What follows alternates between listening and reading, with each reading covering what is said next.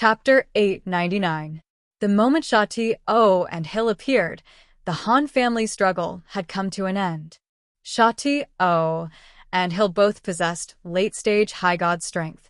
The House of Kieran had 5 other high gods at different stages of their cultivation. In addition to the 2 chiefs of divine guards stationed outside the city, there were nearly 1,000 divine guards, and more were arriving from all over Witherbone City. This was not an advantage that could be made up for with just a clever formation. Shati, O, was standing inside the Kieran residence. When he saw the Han family's frantic struggle that had turned the buildings into ruins and the corpses that littered the ground, he was so furious that he wished he could skin every member of the Han family alive. Although Hill had departed after Shati, O, he had arrived at the same time as Witherbone City. When he saw the great losses suffered by the Kieran family and the Han family guards that were gradually gathering together to form a defensive formation, not only did he not feel sad for the Kieran family, but he was secretly delighted. In Witherbone City, the Kieran family was the only family clan that could threaten his position as the city lord. But as Shati, O, had always been loyal and devoted to him, he had never found an opportunity to weaken the Kieran family. Hill had witnessed the Kieran family's misfortune, and it was exactly what he wanted. On the other hand, Hill could tell from the Kieran family's fighting prowess that the Han family possessed. Now that the Han family was surrounded, Hill believed that everything the Han family owned would fall into their hands. He was excited when he thought about how Witherbone City would not only be able to obtain the formulas of the Han family's Celestial Pearl Pharmacy, but also the mysterious and unfathomable combination method. Refusing a toast only to be forced to drink a forfeit. "You're the ones who took the initiative to court death," said Shati, O, in an ashen face. His sinister eyes were sizing up Bollins, Statholm, Emily, and the others who were leading the Han family. He looked as though he wanted to tear every member of the Han family to shreds and devour them. "You are the ones who have gone too far," said Emily, through gritted teeth. She put on a grief-stricken face and said, "Since we are going to die either way, we have to pay the price." Good, good, good. Shati, O, raised his head to the sky and roared. His face was filled with killing intent. He then waved his hand and commanded, "Kill them all. Leave no one alive." The divine guards and high gods surrounding the Han family had temporarily quieted down after Shati, O, and Hill arrived. Now that Shati, O, had given the order, they no longer hesitated. Shati, O, was aware of the House of Han's miraculous demonic formations. From the very beginning, he did not plan to use the House of Kieran guards to attack the House of Han. Instead, he planned to take advantage of the large number of high gods he had. With a few high gods leading the charge, the House of Kieran guards would attack from a safe distance. Under Shati, O, and Hill's orders, 5 high gods of the House of Kieran and 2 high gods under Hill charged at the Han family army from 7 different directions. At the same time, the divine guards of Witherbone City launched all kinds of strange attacks at the Han family. The Han family had no choice but to stick together as one because they knew that the entire Witherbone City was their enemy. The Kieran residence was surrounded by divine guards from all over the city. It would be a fool's dream for them to charge out of the encirclement. Rather than being killed one by one, they might as well stick together and wear down the enemy as much as they could. The Han family knew that their advantage lay in their teamwork. If they were to split up and attack, they would lose the advantage that the Han family relied on to survive. They would only end up with their heads separated from their bodies. They wouldn't even be able to cause any damage to the enemy. All the members of the Han family had gathered in different positions. Their faces were calm, and their hearts were filled with the passion of fighting to the death. They were coldly dealing with the situation of certain death. The 7 high gods charged at the Han family from 7 different directions. The energy of death formed a canopy of death aura that enveloped the entire Kieran residence. The Kieran residence's energy towers that had yet to be destroyed burst out with dazzling radiance. An enormous pressure descended like a dark cloud and slowly approached the Han family army. The domains of divinity of the 7 high gods spread out and gathered all sorts of elemental energies in the vicinity.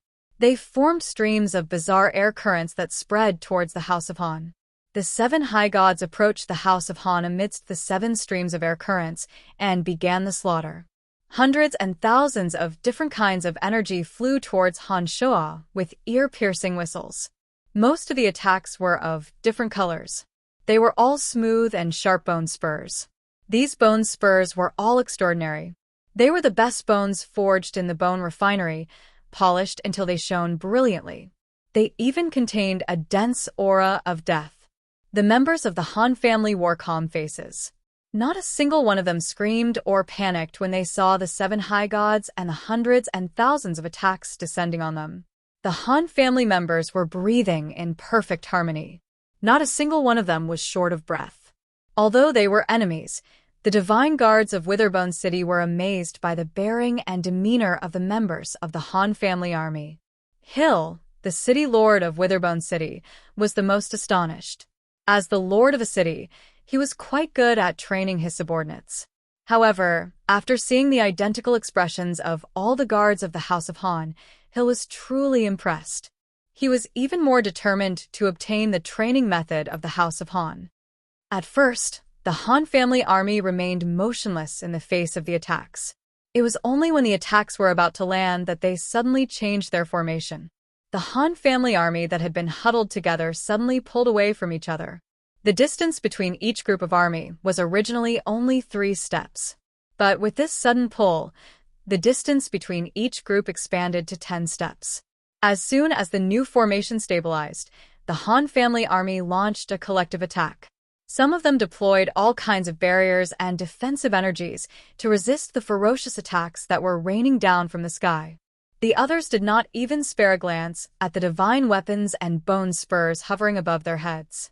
Instead, they focused their attacks on the Witherbone City army. Witherbone City's divine guards could no longer maintain their composure the moment the attacks from the House of Han were intercepted. They frantically tried to defend themselves against the incoming attacks from the House of Han's army and fled in all directions in panic. The advantage of the 2 sides was immediately determined. The 2 sides exchanged blows. Bone spurs and arrows rained down in all directions. Under the joint attack of the 7 high gods of Witherbone City, the weakness of the Han family army that they lacked top-notch experts was exposed. If there were only 3 high gods, Sanguiner, Ballins, and Gilbert, the trio would barely be able to handle the attacks. But against 7 high gods, 5 of whom were mid-stage high gods, the Han family army could no longer maintain their perverted standard of killing 1,000 of their enemies while sustaining a few dozen of their own.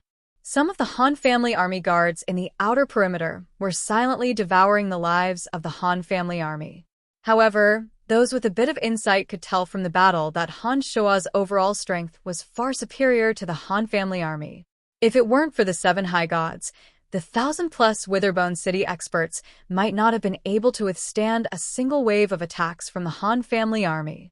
The Witherbone Divine Guards who were attacked were wailing and howling like ghosts and howling like wolves as they dodged to the left and right. They collided with each other in a disorderly manner. Many of them had to collide with others to avoid the attacks above them and were killed. On the other hand, not a single member of the Han family said a word. Hundreds of them maintained a terrifying silence. Facing the storm of attacks, the guards of the Han clan cooperated with each other in an orderly manner.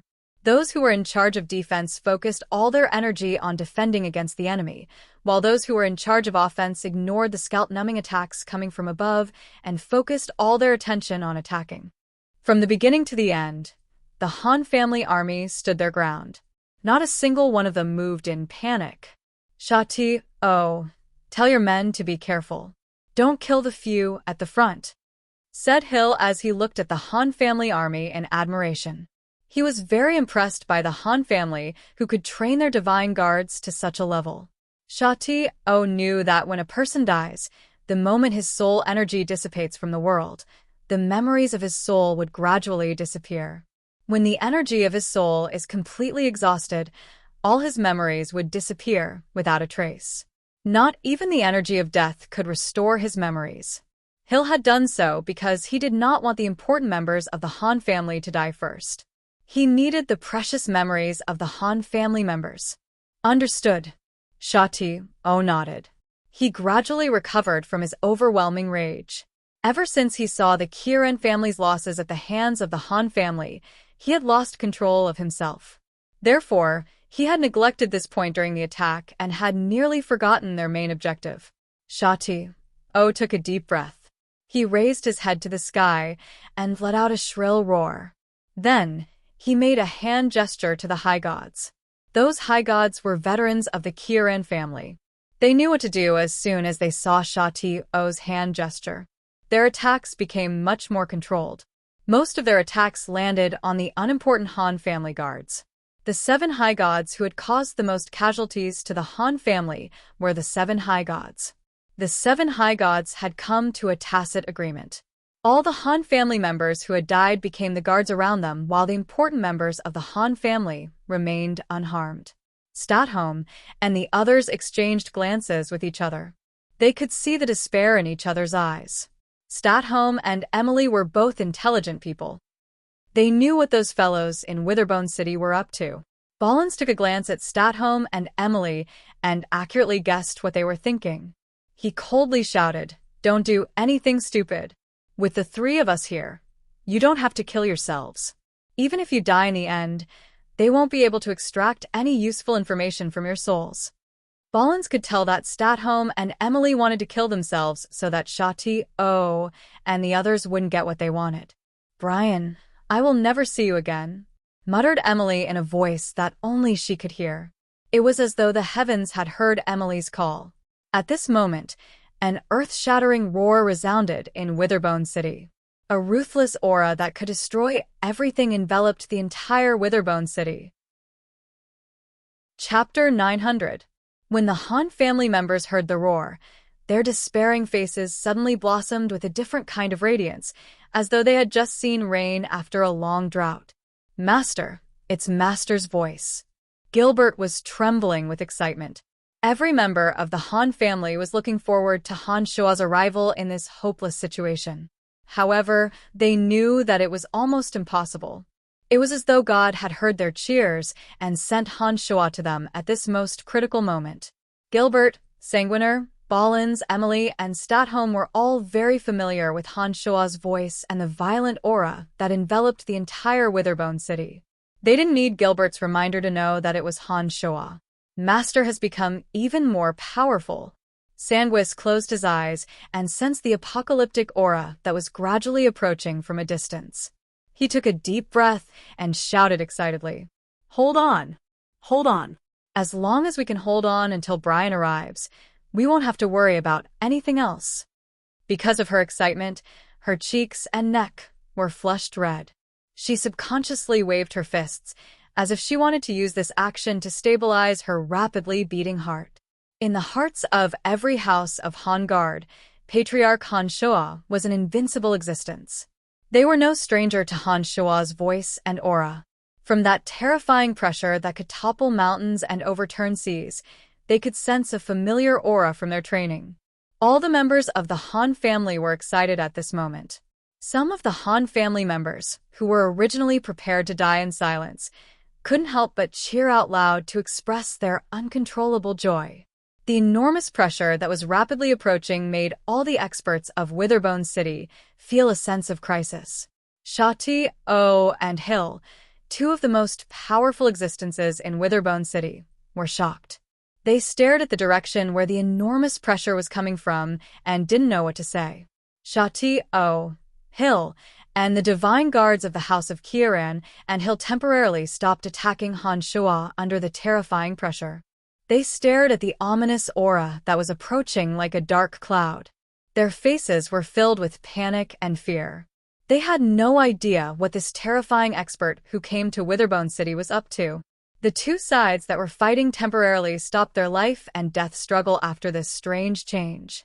They were both silently waiting for the arrival of the peerless fiendish demon. Ear-piercing and soul-stirring howls were heard from afar. The earth-shattering howls resounded throughout the entire Witherbone City.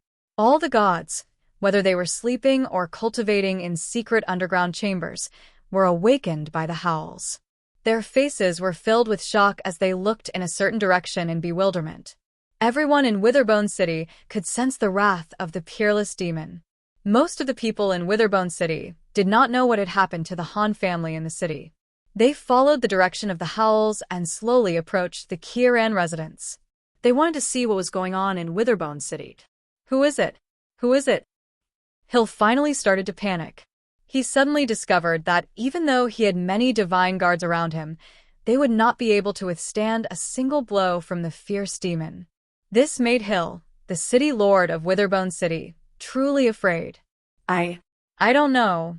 Shao-Ti's attention was also attracted by the powerful energy. He did not notice the strange expressions on the faces of the Han family members. Shao-Ti was also flustered by Hill's question. He had no idea what was going on. The world was filled with a ruthless, cruel, and chilling aura of slaughter. The terrifying aura was like a formless wave that spread from a certain point to every corner of Witherbone City. All the experts in Witherbone City felt terrified. The murderous aura that was spreading in all directions was not the same. Hill and Shao-Ti could clearly feel that they were bearing the brunt of the pressure. Under this pressure, Hill and Shao-Ti gradually realized that they were the target of the enemy. After confirming this fact, Hill and Shao-Ti felt a chill run down their spines. For some reason, they felt as though they were witnessing their own deaths. The feeling was so abrupt that it made them realize that they had absolutely no confidence in surviving under such terrifying pressure. As the two approached their targets, the shrill howls gradually faded away. However, not only did Hill and Shao-Ti not feel relieved, they discovered that their hands and feet were ice cold. They felt as though their souls were being targeted by a ferocious beast that could devour them at any moment. The two strongest experts in Witherbone City were panic-stricken. They did not know what to do. Finally, a majestic figure came to a stop amidst the dark clouds. It was Han Shuo wearing a sinister face. His eyes were glowing with malevolent light as they swept across the Witherbone City divine guards surrounding the Han family. With Han Shuo's power, he was able to sense the situation of the Han family within a certain distance from the Kieran family. The Han family guards who had walked out of the 8 Desolation and Torment formation carried auras that Han Shuo could recognize. When Han Shuo sensed the familiar auras disappearing, he realized that the Han family guards were being slaughtered. This was absolutely not what Han Shuo wanted to see. Therefore, in order to ensure that the Han family guards would not be slaughtered before he arrived at the Kieran residence, Han Shuo unleashed all the energy in his body in a fit of rage. He used the rage in his heart to frighten all the gods in Witherbone City so that the Kieran family would not dare to act rashly. Han Shuo's act was indeed effective. Under his terrifying energy, Hill and Shao-Ti had completely forgotten that they still had to deal with the Han family. They focused all their attention on Han Shuo. Even the Witherbone City divine guards were stunned and stopped attacking the Han family. Master. Brian. Master. Patriarch. The Han family members shouted different greetings. When they saw that Han Shuo had arrived before them, Gilbert, Sanguiner, and the others cheered excitedly. Statholm wore a gratified face as he nodded. Emily, Fanny, Lisa, and the other ladies who had been bullied by Han Shuo wept tears of joy. Just a moment ago, every member of the Han family was in despair. Facing the experts of Witherbone City, any member of the Han family knew that they were in a hopeless situation. But the next moment, Han Shuo's sudden arrival in Witherbone City was like an injection of life into the hearts of every member of the Han family. They knew that there was still hope for survival. Not only that, but the Han family members, who had absolute trust in Han Shuo and sensed the destructive energy, knew that not only would they be able to escape from death, but they would also be able to make their enemies pay for what they had done to them. After the members of the Han family cheered, the Witherbone Divine Guards finally realized who the intruder was. Hill and Shao-Ti's heart sank. They had no idea why the weather had suddenly turned so cold. Their hands and feet were ice cold. They stared at Han Shuo in fear and opened their mouths to say something. But when they saw Han Shuo's cold face and sensed the apocalyptic aura around him, they felt as though their throats were blocked by something and they couldn't make a sound.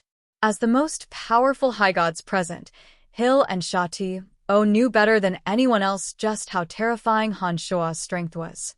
They knew that they stood no chance against Han Shua. Death was their only option. That was why they were so afraid. It's a misunderstanding, Shati said in a hoarse voice after a while. He smiled bitterly and bowed slightly. He was even more humble than when he was talking to Hill. What happened? Han Shua shot a sinister glance at Shati before he turned to look at Emily, Statholm, and the others behind him. Some people want the prescriptions of our celestial pearl pharmacy and the secret to training our divine guards. They have given us 3 days. If we don't hand over the prescriptions in 3 days, the Han family will not be able to leave Witherbone City alive. In my opinion, some people have no intention of letting us live. Whether we hand over the prescriptions or not, we will not be able to leave this place alive.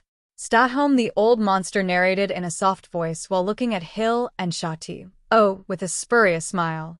Statholm the old monster was extremely delighted at this moment. He let out a long howl towards the sky and laughed heartily. It was as though he was venting all the grievances and resentment he had accumulated over the past few months. Also, they secretly captured our guards and used the energy of death to obtain everything in their minds. Also, Shati once insulted Balance. Emily took a step forward and recounted everything that had happened with teary eyes. It was time to settle the score. Emily took a step forward and recounted everything that had happened during this period of time with teary eyes. Master, also they made us stay in this shabby place. Behind us is the Stinky Bone Refinery. Even the matrons can't stand it and vomit every day. These bastards have made so many black crystal coins from Witherbone City with the help of our Celestial Pearl Pharmacy's reputation. But when they saw our House of Han from the City of Shadows, they turned their backs on us and even tried to swallow us whole. Goddamn it, I can't believe they would do such a despicable thing. Gilbert pointed at Shati and Hill's faces and cursed. He didn't seem to have any intention of stopping. Han Shua's face grew darker and darker as Statholm, Emily, and Gilbert continued to hurl insults. Han Shua had guessed that the Han family was not treated well in Witherbone City. But little did he know that the Han family's treatment was worse than he had imagined. If he hadn't rushed all the way to Witherbone City, he might have been the one to collect the corpses of the Han family. It's a misunderstanding. It's really a misunderstanding. Shati-O's body grew colder and colder as he repeated the word misunderstanding. Chapter 901. At this moment, Shati-O was filled with remorse. For the first time in his life, he regretted what he had done to the Han family. Facing Han Shua, an enemy that he could not defeat, Shati-O did not know what else to say other than to explain that it was all a misunderstanding. Hill, the city lord of Witherbone City, felt his lips turning dry. His heart was pounding at an unprecedented rate. He knew that he was afraid from the bottom of his heart. He was afraid that Han Shua, the ferocious demon, would launch a massacre on Witherbone City. Although Hill was grave when he heard Shati-O's description of Han Shua, he did not really take it to heart. According to Shati-O's description, Hill roughly guessed that Han Shua possessed late-stage high god strength. Han Shua might be able to defeat him, but not kill him. In Hill's opinion, as long as he and Shati-O worked together, and with the resources of Witherbone City, they should have no reason to fear Han Shua. But little did he expect that Han Shua would make another breakthrough in the fringe. Han Shua, who had advanced to the Skybreak realm, had far surpassed a late-stage high god in strength. Even sovereigns like Salas and Wasis, who had been through countless battles, were no match for Han Shua. Hill were left with no choice but to die. Misunderstanding? Han Shua put on a smile. It was just that his smile was so cold that it made Salas and Hill's hair stand on end. It's really just a misunderstanding. We just want to cooperate with the Han family. We have no ulterior motives. This time, it was Hill who spoke. His voice sounded agitated and nervous. Perhaps the House of Kieran has failed in certain aspects, but this is not the intention of Witherbone City. We really want to cooperate with the Han family. Even the battle this time was initiated by the Han family. I am here to resolve the dispute. I have no ulterior motives. All the divine guards of Witherbone City could see that Hill was being modest and nervous. In front of Han Shoa, he, the city lord of Witherbone City, seemed to have become a servant. He behaved very respectfully and cautiously. That's right. Not only did we bring the Han family to Witherbone City from Hofs and Larrickson, but we also treated them with great hospitality. Even though they killed so many of our guards for no apparent reason, I just wanted to know what was going on. It was all a misunderstanding, added Shati O hastily.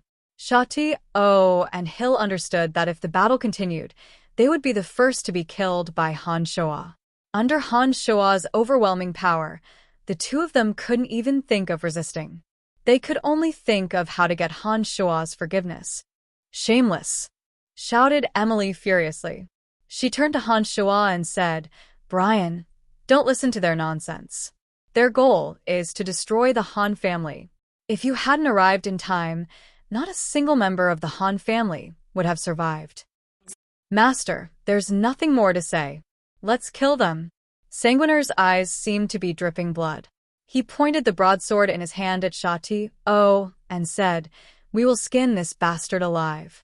He has insulted Ballins and the Han family. As you wish, replied Han Shoa in a low voice. Han Shoa stretched out his hand, and the ominous aura around his body suddenly came down and wrapped Shati O. He then pulled with his left hand and sent Shati O flying. He landed in front of Sanguinar, Gilbert, and Ballins. The ominous clouds drilled into Shati O's body like wisps of smoke. They wrapped Shati O's divine energy like the most intricate ropes. His senses were clearer than ever, but he couldn't move. In front of Han Shoa, the so-called experts like Shati O and Hill were powerless to fight back. With a thought, Han Shoa summoned the ominous clouds and wrapped Shati O up.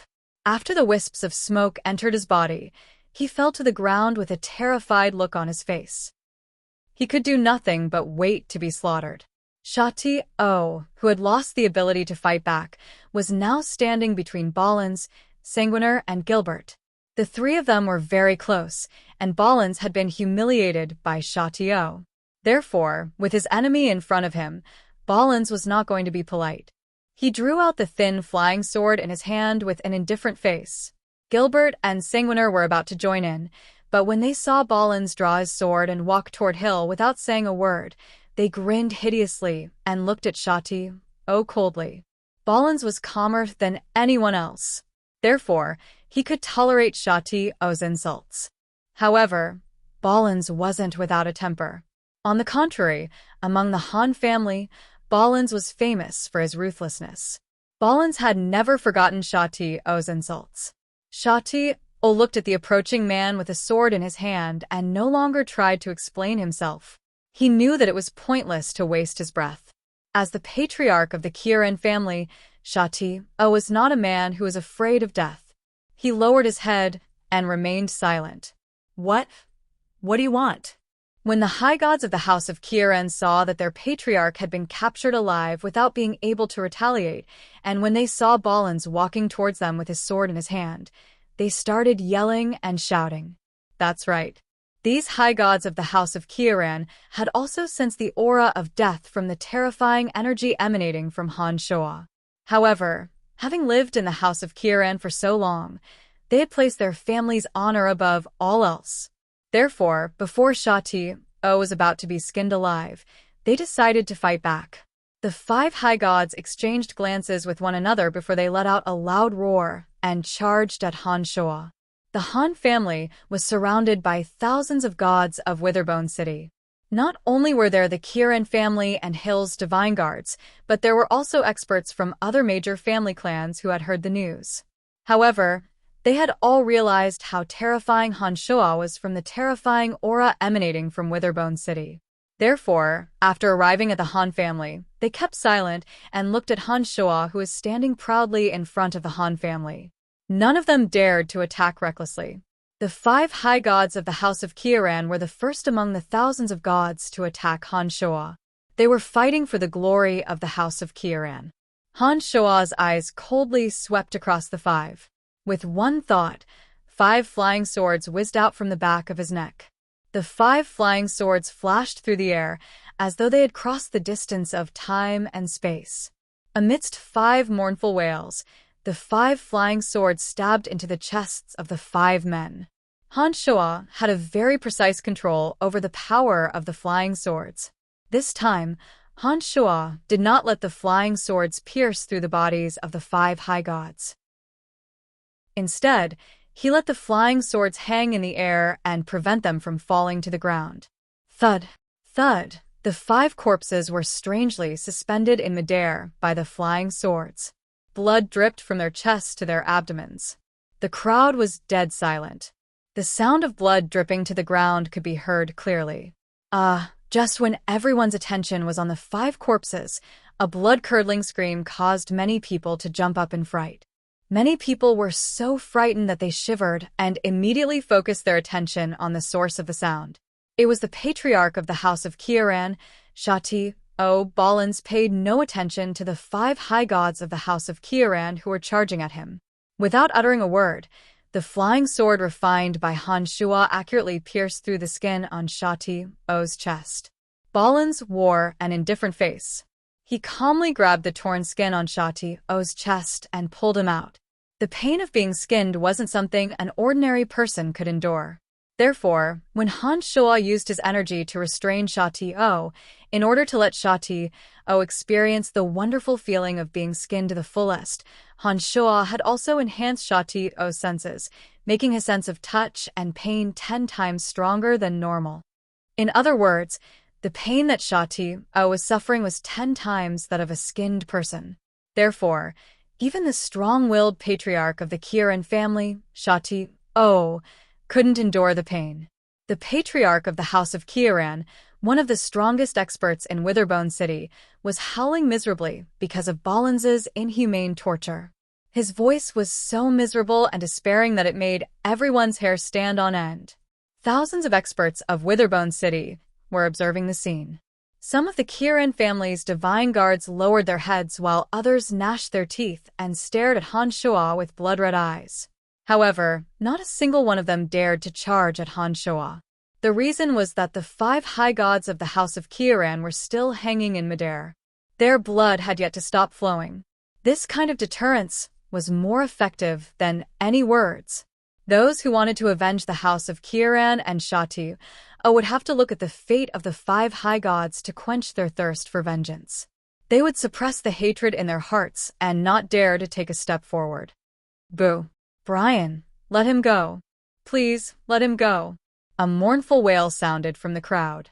Li Wei pushed her way through the crowd as though she had gone mad. She screamed and screamed at Han Shua. Li Wei had visited the Han family before. Many members of the Han family recognized Li Wei and knew that she was somehow related to Han Shua. Although the Han family had suffered humiliation at the hands of the Kieran family, Li Wei had worked hard for the sake of the Han family. She had tried to persuade Shati-O time and time again to improve their relationship with the Han family. However, Shati-O did not listen to Li Wei's advice at all. In the end, he was so fed up that he had Li Wei locked up.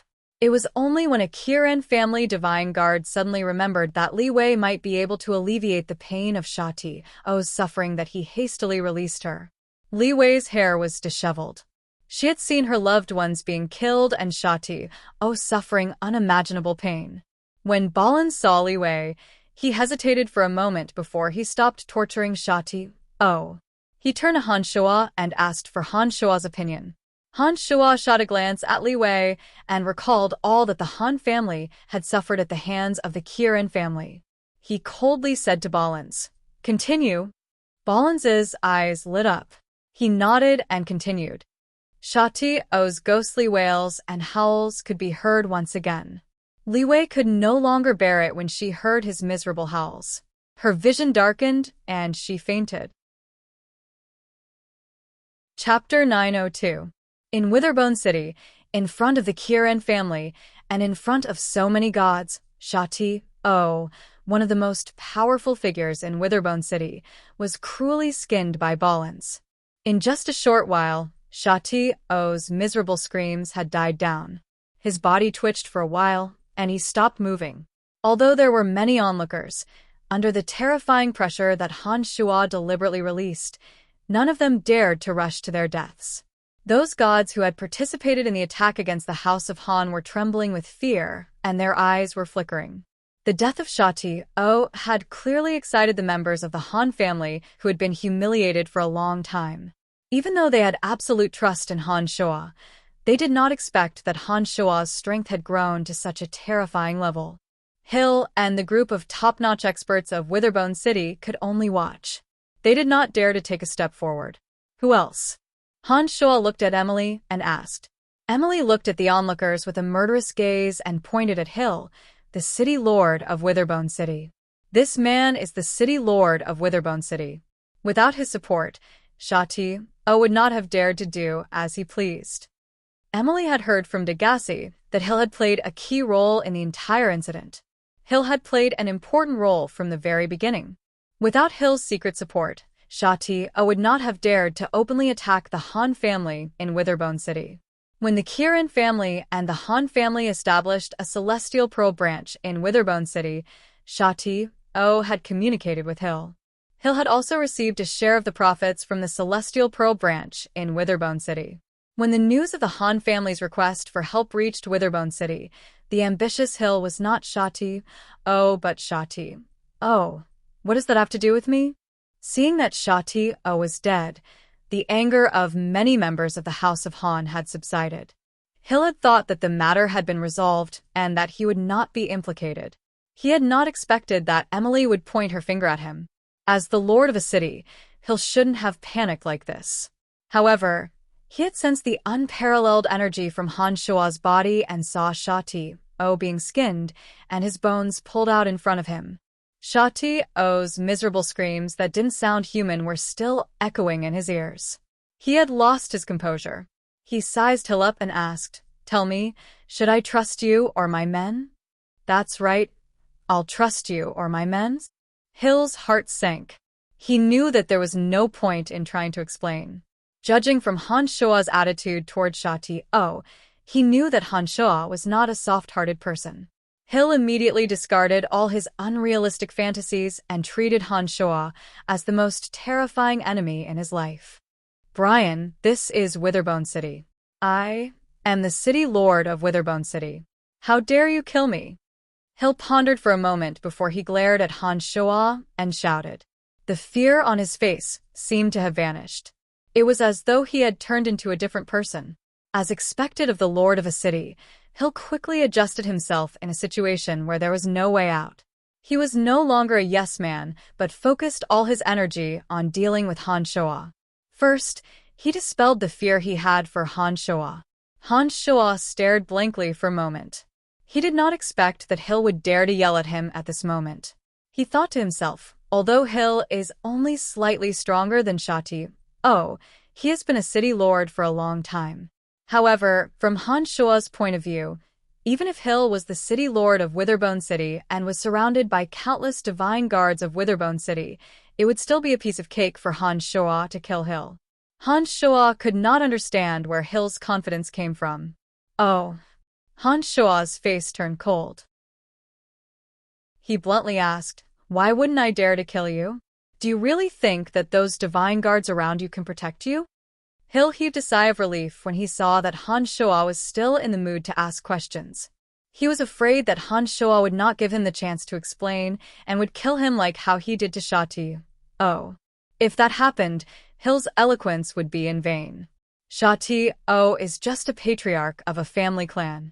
He does not have the qualifications to meet the Overgod. The Overgod would not care whether he lives or dies. But I am different. I am the city lord of Witherbone City.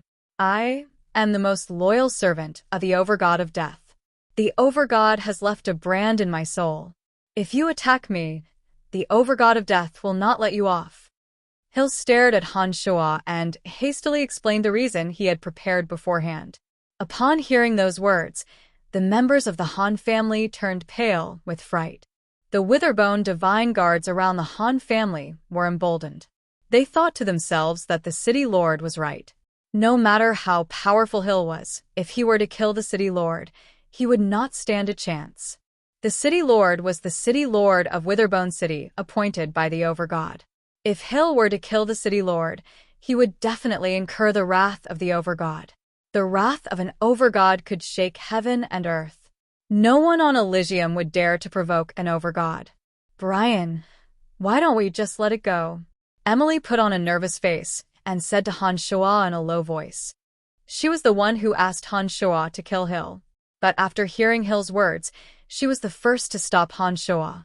The might of an Overgod was deeply rooted in her heart. She knew what it meant to be an Overgod. Therefore, she would rather endure the humiliation than let Han Shoa become an enemy of an Overgod because of him. Brian, don't be impulsive. Sha-Ti-O is dead anyway. Just let it go. Statholm the old monster also advised. He knew very well how powerful an Overgod was. The Han family would be able to walk out of this predicament. He did not want Han Shoa to be killed by an Overgod because of this matter. Unless it was an Overgod of another force, no one would dare to provoke an Overgod who possessed a quintessence and ruled over an entire divine dominion. Every member of the Han family understood this. They all tried to persuade Han Shoa, hoping that Han Shoa would let Hill go. Haha, it seems that your Han family are quite sensible. Brian, I admit that you are very powerful and no one in Witherbone City is a match for you.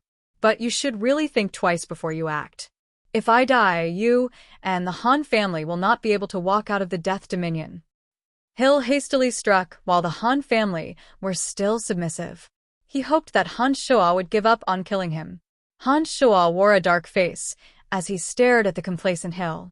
He knew that Hill was not just trying to scare him. If he really killed Hill, the Overgod of Death would very likely retaliate. A series of thoughts flashed through his mind as he weighed the pros and cons over and over again. He took a deep breath and resisted the urge to kill Hill immediately. He nodded indifferently and turned to the House of Han. Come, let's get out of the city. Everyone heaved a sigh of relief. Not just the Han family, but even the divine guards of Witherbone City and Hill himself felt as though they had just taken a trip to the gates of hell. They understood that if Han Shoa were to attack Han Shoa recklessly, Hill would definitely die. However, the Overgod's mark in Hill's divine soul could very well attract the Overgod of Death. The consequences would be unimaginable. I am very sorry about what happened to the Han family in Witherbone City. It was not my intention, said Han Shoa. Hill felt his entire body relax when he saw that Han Shoa was leaving. He did not dare to provoke Han Shoa at this moment lest Han Shoa recklessly attack him. His attitude couldn't be any better. Hill waved his hand and gestured to the divine guards surrounding the place to make way for the members of the House of Han. The House of Han would be able to leave unimpeded. Han Shoa did not say a word. He wore a gloomy face and led the way out of Witherbone City. Wherever he went, the Witherbone Divine Guards would automatically take a few steps back. It was obvious that they were very wary of Han Shoa. All the members of the Han family followed closely behind Han Shoa. None of them said a word as they walked out of the Kiran residence. The next morning, they arrived at a city gate of Witherbone City. It seemed that the divine guards in charge of Witherbone City had long received the news. Before the Han family arrived, they had already opened the city gate. The divine guards stood far away from the city gate and waited for the Han family to pass through. Under Han Shoa's lead, the members of the Han family walked out of Witherbone City without encountering the slightest obstruction. Sanguiner, are you really going to let that Hill go? After half a day, when the Han family had left Witherbone City, Sanguiner finally couldn't help but ask Han Shoa after hesitating for a moment. I will send you out of the Death Dominion. You will be safe once you leave the Death Dominion, replied Han Shoa.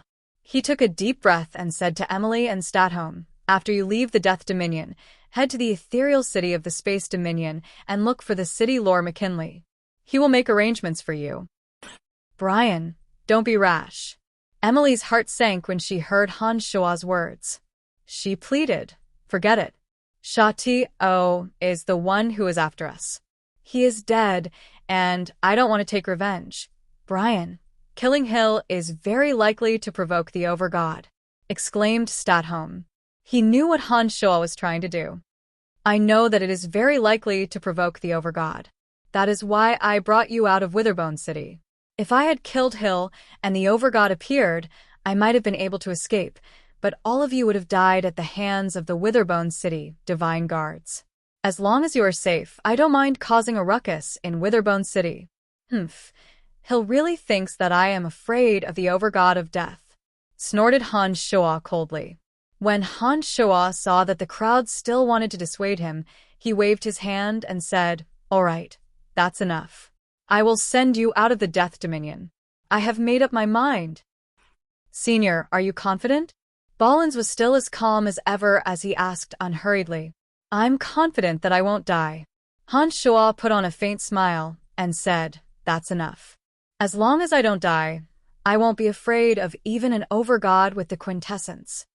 Ballins nodded and did not say anything else. Han Shoa did not explain further either. They escorted the Han family through the major cities of the Death Dominion and headed towards the fringe of the Space Dominion. Fearing that there might be more complications, the Han family hurried on with their journey.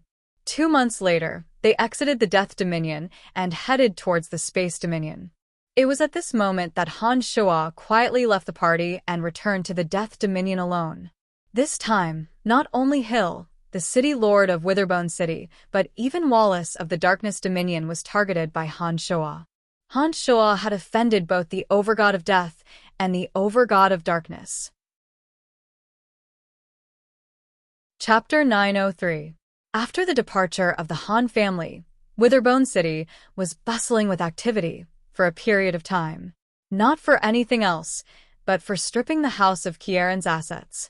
The House of Kieran used to be one of the most powerful families in Witherbone City.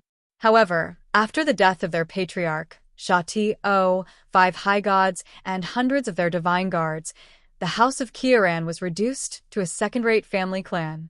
With the death of all their top experts, the House of Kieran would not be able to protect its enormous assets.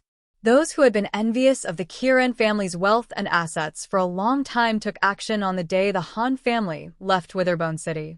Shati-O and the House of Kieran had done so much for Hill, and he should be more than willing to help them. He should prevent those jealous family clans from taking action against the Kieran family. However, the first person to take action was none other than Hill. Using the excuse that the House of Kieran had provoked an unimaginable number of enemies for Witherbone City without Hill's consent, Hill took over the Kieran family's largest territory and assets. Most of the Kieran family's assets fell into Hill's hands overnight. While the Kieran family enjoyed the meat, others would have to drink the soup. The other families, big and small, took away the remaining profits of the Kieran family. Many of those who had grudges against the House of Kieran had been afraid of Shati-O and the House of Kieran's power. But now, they were taking revenge on the Kieran family. They hunted down the orphans, women, and children of the Kieran family. As Shati-O had suffered great humiliation before his death, many of the Kieran family's divine guards felt the same. They felt that the Kieran family had been branded with the mark of humiliation. They left the House of Kieran and joined other family clans. They became murderers of the Kieran family's orphans, women, and children. In almost a single night, a major family clan that had towered over Witherbone City for 1,000 years had been wiped out. All the direct descendants of the family clan, young and old, were hunted down by their enemies. In just a few days, the ancient House of Kieran was almost wiped out. There were not many members of the Kieran family left in Witherbone City. 90% of the Kieran family members were killed in the purge. However, there was one person that no one dared to touch. Witherbone City, south of the city, inside a dilapidated divine hall, Li Wei's body was curled up into a ball. Her eyes were blank as she held an urn of ashes in her arms. Beside her, the ancient lizard king, Degassi, wore a sorrowful expression as he lovingly combed Li Wei's disheveled hair, while sighing repeatedly. In a short period of 3 months, the innocent Li Wei had experienced the cruelest change in the world. She had watched as Shati-O, who had loved her dearly, was skinned and stripped of his bones. Her brothers and sisters were mercilessly killed, and her sisters were ravaged. A great clan had collapsed in an instant. Li Wei witnessed the scenes of agony. The earth-shattering changes finally destroyed her mind. Unable to bear all of this, she became deranged. In just 3 months, Li Wei, who used to be the proud daughter of the Kieran family in Witherbone City, had turned into a deranged woman who spouted nonsense all day long. As the proud daughter of the Kieran family, she should not have been able to escape after her clan was annihilated. However, as many people knew that Li Wei and Han Shuo were close friends, no one dared to touch a single hair on Li Wei's head even though her brothers and sisters had died in front of her. Everyone who had met Han Shuo sternly warned their family clansmen not to have any designs on Li Wei. They were truly afraid that Han Shuo would retaliate against them for Li Wei's vengeance. They knew that they were not overgods. If Han Shuo wanted to kill them, it would be as easy as flipping his palm. Moreover, no one would avenge them. Sigh, it's been hard on you. Degassi could not help but let out a soft sigh when he saw the deranged Li Wei. A figure approached like a ghost and quietly landed in the dilapidated shrine. He looked at Li Wei's current state and let out a deep sigh. In this matter, Li Wei is the one I've let down the most. Degassi was startled. He stood up with a vigilant expression and subconsciously shielded Li Wei behind him. But when he saw who it was, his expression relaxed, and he put on a bitter smile. Why are you here? Han Shuo could still remember the fluctuations of Degassi's soul. Given his current cultivation realm, it would be a piece of cake for him to search for Degassi's soul within a certain range. Han Shuo, who had come to Witherbone City to start a massacre, suddenly remembered Degassi and Li Wei. After hesitating for a moment, he decided to find them. Han Shuo's heart ached when he saw Li Wei's state. Although the Kieran family and Shati had been heartless to the Han family, Li Wei was innocent. She had done everything she could for the Han family. Although her efforts were futile, Han Shuo would never forget her kindness. How is she? Han Shuo let out a soft sigh and asked Degassi. After going through so much, she had a mental breakdown. Li Wei is the closest person to me in the Kieran family. I really don't want to see her like this.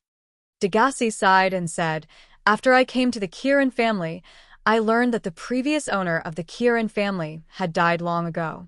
No one in the Kieran family thought highly of me. I don't care if they live or die. Only little Li Wei, perhaps because of my relationship with you, treats me well. Brian, can you think of a solution? I can erase that part of her memory and make her forget everything about the Kieran family. Only then can she start anew. Han Shuo thought for a moment and helplessly said, I don't have any other way but to give her a fresh start. That's fine. As long as she can be happy, it will be fine. Forgetting about the Kieran family is actually a good thing for her. Degassi nodded and praised Han Shuo's suggestion. Han Shuo placed his hand on the back of Li Wei's head and sent his consciousness into it. He gently wrapped around Li Wei's soul and began to wander through the wisps of faint light that were hard to see with the naked eye. He searched for all the memories related to the Kieran family and used his consciousness to erase them. If even Shati, a cultivator of the energy of death, could extract memories from the souls of others, it would be even easier for Han Shuo, who had reached the Skybreak realm in demonic arts. His consciousness was more profound than any energy that could pry into one's soul. Erasing Li Wei's memories would not leave any residual effects. A few minutes later, Han Shuo let out a soft sigh and withdrew his hand.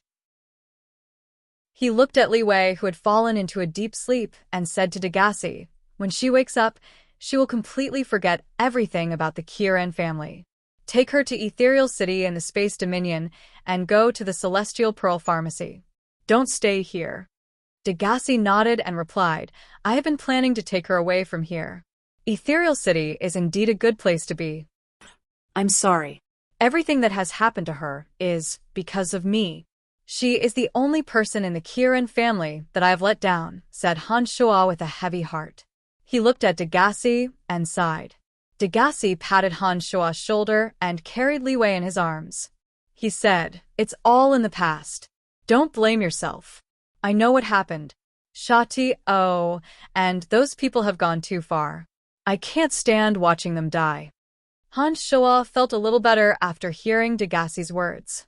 After thinking for a moment, he asked, "Tell me about what happened, especially about those who participated in the attack on the Han family." Degassi stared blankly for a moment. Suddenly, his face jolted as though he recalled something. He cried out in surprise, "Brian, if you didn't come back to look for us? You came back to kill Hill, didn't you?" Han Shua did not hide anything from Degassi. He nodded and admitted, "That's right. Hill is the main culprit. Of course, I won't let him get away with it. But Hill is the city lord of Witherbone City. His divine soul is imprinted by the Overgod of Death. You will incur the wrath of the Overgod of Death. This. Degassi started to panic and tried to dissuade Han Shoa from giving up. "I know. Don't worry, I'll be fine," replied Han Shoa. Han Shoa was rather touched. He suddenly felt that his friends from Profound Continent were truly kind and unreserved in their concern for him. Degassi forced a smile and shook his head when he saw that he couldn't persuade Han Shoa. He sighed and said, "Back then, when I first met you in the underground world of the Dark Forest on Profound Continent, you were just a puny necromancer. Who would have thought that after a few hundred years, you would rise to prominence on Elysium? Now you even dare to provoke an overgod. Life is truly unpredictable." After hearing Degassi's words, Han Shua couldn't help but recall the time he spent with Degassi in the underground world. Back then, Han Shua was indeed just a puny necromancer. Back then, Han Shua didn't stand a chance against Degassi at all. Han Shua did not expect that in just a few hundred years, Degassi would rise to power on Elysium and possess such remarkable abilities. "All right, I won't try to dissuade you. Other than Shati, and Hill, there are also—" Degassi did not finish his sentence. He reported the names of all the participants he knew. "Bring leeway to the Space Dominion. Witherbone City will be in chaos for a while," said Han Shua. His eyes were ice cold. He was ready to start a massacre. "Be careful," Degassi reminded Han Shua when he saw that Han Shua was about to leave. Han Shua didn't reply. His figure blurred and disappeared without a trace from Degassi's sight. He left no trace behind, even faster than the power of space tearing. **** Witherbone City. In the City Lord's mansion, Hill had summoned the patriarchs of the major family clans to discuss who would be the chief of the third core of the Kieran family after the extermination of the House of Kieran. Suddenly, a chilling and sinister energy shrouded the entire mansion. The patriarchs of the major family clans who were in the middle of a discussion jolted to their feet. When they felt that familiar power, they understood one thing. The god of slaughter had returned. Chapter 904. Hill and the patriarchs of the major family clans stood up abruptly and looked at Han Shoa in panic. A chilly wind blew into the hall and tore apart a thin, crystalline barrier. A few energy towers at the side of the hall suddenly exploded. Energy crystals that looked like icy jade scattered all over the floor. In an instant, all the defensive forces in the hall collapsed. A sinister and ruthless energy replaced all the elemental energies and filled every corner of the hall. The patriarchs of the major family clans of Witherbone City felt a chill in their hearts. They couldn't muster any elemental energy to defend or attack effectively. With a calm expression, Han Shua walked over step by step, as if he was taking a leisurely stroll in his own courtyard. "You? It's you?" Hill's heart sank. His expression slightly changed. He said in a somewhat hurried voice, "Didn't you leave Witherbone City? Why did you come back?" Han Shua had destroyed all the defensive forces as soon as he appeared. It was obvious that he didn't come with good intentions. Hill knew that his strength was far inferior to Han Shua's. He didn't have the confidence to face Han Shua. Good. Everyone is here. It saves me the trouble of making a few trips." Looking around, Han Shua discovered that all the enemies of the House of Han that Degassi had mentioned were gathered together. Not a single one was missing. "Brian, what are you trying to do? Isn't it over? What else do you want?" Hill's eyes flickered. He felt that it would be difficult for him to get away with it. How can it be over if you are still alive? Han Shuo couldn't help but laugh. When Hill's expression suddenly changed, Han Shuo had already calmly launched an attack. Gusts of chilly wind blew over. The celestial demon flame shuttle, which had been refined, whizzed out. It was covered in ghostly flames and hit Hill's chest. Han Shuo condensed his consciousness. Hundreds of demon generals flew out and surrounded the patriarchs of the major family clans. The demon generals howled and wailed as they bore into the bodies of the patriarchs and started gnawing at their flesh, bones, and brains. These demon generals that flew out from the cauldron of myriad demon were refined from the divine souls of mid-gods or high gods. 50 to 60 of them entered a person's body at the same time and immediately devoured the person's blood essence, brain, and bone marrow. The person was instantly subdued. A single demon general might not be able to do much to these patriarchs, but when dozens of demon generals, some of which were refined from high god divine souls, attacked at the same time, the patriarchs of the Witherbone City were no match for them. In just a few moments, the demon generals had devoured the flesh, brains, and bone marrow of the patriarchs of the Witherbone City.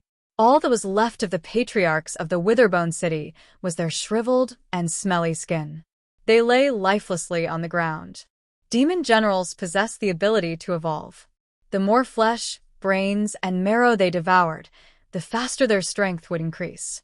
The most powerful spirit demons could even be refined into outer body incarnations when they evolved to a certain level, possessing some of the divine abilities of the main body. Other than flesh, blood, brain, and bone marrow, the soul was the true source of nourishment for demon generals. However, as these souls could be used to refine new demon generals, the cauldron of myriad demon controlled them and did not allow them to devour the souls of high gods. Under the cauldron of myriad demons' control, a few dusky shadows returned to Han Shuo's body, and the demon generals flew back. The only person left in the meeting hall was Hill, who was howling in agony under the flames of the celestial demon flame shuttle. The newly refined celestial demon flame shuttle was incredibly powerful. In Han Shuo's hands, it was even more elusive. Hill's skin and flesh were burning under the greenish, ghostly flames. Even his divine soul could not escape the refinement of the ghostly flames. Wisps of green flames appeared in his pupils. While Hill was howling in agony, Han Shuo suddenly made his move. His 5 fingers pierced straight into Hill's skull. The hard skull was like the softest piece of tofu under Han Shuo's 5 fingers. There was not the slightest bit of resistance. Hill's 5 fingers sank deep into Hill's brain. 5 exquisite energies wrapped around Hill's soul that was pulsating in the ghostly flames. Not only could Hill's soul not break free, but it also lost the ability to transmit messages. Strands of consciousness flew into Hill's soul through his fingers. Han Shuo accurately located a mark in a corner of Hill's soul. The mark was emitting a dense aura of death. It was incompatible with Hill's soul, but it was also releasing strands of weak energy that stimulated Hill's soul. Han Shuo immediately knew that it was an overgod mark left in Hill's soul by the overgod of death. After carefully sensing it, he sensed a desolate, powerful, and ancient aura from the overgod mark. He knew very well what the overgod's imprint did in Hill's divine soul. He also knew that the overgod's imprint would immediately be notified of Hill's death, and everything that happened here would be transmitted to the overgod of the Death Dominion. After carefully avoiding the overgod mark, Han Shuo's strands of consciousness drilled into Hill's soul. Just like how he did with Li Wei, he erased Hill's memories, turning Hill's divine soul into a pure soul devoid of consciousness. Hill's soul then flew out of Han Shuo's body with Hill's soul and was stored in a special container. Having cultivated demonic arts to the level of Han Shuo, his understanding of the soul far surpassed that of the gods of life, death, and destiny on Elysium. Han Shuo's marvelous consciousness allowed him to do whatever he wanted to a soul. This was a power that not even an overgod could achieve. In order to avoid incurring the wrath of the overgod of death, Han Shuo thought of a way to erase all of Hill's self-awareness. This way, While Hill's soul would still exist, all of his memories as Hill would be gone. From another perspective, Hill would be dead. Without his own consciousness, Hill could not report his experience to the Death Over God through the Over God's imprint. Because his soul was still there, the Death Over God would think that Hill was still alive and would not think that his soul had actually undergone a tremendous change. This way, the Death Over God would not know about it immediately. Of course, Han Shuo knew that there was no way to hide the truth. It was only a matter of time before news of Hill's death spread. By the time the truth was revealed, the city lords of other cities in the Death Dominion would naturally report to the Overgod of Death. But to Han Shuo, this period of time was more than enough. He could head to the Darkness Dominion and take care of the enemies of the Han family, such as Wallace, Larrickson, and Hofs. By then, even if the Overgods of Darkness and Death learned of the truth, Han Shuo would be able to retreat. Looking at Hill's divine soul that was stored in a special container, Han Shuo suddenly thought of a way to improve the strength of his family members in the shortest amount of time. Han Shuo could erase a high god's self-awareness, erase all his experiences that had nothing to do with the cultivation of energy, and leave only the purest divine soul without self-awareness. Then, he would let the members of the Han family, Emily, and the others fuse with the divine soul without self-awareness. That way, they would be able to gain the understanding and perception of energy that a high god would have. Divine energy was a process of accumulating over a long period of time. It could be rapidly increased through the power of faith in divine essences and the devouring method used by god hunters. However, one's realm was the biggest obstacle that hindered one's progress.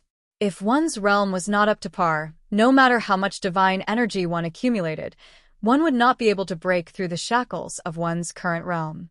But if one's realm was up to par, as long as one's divine energy could keep up with one's divine energy, it would only be a matter of course for one to make a breakthrough.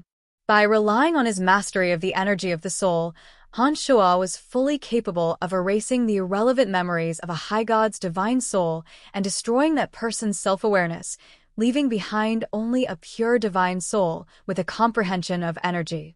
The members of the Han family could fuse with such a divine soul and gain the understanding and perception of energy in a single step.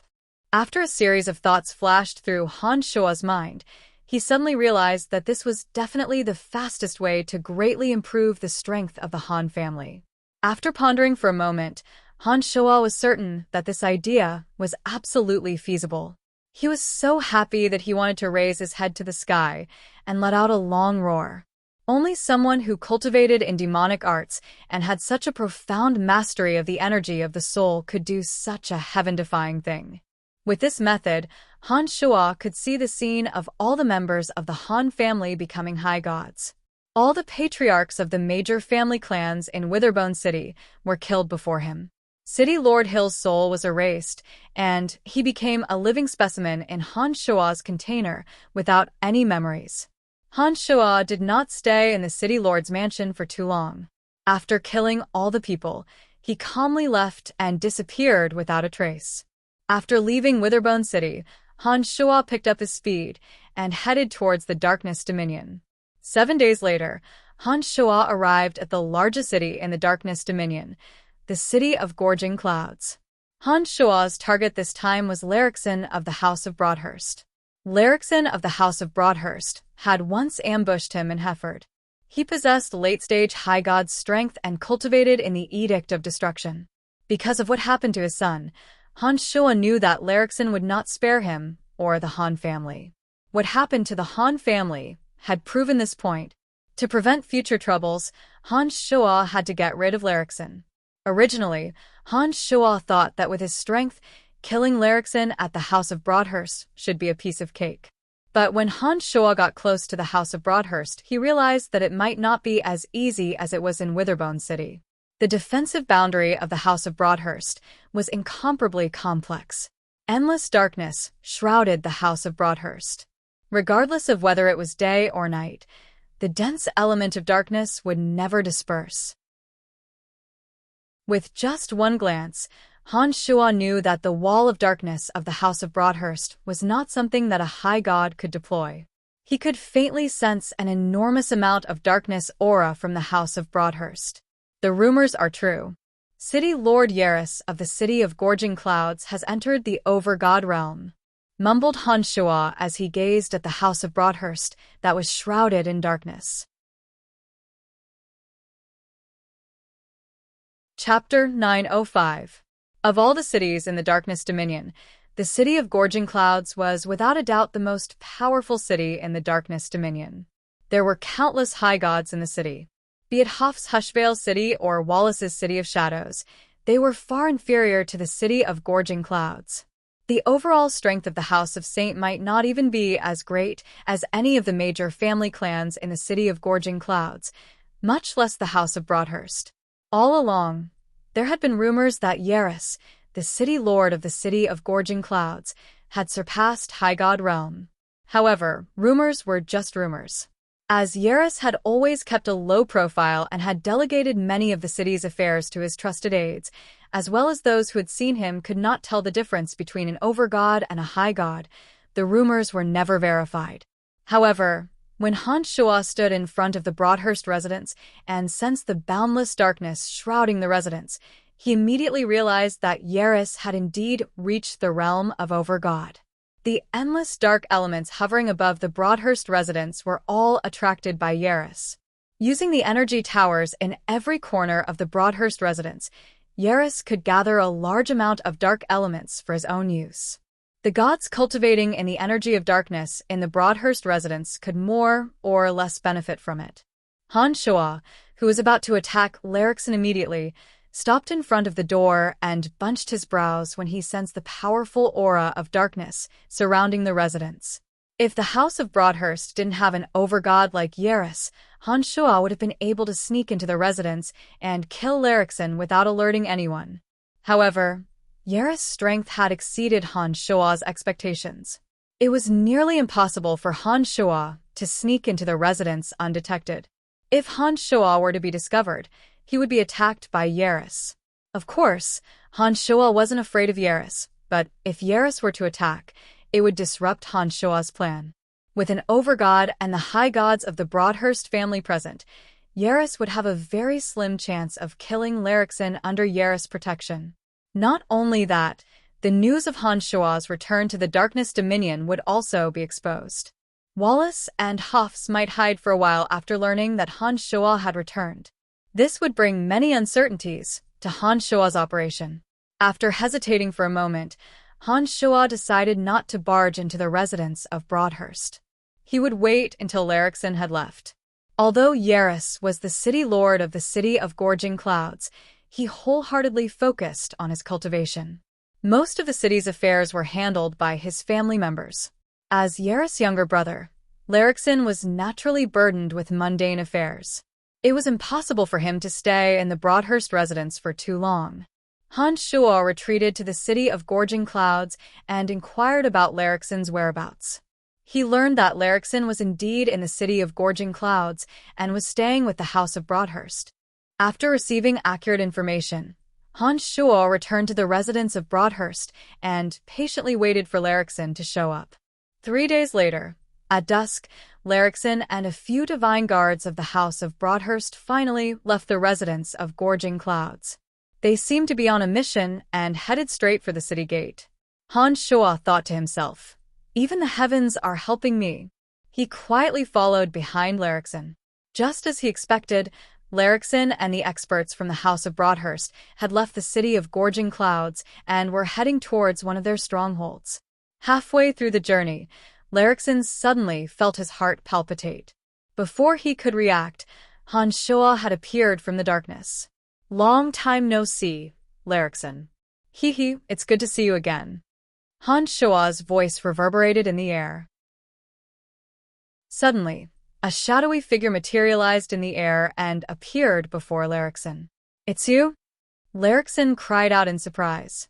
Before his voice faded, his space ring flashed and the space in front of him was torn apart. Without a word, Larixin dived into the torn space. Han Shua did not expect that Larixin would be so cowardly that he would tear apart space and escape without even finishing his sentence. This was completely out of Han Shua's expectation. Han Shua's face jolted. He knew that it was too late to stop Larixin. He let out a cold groan and shot into the torn space in Larixin's face, ring like a bolt of lightning. Dazzling light filled his surroundings. After a moment of dizziness, Han Shua found himself in an area covered by layers upon layers of boundaries. Larixin, Hafs, Wallace, and Ralph were all standing beside him with sneers on their faces. Larixin, Hafs, Wallace, and Ralph were among them. Han Shua turned his consciousness and raised his head to look at the boundless aura of darkness above him. He immediately realized that he had fallen into a trap meticulously laid out by his enemies. Brian, welcome to the Broadhurst residence of the City of Gorging Clouds. We have been waiting for you for a long time, said Yaris in a faint smile. Yaris wore a faint smile as he looked at Han Shua and said in a soft voice. His body was shrouded in the aura of darkness. As the city lord of the City of Gorging Clouds, the most powerful city in the Darkness Dominion, Yaris naturally possessed the bearing of someone who held a high position. Coupled with his power as an overgod, he possessed an indescribably unique bearing. Han Shua was in an area surrounded by layers of boundaries. There were a dozen high gods outside the boundaries. Among them, 5 were late-stage high gods like Hafs and Wallace. The rest were mid-stage high gods. Most of them cultivated in the energy of darkness. They wore cold smiles on their faces as they looked at Han Shua as though he was a turtle in a jar. What a trick! To think that you would use such a trick to lure me in. Han Shua took a deep breath and looked at the boastful Yaris. He said, such a scheme and such means are truly extraordinary. Yaris, you are indeed the city lord of the City of Gorging Clouds. No wonder characters like Hafs and Wallace are no match for you. The strength of an entire city can't even compare to a family clan of yours. Shut up, shouted Hafs coldly. He looked at Han Shua and said in a deep voice, how dare you be so stubborn even in the face of death? With City Lord Yaris here today, no matter how powerful he is, he will not be able to walk out of here alive. Brian, I didn't want to make an enemy out of you. But you have been forcing my hand, sighed Wallace helplessly at Han Shua. Han Shua couldn't help but laugh. He turned his gaze to Wallace and said, I forced you? Haha, what a joke. Ever since I came to the City of Shadows, I have saved Carmelita twice and helped your House of Saint many times. Ever since the Han family established themselves in the City of Shadows, I knew that you wouldn't allow the Han family to continue developing. I was even prepared to leave the City of Shadows with the Han family. But you, Hafs and Larixin, have the nerve to say that I am forcing you? How amusing! The City of Shadows will forever belong to the House of Saint. As the patriarch of the House of Saint, I have to exterminate anyone who can threaten the House of Saint. Wallace was rendered speechless by Han Shua's words. I have given you face, but you don't want it. Han Shua put on a cold smile and shook his head. He knew that he had nothing to say to Wallace.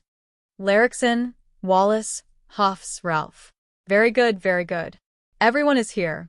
Han Shua's gaze swept across them one by one and finally landed on Yaris, the city lord of the City of Gorging Clouds.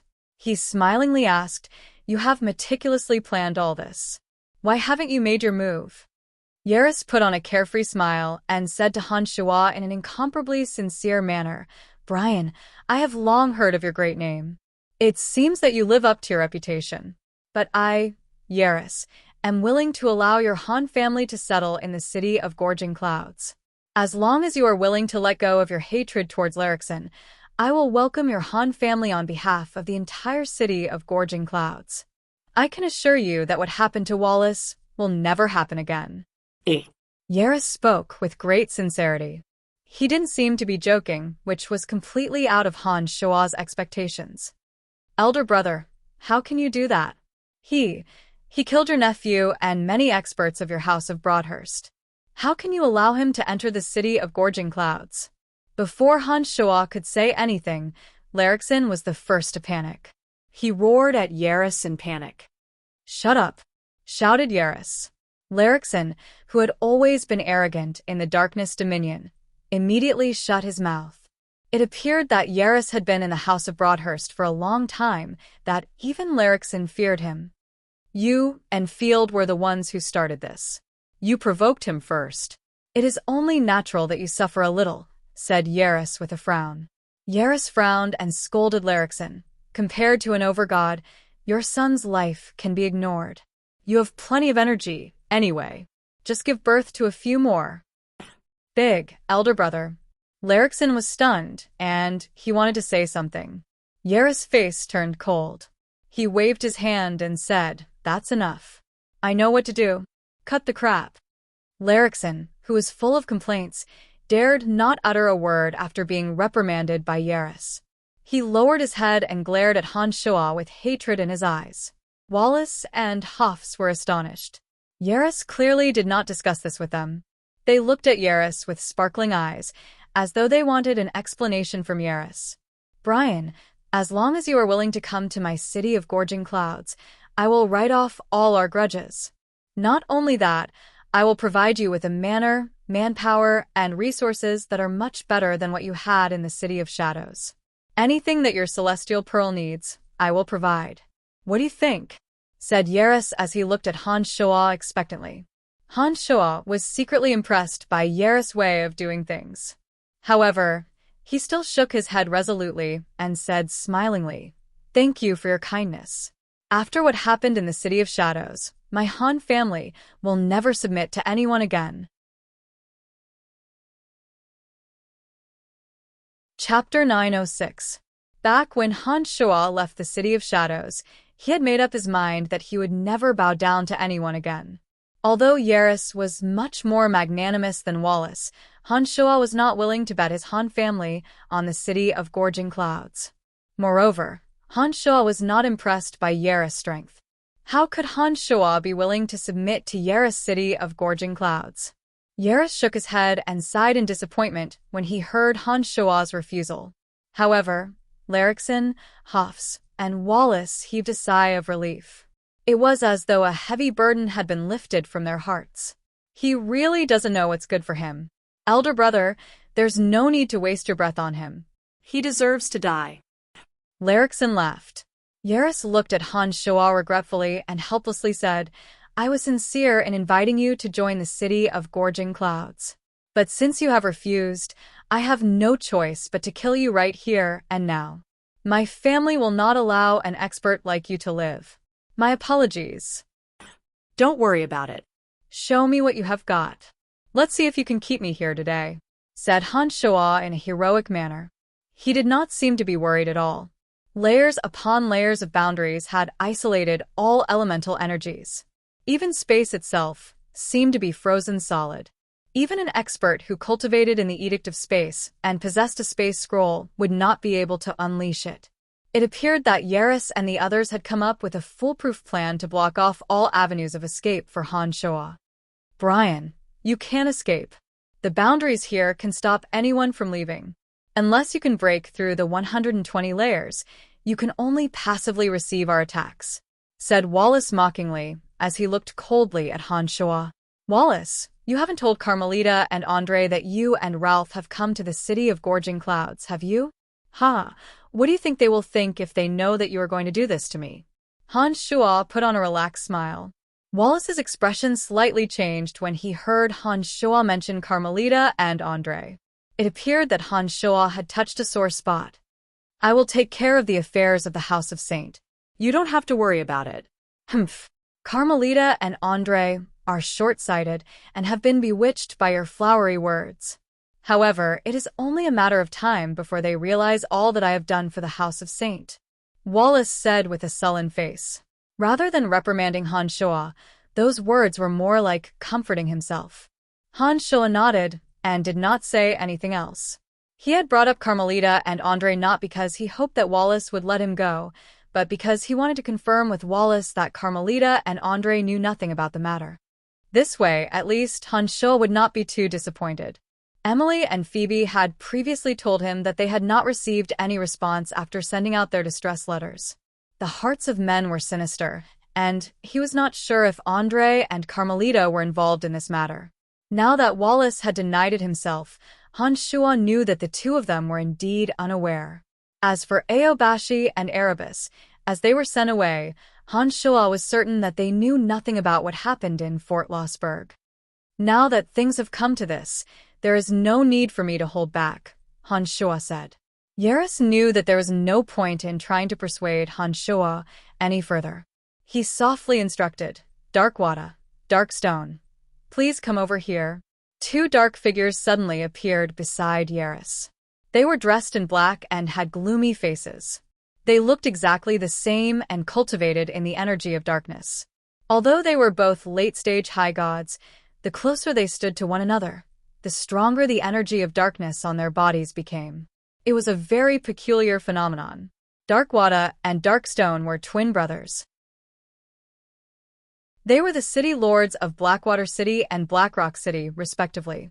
The twins were second only to Yaris in fame in the City of Shadows. It was said that the god of darkness had placed an identical brand in their divine souls. When the two joined forces, they could unleash extraordinary power. The twins were telepathically connected. They cultivated in the energy of darkness and were both late-stage high gods. Furthermore, they were imbued with the same brand by the god of darkness. It was only because they were identical that their combined strength would multiply. Han Shuo slightly bunched his brows when he saw Darkwada and Darkstone. His face turned a little grave. Han Shuo, of course, knew that the two had been hiding in the dark. However, as the two were in two different directions, Han Shuo did not pay too much attention to them as they were just two high gods.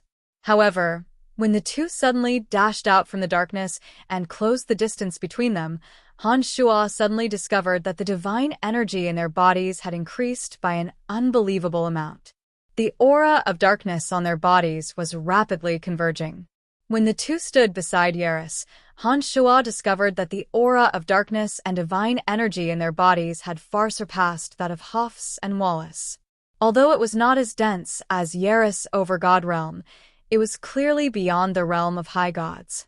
Yaris alone was already rather difficult to deal with. Now that the two city lords had joined the fray, and there were more than 100 layers of boundaries, Han Shuo immediately realized that it would be much more difficult to break through the layers of boundaries. Brian, I will ask you one more time. Do you really want to be my enemy? The smile on Yaris' face slowly faded. His expression became unprecedentedly grave. He had revealed all his trump cards in the hope that Han Shuo would be able to see the situation clearly. Han Shuo laughed involuntarily and said to Yaris, Do you really think you can trap me with the addition of the two of them? Yaris shook his head and replied, Not trap you, but kill you. Haha, let's see how you plan to kill me. Han Shuo laughed heartily. He raised his head to look at the dark aura that was pressing down on him and said, Do you really think that my strength will decrease just because you have isolated all elemental energies in this area? Haha, come, let me see what you have up your sleeves. The elements in this space were isolated, and there was only an endless amount of dark energy in all directions, like a black mountain pressing down on them. Any other god cultivating in the elemental energy would have their strength greatly reduced in this isolated area. They would have to rely on the divine energy in their bodies to resist. Without the replenishment of elemental energy, every ounce of divine energy that was consumed would be depleted. Once the divine energy in one's body was depleted, even the strongest expert would become extremely weak. Then, they would be at the mercy of others and become meat on a chopping board. Good. He is indeed a formidable character. But it is a pity that he will die here today. Yaris praised. He turned to Darkwada, Darkstone, Hafs, and Wallace and said, I will deploy the black hole vortex.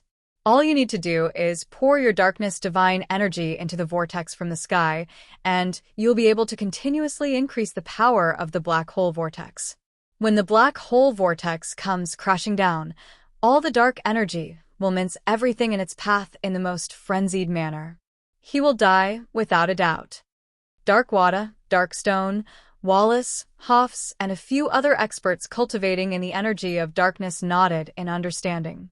They knew how powerful Yaris was and how terrifying his ultimate skill, the black hole vortex, was.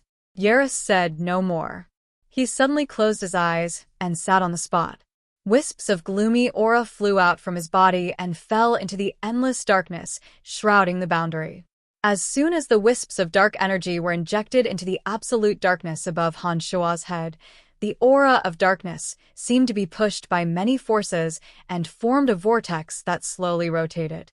At the same time, Darkwada, Darkstone, Wallace, and Hoffs, who had long been prepared, did not stand idle. Wisps of dark energy flew out from their bodies and landed on the area above Han Shua. They fell into the vortex that had just started rotating. After the energy of darkness flew out from Darkwada and Darkstone's bodies, they strangely twisted together like hemp ropes. The two's energies became several times more powerful than Hoff's and Wallace's energies alone. They were 10 times more powerful than the combined energies of Hoff's and Wallace. Wisps of dark energy were injected into the vortex above Han Shua's head. The originally slow rotation of the vortex grew faster and faster. It was as though the void above Han Shua's head had been torn into an endless black hole. Terrifying energy kept accumulating as though it was going to devour the entire world. Yaris himself was an overgod. Darkwada and Darkstone were extremely powerful when they joined forces. In addition to Hoffs, Wallace, and a few other powerful high gods, their combined strength was beyond Han Shua's expectations. They were much stronger than when Salis, Wasis, and Han Shua fought. They had gathered all their energies together, intending to grind Han Shua into pieces with a single strike. The energy in the vortex of darkness that was accumulating energy grew more and more terrifying. Han Shua's heart grew heavier and heavier. Han Shua really couldn't think of a way to deal with this frightening force. The 17 flying swords had long flown out of his body and were bombarding the 100+ layers of boundaries that bound the space. However, the 100+ layers of boundaries were extremely tough. The 17 flying swords simply couldn't destroy them all at once. Fight! In that split second, Han Shua made up his mind. He finally decided to use all of his and Cauldron Spirit's power. The 17 flying swords no longer bombarded the layers of boundaries. Han Shua withdrew them and sat cross-legged on the ground. The demonic infant, the foundation of demonic arts cultivation, slowly flew out from his body. Thousands of strands of his consciousness transformed into rays of dark light and surged into the demonic infant, bestowing all of Han Shua's essence, energy, and soul to the demonic infant. The demonic infant slowly flew out from the top of Han Shua's head. A phantom identical to Han Shua drifted erratically and grew longer and longer. At the same time, hundreds and thousands of demon generals whizzed out of the cauldron of myriad demon and disappeared into the demonic infant. The demonic infant, which was originally the size of an infant, grew larger and larger after receiving the energy of hundreds and thousands of demon generals. In no time at all, the demonic infant had become a giant that hovered dozens of meters in the air. The terrifying energy of coldness, ruthlessness, and bloodlust suddenly filled the entire city of gorging clouds. The more than 100 layers of boundaries seemed to be unable to obstruct the demonic infant's destructive energy. The demonic infant suddenly let out a shrill howl after receiving the energy of all the demon generals. The howl broke through the layers of boundaries. In an instant, many gods of the House of Broadhurst bled from their 7 orifices and died on the spot. Chapter 907. Han Shua sat cross-legged on the same spot. He injected his consciousness into the demonic infant, allowing it to possess all of the senses of his main body. After all of his essence, chi, and spirit were injected into the demonic infant, Han Shua's body suddenly became thinner. His skin seemed to have lost some of its luster. His eyes became sunken and lifeless. The method of injecting all of Han Shua's essence, chi, and spirit into the demonic infant allowed the demonic infant to unleash the energy of the demon generals in the cauldron of myriad demon. It was much more thorough than Han Shua's attempt to borrow the demon generals' energy. This was because the demonic infant and demon generals were similar life forms. Not only could the demonic infant absorb as much of the demon general's energy as possible, it could also unleash the demon general's energy to its fullest potential. Before Han Shua's strength had reached the Skybreak realm, his demonic infant wouldn't be able to withstand the power of the myriad demon manifestation. If his realm wasn't high enough, even if he managed to absorb the demon general's energy with his demonic infant, he wouldn't be able to expel the demon general afterwards. Once the demonic infant transformed into a demon, the essence, qi, and spirit of Han Shua's main body would be separated from the demonic infant. Han Shua's main body would become unprecedentedly weak. One mistake and he would be in grave danger. If Yaris and the others weren't trapped in the layers of barriers, they wouldn't be able to get close to Han Shua in an instant. In addition to the terrifying dark vortex above his head, Han Shua wouldn't have used the myriad demon manifestation, a powerful but dangerous move. Kiki. Shrill howls resounded throughout the city of gorging clouds. The weaker gods of the House of Broadhurst, who were closest to the barrier, died on the spot with blood gushing out of their 7 orifices. Those who were further away suffered injuries to their hearts and lungs and vomited blood. Yaris and the others who had surrounded Han Shua were the first to bear the brunt of the attack. However, most of them were high gods. They were able to withstand the shrill howls of Han Shua after he transformed into a demon. Their minds were shaken and their bodies trembled slightly. What is it? Hoff's face suddenly jolted.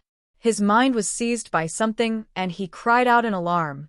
Not only Hoff's, but Ralph, Wallace, Blackwater, Blackstone, and the others were also shocked.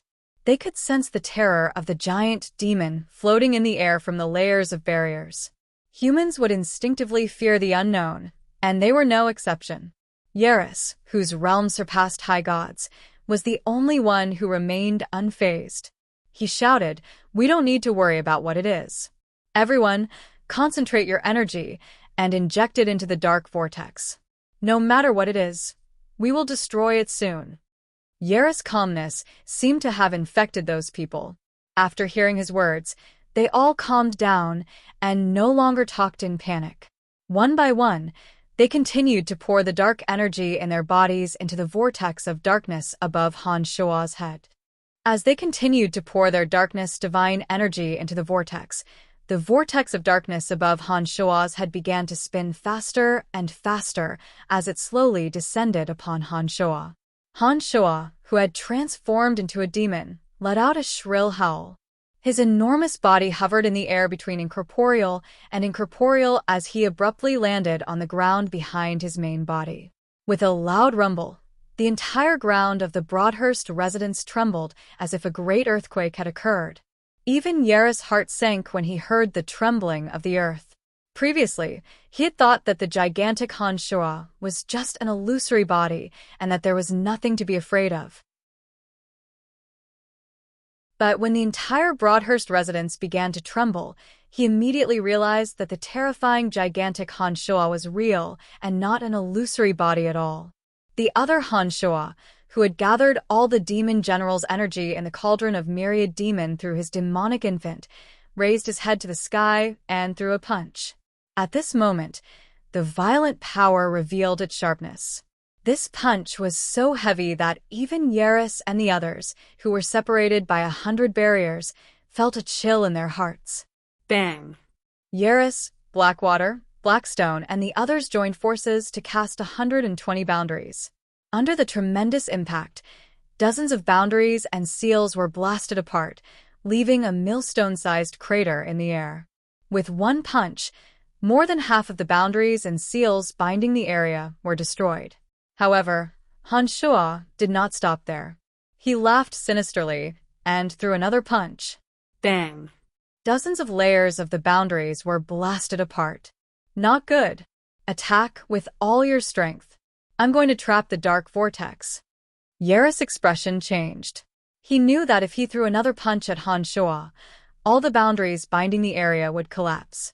Once Han Shua walked out of that area, the dark vortex might not be able to accurately trap Han Shua.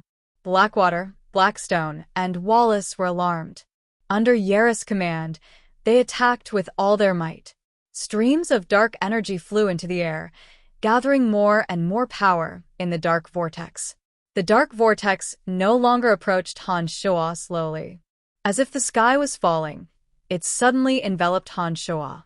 After transforming into a demon, Han Shuo was dozens of meters tall, which was already very large. However, the dark vortex created by Yaris and the others was even larger. It covered the sky above Han Shuo's head. Once it fell, Han Shuo would have nowhere to hide. Yaris, Dark Water, Dark Stone, and the others had expended their divine energy to form layers upon layers of boundaries and seals. All of them were materialized using the divine energy of darkness. Therefore, the boundaries and seals that were able to firmly bind Han Shuo to this place were not hindered in the slightest by the dark vortex that was of the same origin. Not only that, when the two collided, the dark energy that was attached to the boundaries and seals immediately surged into the dark vortex, further boosting its power. Before Han Shuo could punch a third time, the dark vortex suddenly enveloped the transformed Han Shuo. The divine power that Yaris and the others had gathered in the dark vortex tore and strangled Han Shuo in an instant, trying to grind Han Shuo into pieces. Strands of dark energy surged into Han Shuo's demonic body in an instant, filling every demon general that made up his enormous body. In the blink of an eye, Han Shuo's enormous body was torn to shreds, spinning continuously within the dark vortex. The space around Han Shuo spun, and the earth spun. Under the terrifying energy, the space collapsed with a loud bang. Strange and blurry colors suddenly shot through the void. At a glance, one could even see stars that were immeasurably far away. The dark vortex formed by Yaris could not only cause damage to physical space, but also to souls. The divine sense gathered on the demonic infant was also torn to pieces and torn apart repeatedly. The dark vortex disappeared as quickly as it came. It tore apart Han Shuo's consciousness in the blink of an eye. Then, in a flash, it vanished without a trace in that strange and blurry space-time rift. All the boundaries disappeared, and the blurred light above his head suddenly calmed down. There was nothing special in that area. Only Han Shuo's body sat motionless. After losing the demon infant, divine sense, and spirit, his main body had sunken eyes, a sallow face, and no signs of life. The dark vortex could only last for an instant. All the energy was concentrated on the other Han Shuo. Therefore, Han Shuo's main body was unscathed and unaffected by the vortex. Yaris heaved a sigh of relief and smiled. That was close. If we had allowed him to escape, our dark vortex wouldn't have been effective. This guy is too powerful. Once he escapes, there will be endless troubles in the future. Big brother, what about the other body? Larixin pointed at Han Shuo's main body. All of his power has been drained, and even his soul is gone. What use is this body? Yaris shook his head and said regretfully, "It's a pity that he possesses such mysterious power at such a young age. If I could use him, the strength of the Darkness Dominion would soar. Just in case, I destroyed that body as well." Wallace wiped the sweat off his forehead with his sleeves before cautiously walking towards Han Shuo's body. It seemed that Wallace was the one who wanted to kill Han Shuo the most. He didn't even want to let go of the only body he had left. Don't worry, that guy is done for. His divine sense will be ground to pieces in the dark vortex. Be it a physical body or an incorporeal body, he won't be able to escape. Yaris couldn't help but laugh when he saw that Wallace was still so cautious. He didn't think much of Wallace's cautiousness. Wallace laughed awkwardly at Yaris's words. It's better to be cautious. This kid isn't easy to deal with. Under everyone's watchful eyes, Wallace slowly walked towards Han Shuo's body. When he was only a few dozen meters away from Han Shuo's body, he was considering whether he should attack from a distance. Suddenly, a cold voice sounded in the void. "You're courting death." All of a sudden, innumerable strands of gray aura frantically converged. Strands of demon general energy that had been scattered between heaven and earth surged back in an instant. Han Shuo, who had been smashed to smithereens without a trace, reappeared in the void in the blink of an eye. "Hee hee, you want to kill me? Too early." Han Shuo laughed heartily. His huge palms shot out like lightning and grabbed Wallace, who was about to destroy his body. With a strong grip, Wallace's body was reduced to a blood bar. Yaris's dark vortex was so powerful that even overgod souls like Salus and Wasis would not be able to withstand it. They would be torn to pieces by the dark vortex. However, Han Shoa's consciousness could be divided into thousands of strands and could change infinitely. Even if 10,000 strands were torn apart, he could still reassemble them. How could this dark vortex hurt his consciousness? It wasn't just Han Shoa's consciousness. Even the souls of the thousands of demon generals were unharmed. The moment the dark vortex enveloped him, Han Shoa's consciousness split into thousands of strands and mixed with the demon generals' souls. They split at the same time and escaped the attack of the dark vortex. Han Shoa, who was in the thousand demon form, was formed from tens of thousands of strands of consciousness and thousands of demon generals. Since he could form into a demon, he was naturally not afraid of splitting. How could this dark vortex, which could tear him to pieces, destroy him completely? Chapter 908. If it wasn't for his absolute confidence, Han Shoa wouldn't have let his demonic infant out of his body to resist Yaris' dark vortex. After all, the demonic infant and the consciousness were the foundation of Han Shoa existence. If either of them were to die, Han Shoa would be in big trouble. Han Shoa's consciousness and demon generals converged as Han Shoa transformed once more. Wallace, who was about to destroy Han Shoa's main body, was crushed to pieces by Han Shoa.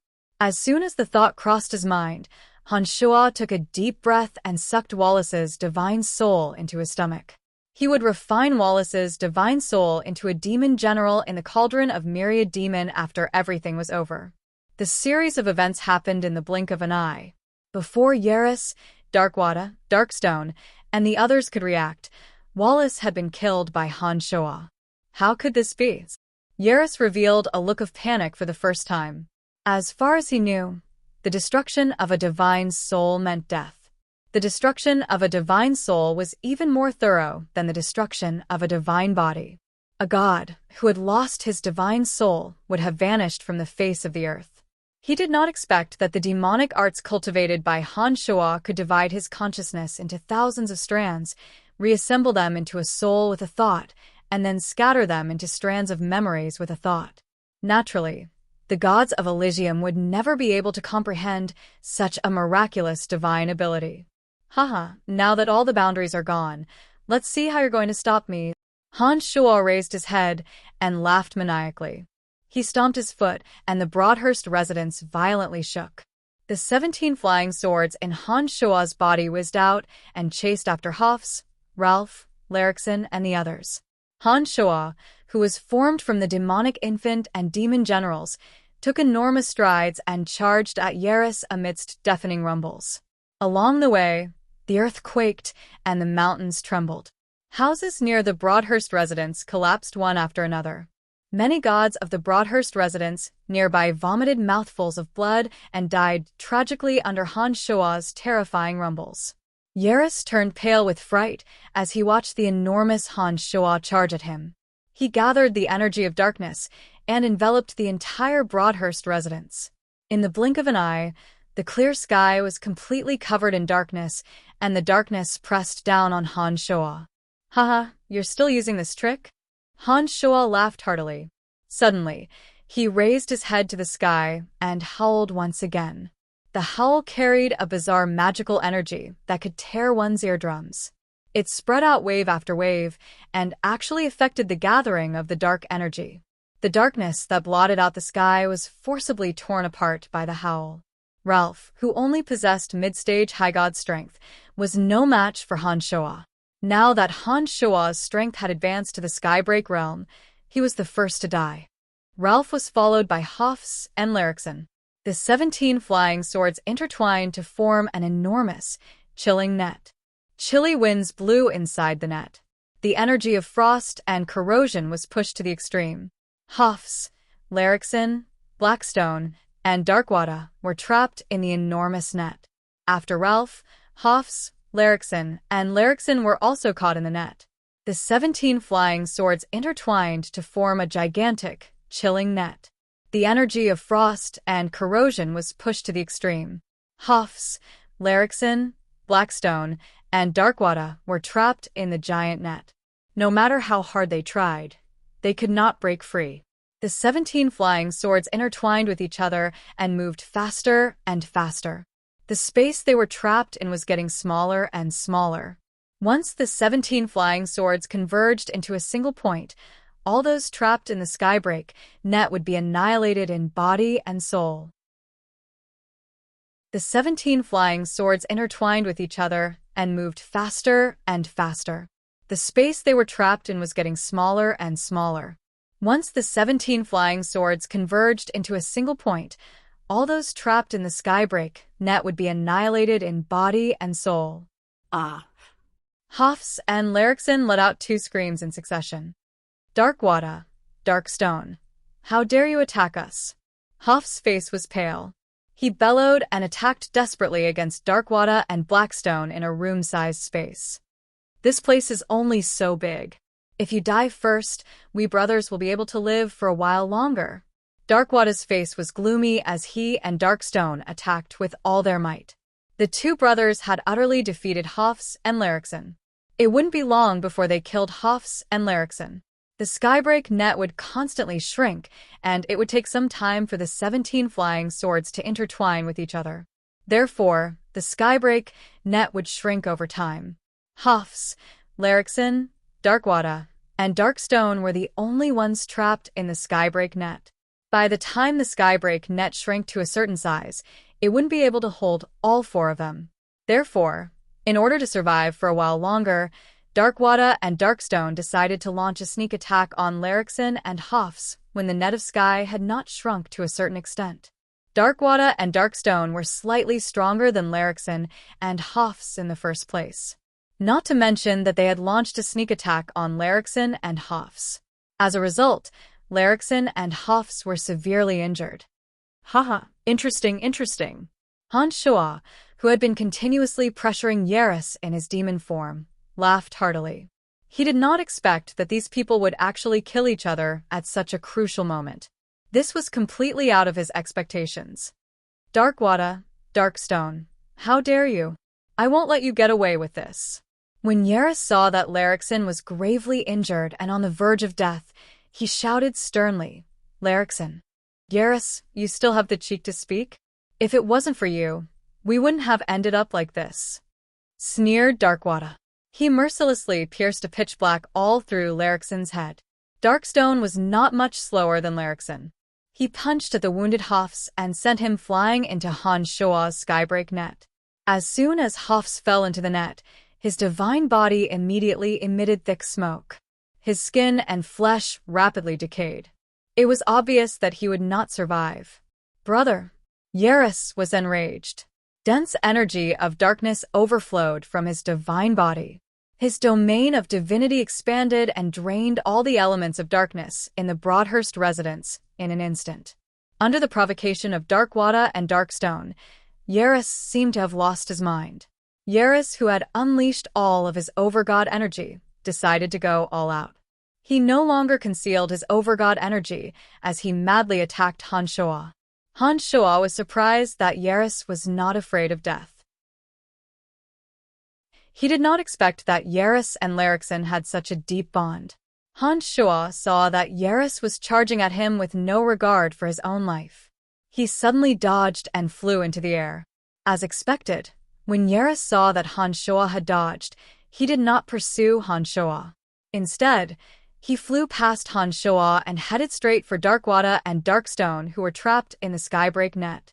It appeared that he was going to kill Darkstone and Darkstone first. Chuckling coldly, Han Shoa withdrew the 17 flying swords that formed the skybreak net. In the blink of an eye, the 17 flying swords returned to Han Shoa's body. Han Shoa had originally planned to watch Yaris fight Darkwater and Darkstone before sneaking up on Yaris and killing him. However, he suddenly felt that the elements of darkness around him were a little strange. In an instant, The Broadhurst clan, which Yaris had just drained of all the dark elemental energy, was suddenly flooded with hundreds or even thousands of times more dark elemental energy. The dark elemental energy rapidly gathered in the void, and a consciousness that covered the entire city of gorging clouds gradually formed at the center of the gathering dark elemental energy. Han Shua's expression changed. He immediately gave up on attacking Yaris and Darkwada and Darkstone. He also stopped materializing in the air in his demonic form. The materialized Han Shua suddenly transformed into an erratic and distorted shadow. In the blink of an eye, he appeared above Yaris' main body that was sitting cross-legged on the ground. Like a wisp of smoke, the demonic form of Han Shua entered the main body's skull once more. At the same time, the three brothers, Yaris, Darkwada, and Darkstone, who were about to clash, suddenly felt the dark elements in their bodies vanish. The divine energy in their bodies was completely restrained by a terrifying force. The earth-shattering attack of the three suddenly became a brawl between rogues, without any power. With the element of darkness extracted and the divine energy in their bodies restrained, the three city lords of the Darkness Dominion were not even as strong as a base god. When their physical attacks landed on their opponents, they simply could not cause any damage to their opponents.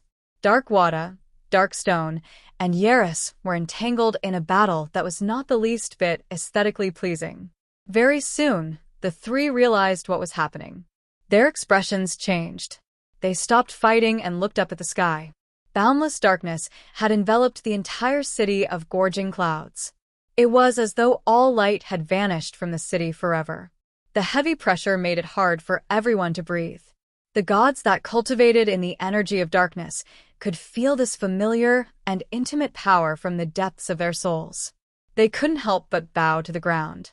Yaris, Darkstone, and Darkwada, the three city lords of the Darkness Dominion, were among those who bowed to the ground. After his consciousness and demonic infant returned to Han Shua's body, he immediately stood up and sensed the darkness that had enveloped the entire city of gorging clouds. Han Shua's expression changed. His opponent's power was more than 100 times stronger than that of demigods like Salus and Wasis. Han Shua knew that he had no chance of winning. Without hesitation, Han Shua deployed blood disassembly. With a flash of blood-red light, Han Shua left the city of gorging clouds, drenched in blood. Hafs and Wallace were the two city lords of the Darkness Dominion. One of them must have the Overgod's seal in his divine soul. Their sudden deaths must have alerted the Overgod of Darkness. Therefore, the Overgod from the Darkness Dominion immediately descended upon the city of gorging clouds. An Overgod who possessed the quintessence represented the most fundamental energy of darkness in the universe. He could use all the energy of darkness for himself and understand all the variations of the energy of darkness.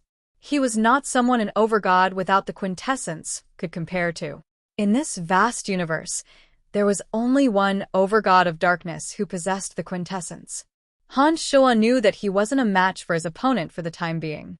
Therefore, he made a prompt decision to flee the city of gorging clouds even if it meant getting injured.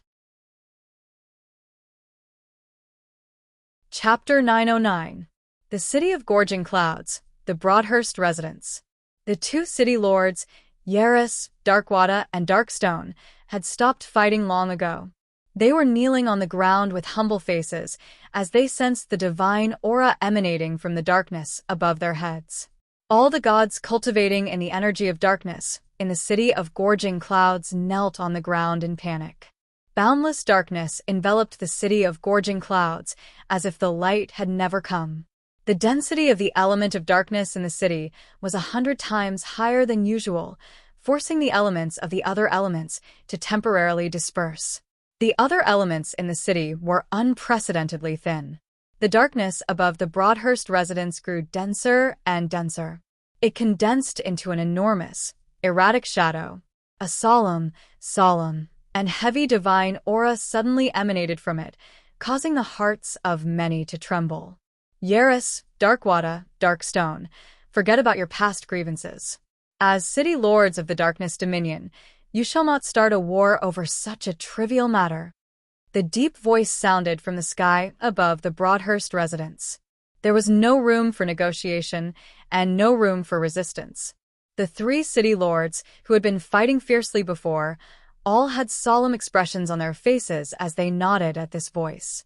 Yaris raised his head and looked at the enormous shadow formed from the purest darkness. He respectfully said, "Over God, Hofs and Wallace are dead. That man named Brian is a threat to our darkness dominion. I do not have absolute confidence that I can defeat him. Please, over God, let him return to the earth. I know what I'm doing. He will not return to the darkness dominion. If he dares to enter the darkness dominion again, I will personally destroy him." The majestic voice in the sky gave an answer. Soon after, it turned to Yaris and instructed, "Andre of the House of Saint will be the new city lord of the City of Shadows. Field of the House of Lavers will be the new city lord of Hushvale City. Spread the news." Yaris stared blankly for a moment. He didn't understand why the darkness over God didn't personally deal with Han Shoa. From his point of view, even if Han Shoa suddenly disappeared using some miraculous method, as long as the darkness over God wanted to, there was no way Han Shoa could escape from the darkness dominion. "Is there a problem?" Seeing that Yaris did not answer immediately, the dignified voice above his head sounded again, but this time the voice was slightly louder, giving rise to an unparalleled fear from the bottom of one's heart. Yaris was shocked. He knew that the Overgod's decree was irresistible. He hastily replied, "Andre of the City of Shadows will be the new city lord, but I have no idea where Field of the House of Lavers is." Field used to be in the city of Gorging Clouds. However, after Lerikson's son died at the hands of Han Shoa, Donna left the Broadhurst residence with Field that very night. Lerikson had been searching for the whereabouts of the Lavers family and Field, but to no avail. Yaris had no idea where Field was right now. "You don't need to know that. All you have to do is spread the news and Field, and the Lavers family will appear in Hushvale City," said the Overgod of Darkness in an enigmatic voice.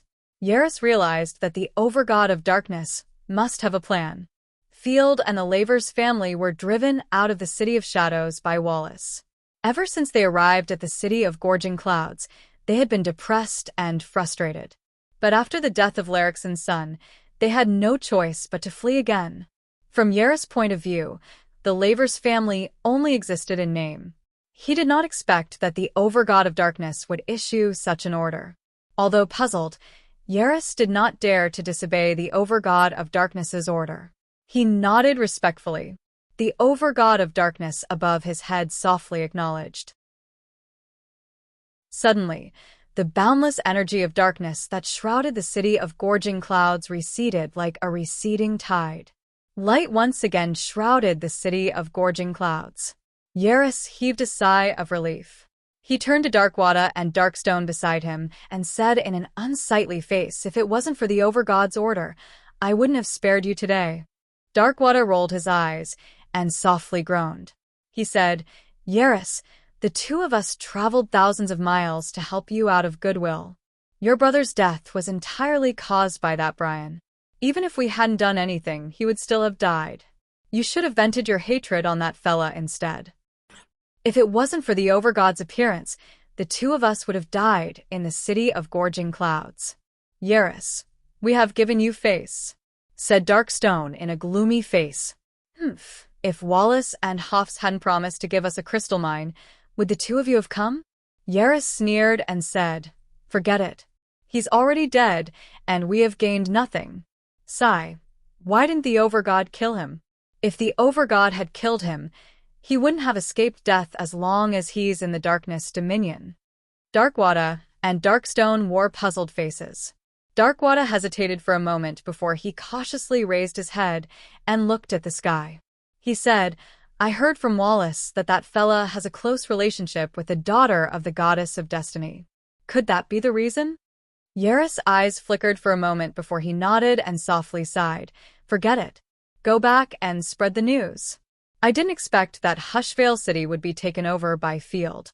He sure is lucky." Darkwater and Darkstone also couldn't understand the Overgod of Darkness arrangement. They shook their heads and left the Broadhurst residence, On a barren mountain in the northwest of the city of gorging clouds, Han Shua was panting heavily with blood all over his body. The invincible omen body automatically protected him. Demonic yuan circulated rapidly within his body. A few seconds later, the torn wound, tendons, and flesh squirmed. Very soon, the incessant flow of blood stopped, and the wound began to scab over at a rapid speed.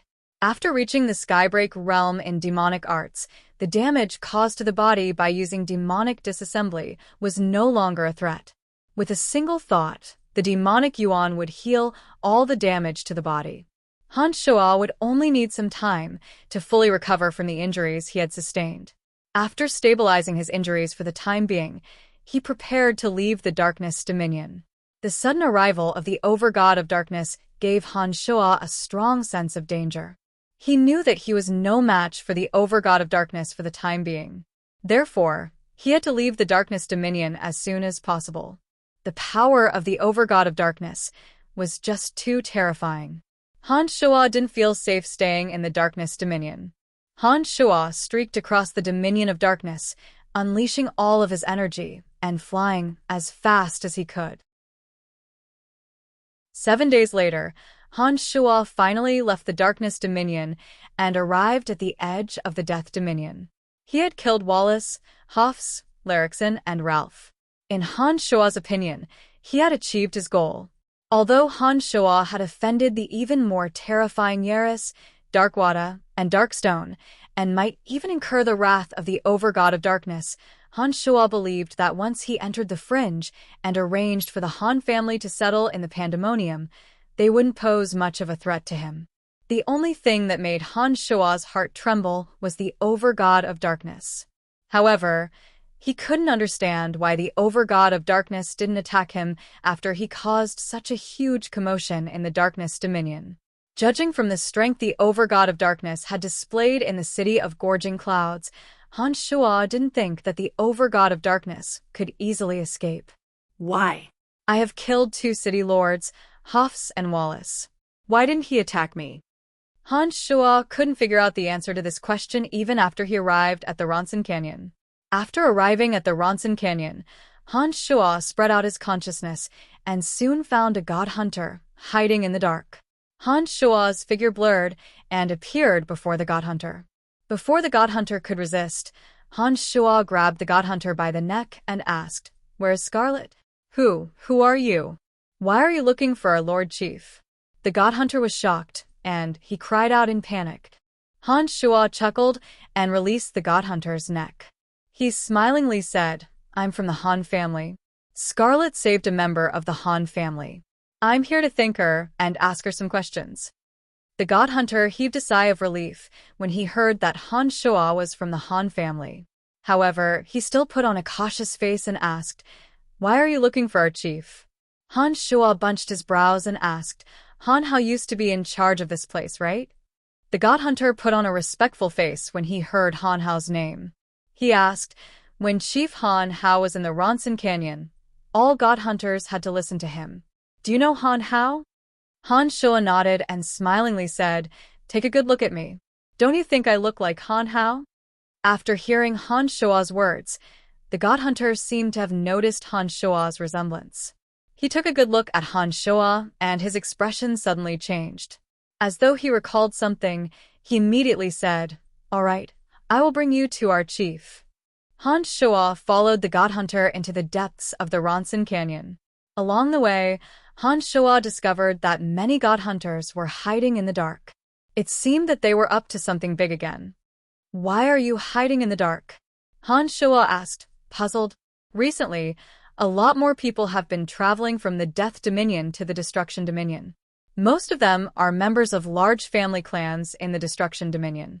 The god hunters of Ronson Canyon are secretly planning to attack some of the smaller family clans. Aren't we just gathering information? Han Shua did not try to conceal anything and frankly revealed what he was doing. After hearing those words, Han Shua suddenly realized why so many family clans had left the Death Dominion. Those from the Destruction Dominion were most likely heading to Witherbone City to demand justice from Hill. They must have returned because they knew that Witherbone City was finished. That was why they left the Death Dominion. Chapter 9-10. Following behind the God Hunter, Han Shoa came to a cold lake with a waterfall. Before the two could approach, a group of God Hunters walked out from the dark and blocked their way. One of the God Hunters, a man with a deep red nose, shouted, "Lamb, your chief is discussing business inside. What are you doing here instead of patrolling outside?" Although the red-nosed man was shouting at Lamb, who brought Han Shoa over, his eyes were wandering around Han Shoa's body. As God Hunters of Ronson Canyon, they were very familiar with Scarlet's subordinates. Han Shoa was a stranger to them, and it was a special time for them to be cautious. Lamb slightly bowed and humbled himself before the red-nosed man. He smilingly said, "Please inform my chief that someone wants to see her." The red-nosed man looked at Han Shoa suspiciously and coldly said, "Lamb, did you not hear what I just said?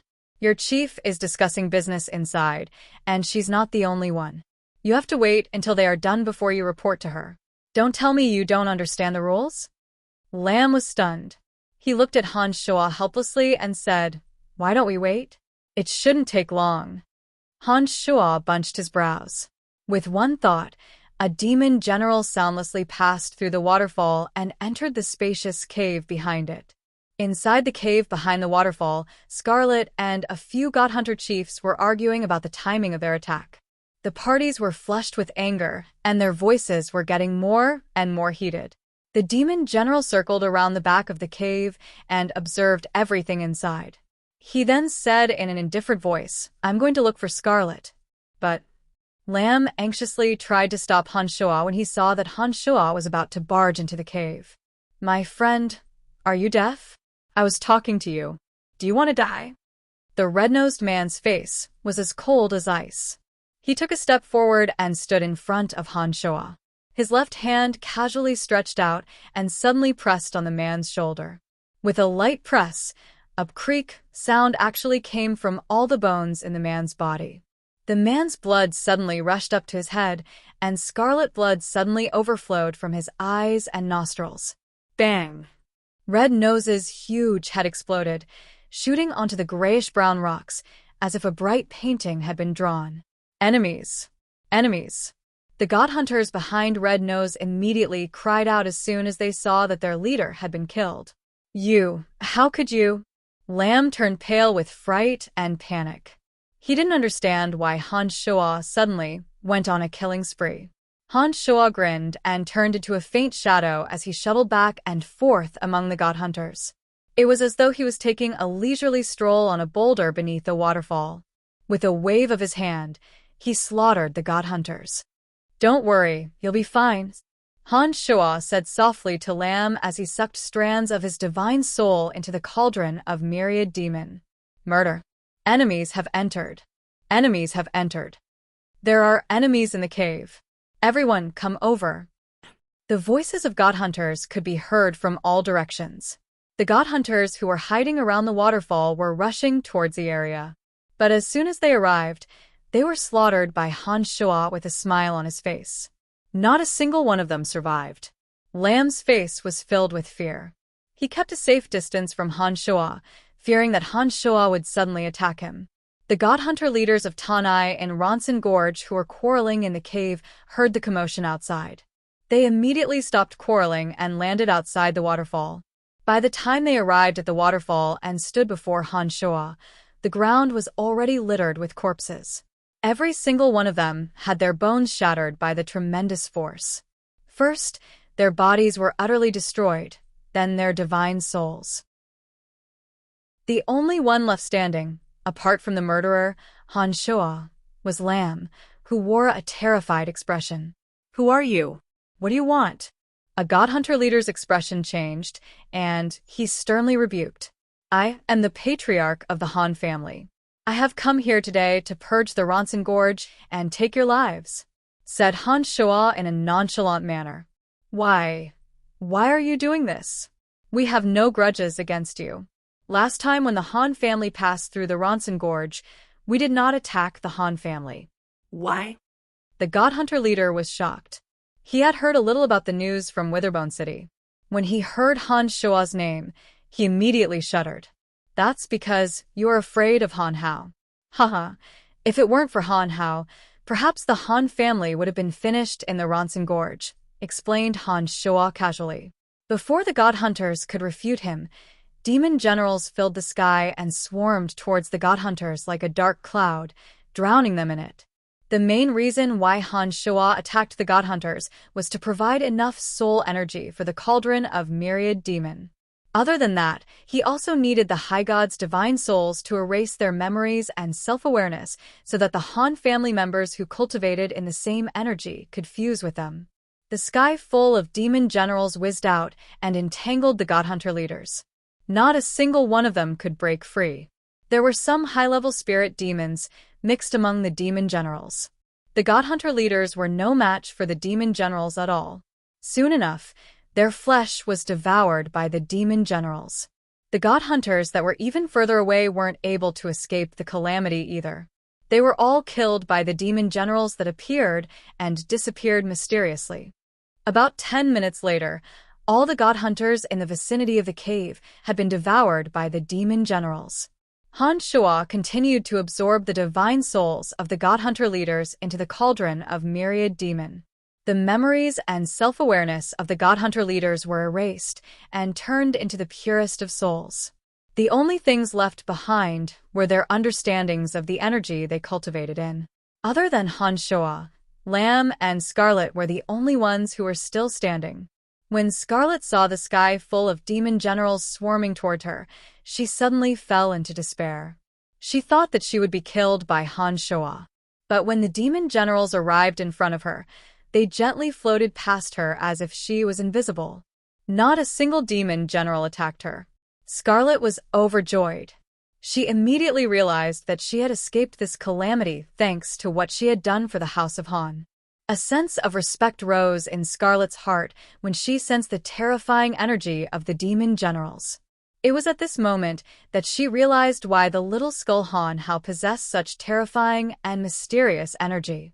With such a formidable leader of the Han family, it was only natural that he wouldn't be weak. After a short while, Han Shua had taken care of everything around him. After all the demon generals returned to the cauldron of myriad demon, there were no longer any threats in the vicinity. It was at this moment that Han Shua looked at Scarlet smilingly and said, "Scarlet, is it?" Scarlet was rather surprised to hear Han Shua mention her name. She bowed respectfully in front of Han Shua and said, "I'm Scarlet. May I know what brings you to the Ronson Canyon?" Haha, my son has mentioned you to me. He told me that you saved the Han family. I happened to pass by the Ronson Canyon, so I wanted to visit you and purge the Ronson Canyon of those unclean things, Han Shua replied politely to Scarlet. Scarlet, who had just witnessed with her own eyes how Han Shua massacred the Tanai Godhunter chieftains in the Ronson Canyon, felt rather flattered when Han Shua spoke to her so amiably. She respectfully asked, "How did you hear of my name?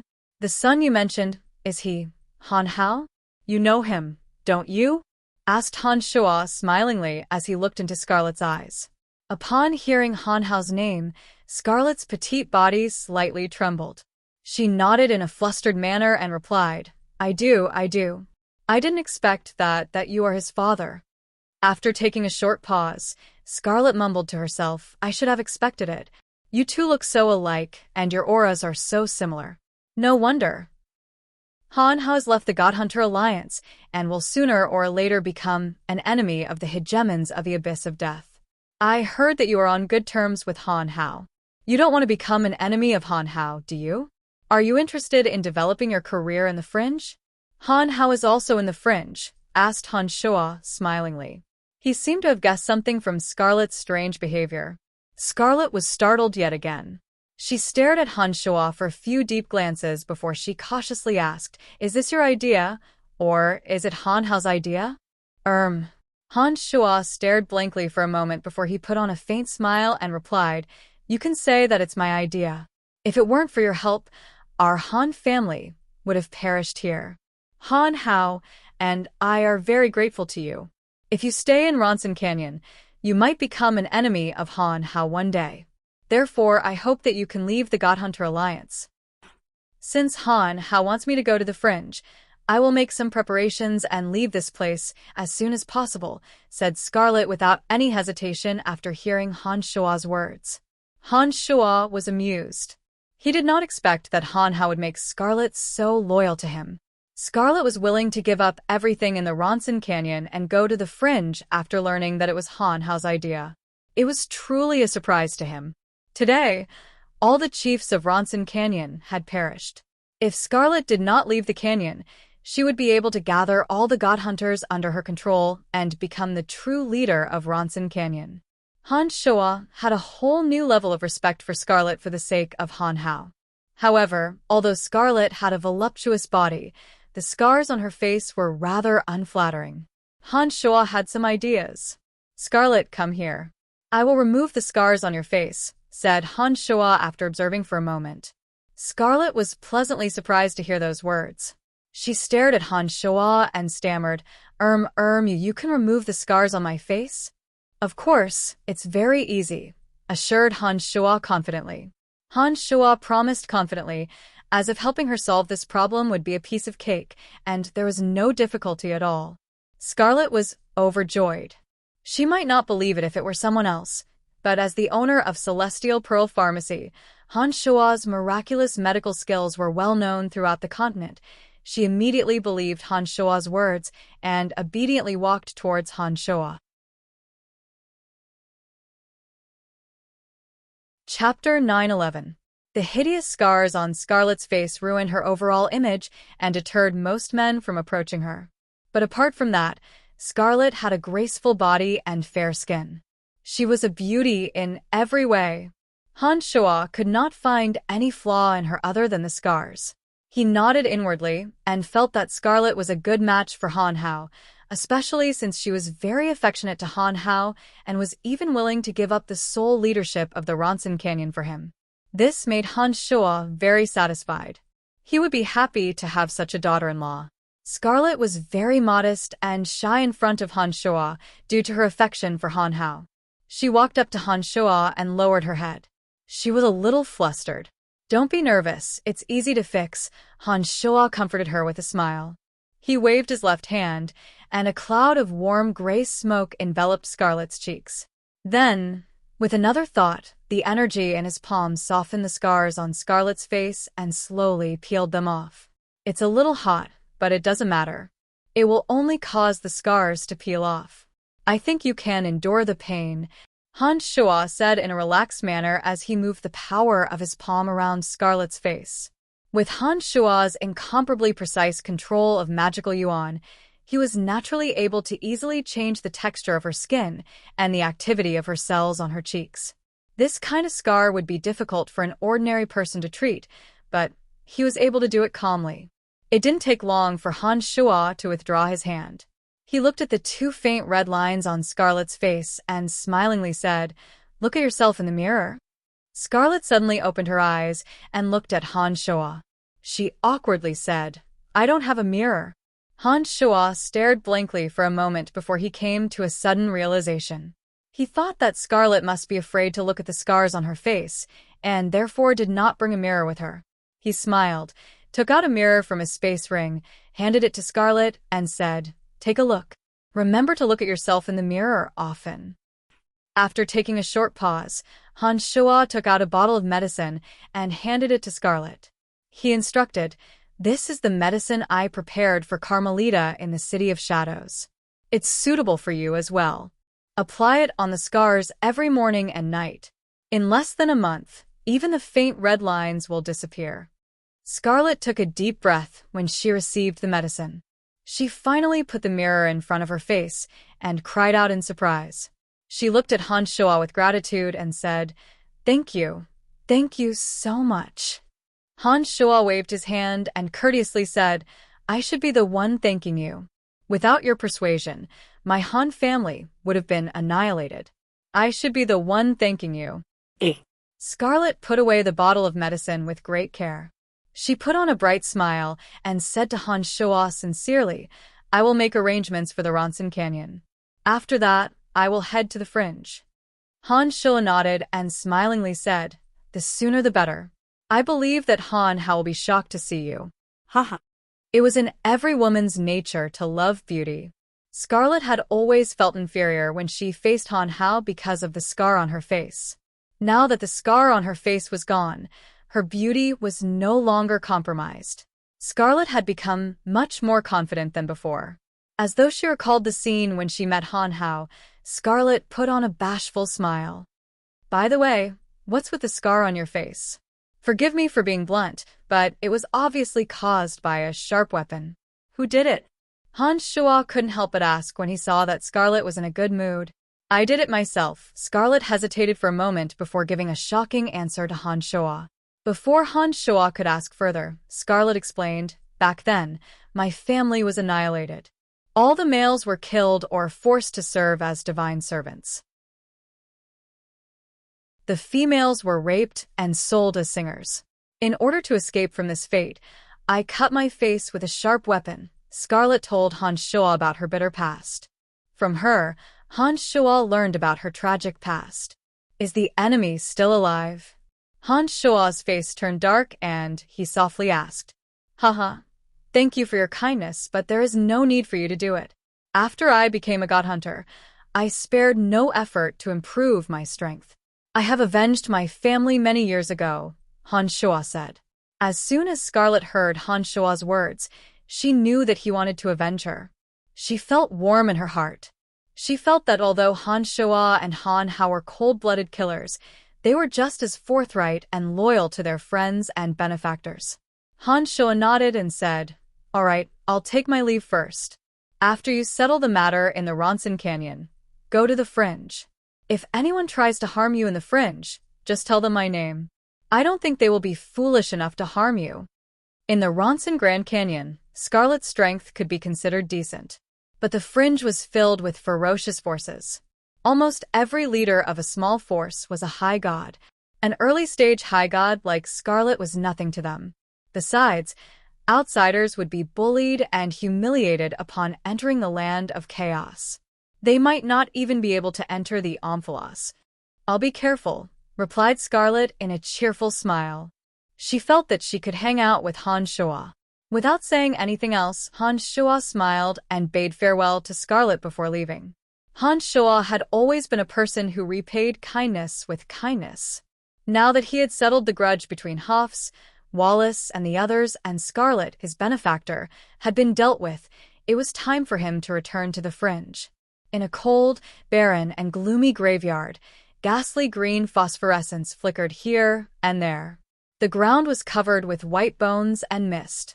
Suddenly, lightning bolts flashed in a graveyard buried deep underground. A majestic figure suddenly emerged from the grave and took a deep breath of fresh air. Suddenly, a sinister laughter sounded from an even larger grave. Hee, Salus, you should have recovered by now, right? Lightning crackled around his body and repelled the mist. Then, he stepped on an enormous skeleton and made a crisp cracking sound. Salus's eyes flashed with lightning as he looked at the grave from which the voice came. He said, Thank you very much. Without the help of the God Hunter Alliance, I wouldn't have recovered so quickly. You're welcome. But don't forget what you promised us. The person in the grave put on a cunning smile and said, Tyre, Logue, and the others have occupied the Fringe for far too long. It's time for them to move. We, the God Hunter Alliance, have been drooling over such a good place for a long time. There's no place for me in the Fringe anyway. Since Tyre, Logue, and the others have agreed to let that youngster stay in the Omphalos, it means that they have acknowledged his position. To me, everyone in the Fringe is my enemy. I can't return to the Fringe anyway. What you do has nothing to do with me, said Salus angrily. He was very dissatisfied with Tyre and Logue's actions. Good, very good. Salus, I heard that your enemy has left the Fringe and is now in the limelight in the darkness and death dominions. Are you interested in joining hands with us to prevent him from returning to the Fringe? Suggested the person in the grave smilingly. Salus stared blankly for a moment before he smirked and said, That youngster comes and goes like a shadow. You can track him? 3 days ago, I received news that the god hunters in Ronson Canyon have been wiped out. That guy is returning to the fringe from the Death Dominion. Hee, this is the Death Dominion. Other than the overgod of death, I'm the most well-informed here. It won't be difficult for me to track him down, said the person in the grave confidently. Salas was obviously tempted. He hesitated for a moment and said in a rather embarrassed manner, I've fought that guy twice. He's a very treacherous and vicious person. He's even harder to deal with than old foxes like Tyre and Logue. Especially that youngster's escaping skills are top-notch. If we can't capture him, I think we should just forget about it. That fella is a vengeful person, and his strength is improving rapidly. He won't be easy to deal with. Salas, don't tell me that you're afraid? The person in the grave burst into laughter and said, You, Salas, have dominated the fringe for many years. Even the hegemons of our God Hunter Alliance admire you very much and dare not enter the fringe. That youngster was obviously just taking advantage of us. Why would you be afraid of him? Are you still the Salas we know? An eye for an eye has always been your way of doing things. Everyone thought that Han Shoa had taken advantage of the God Hunter Alliance. But only Salas knew that his defeat was no coincidence. He knew better than anyone else how terrifying Han Shoa was. No matter how the person in the grave tried to instigate him, Salas remained unmoved. He coldly said, Unless you are absolutely certain that nothing will go wrong, I will not fight him head-on. The person in the grave kept silent for a moment, as though he couldn't understand why Salas would be so cautious. But after a while, he seemed to have thought it through. He put on a mischievous smile and said, Me, the hegemons in charge of the destruction and darkness dominions, and you. The four of us will join forces. Are you up for it? Salas was startled. He looked at the grave in puzzlement and bunched his brows as he asked, What kind of grudge does he have against your God Hunter Alliance? How did he provoke the three of you to join forces? One of the leaders I value the most is called Han Hao. He betrayed me after I came to the fringe. Not only that, back in the Darkness Dominion, he led a group of people to annihilate one of our branches. Just a few days ago, he wiped out everyone in the Ronson Canyon. His existence is a serious threat to our God Hunter Alliance, especially since he is making rapid progress. We must get rid of him as soon as possible, said the person in the grave in a sinister voice. After taking a short pause, he continued, With the four of us joining forces, even Tyre will die without a doubt. Are you up for it? Salas hesitated for a moment. When he recalled how Han Shoa annihilated Empyrean Peak, he hardened his heart and said, Damn it, I'll do it. Chapter 912. The Misty Sea was the only way to leave the Death Dominion and head to the fringe. After crossing the Misty Sea and passing through two towering mountains, one would be out of the Death Dominion. The reason why the Misty Ocean had such a name was because it was covered in clouds and mist. The mist was like a white cloth that covered the entire surface of the ocean. People above the misty ocean couldn't even see the seawater clearly. No matter how strong the sunlight was, it couldn't penetrate the thick, cotton muslin like fog. The misty sea was vast, and there were countless strange creatures living at the bottom of the sea. Some alien races lived at the bottom of the misty sea all year round and never interfered with the land dwellers of the Death Dominion. Once one entered the Misty Sea, one could easily lose one's way. Weaker gods would most likely end up as God Hunter's prey. They would be killed by the thick mist of the Misty Sea. One day, Han Shoa finally arrived at the entrance of the Misty Sea. Looking at the mist that covered the entire surface of the Misty Sea, Han Shoa noticed that the mist that lingered above the Misty Sea was much denser than the last time he was here. Not only that, he also noticed that the element of death and darkness in the Misty Sea seemed to be much denser than before. He also noticed that there weren't any god hunters wandering around the Misty Sea in search of prey. This was rather unexpected. Before entering the Death Dominion, Han Shoa noticed that there were many god hunters in the Misty Sea. Some of them even tried to provoke him, but were killed by Han Shoa. Their corpses were thrown into the sea to feed the enormous creatures living at the bottom of the sea. Many god hunters would form groups and roam above the misty sea. Using the natural mist of the misty sea, they could come and go without a trace. Once they spotted a prey, they would pounce on it. But if they discovered that the prey was too strong, they could easily retreat based on their familiarity with the misty sea. It seemed to be a blessed land for god hunters. Standing at the entrance, Han Shua's consciousness floated around the misty sea. He did not sense any strong life energy. Instead, he felt that it was strange and regretful. Along the way, Han Shua had wiped out more than a dozen god hunter factions of various sizes. Based on the information provided by Scarlet, Han Shua would purposely go to the areas where god hunters gathered and hunt them down using the powerful senses of his soul. From the Ronson Canyon until now, Han Shua had killed more than 500 god hunters. Another 500 demon generals were added to the cauldron of myriad demon. Han Shua didn't mind the oddities of the Misty Sea. Although he felt regretful, he still entered the Misty Sea unhurriedly. Since there were no god hunters in the Misty Sea, Han Shua didn't plan to stay for too long. He picked up his pace and left this place as soon as possible. When he arrived at the center of the Misty Sea, his consciousness suddenly shuddered. A sense of crisis arose from the bottom of his heart. He sensed danger from the bottom of his heart. Han Shua bunched his brows. Instead of rushing forward, he stood still and cleared his mind of all the random thoughts he had just had. Then, he focused his attention on the strange feeling that suddenly welled up in his heart. After attaining the Skybreak realm in demonic arts, the cultivation of Han Shua's mind had entered an exceedingly profound realm. Whenever a crisis befell him, he would always be able to sense it ahead of time and take timely remedial measures. This sense of danger gushed out from the bottom of his heart and corresponded with some of the suspicions in his mind. He immediately realized that something must have happened in the Misty Sea. Otherwise, there wouldn't be so many coincidences happening together. He released his divine sense and turned it into thousands of strands that slowly spread out with him as the center.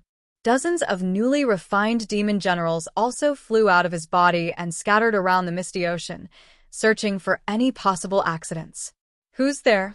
Han Shua suddenly shouted coldly. After entering the Misty Sea, Han Shua had absolute confidence in himself.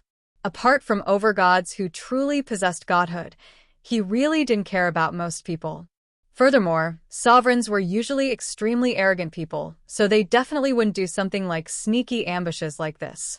His consciousness and demon generals spread to every corner of the Misty Sea, but they didn't find anything strange. However, the sense of danger in his heart didn't disappear.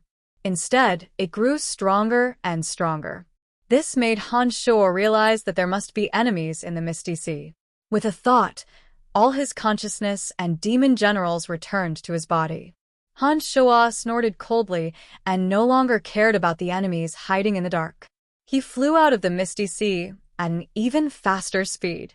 In his opinion, since the enemies were hiding in the Misty Sea, they were planning to use the special terrain of the Misty Sea to deal with him. Therefore, they definitely didn't want him to leave the Misty Sea. Now that he had seized the opportunity to fly away, the people hiding in the dark would definitely show themselves and stop them at all costs. Han Shua's judgment was correct. As he expected, when he tried to leave the Misty Sea at an even faster speed, the death and darkness elements in the Misty Sea suddenly started to gather strangely. In an instant, the white fog in the Misty Sea turned black and filled the entire sea. The death chi raged on the surface of the sea, mixed with the cold sea breeze, and spread across the entire sea in a very short time. As soon as the Misty Sea changed, Han Shua immediately sensed that something was amiss. In an instant, layers upon layers of boundaries appeared on the Misty Sea. The boundaries gradually shrank towards him from all directions. It was obvious that the final target of all the changes in the Misty Sea was him.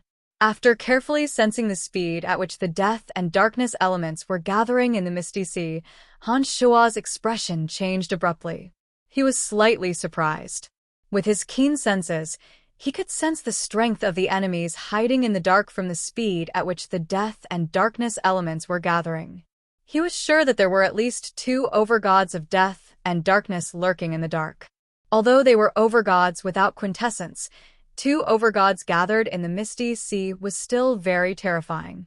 Just as Han Shoa was about to say something, he suddenly discovered that the bottom of the sea was boiling. The invisible seawater was filled with the power of destruction. Under the effect of the strange laws, the seawater was as hard as iron and stone, and it was rising bit by bit. There was also the gods of destruction. Han Shoa was shocked. He didn't expect that there were 3 overgods hiding in the misty sea. This was completely out of Han Shoa's expectations. A bolt of lightning tore through the fog and descended upon the surface of the sea at the same time. In an instant, the lightning split apart, and the dense power of thunder and lightning interweaved together, enveloping the fog above the misty sea and forming a heavenly net. Han Shoa wasn't familiar with the masters of the death, destruction, and darkness energies. However, when the lightning suddenly descended on his head, Han Shoa immediately guessed who it was from the familiar lightning energy. He raised his head and snorted, "Salus, I didn't expect you to be the one who schemed against me. I'm just curious as to how you were able to recover so quickly and find such powerful helpers. Can you explain these 2 points to me?" Salus's majestic figure gradually appeared in the mist. He looked down at Han Shoa from above. Salus had a strange look on his face. He snorted, "You're wrong this time. It's not me who schemed against you. It's the other 3. I'm just passing by." A thought flashed across Han Shoa's mind. He suddenly laughed and said, "So that's how it is. It seems that my massacre of god hunters has finally met my master's counterattack. Haha, I just didn't expect that this counterattack would be so ferocious."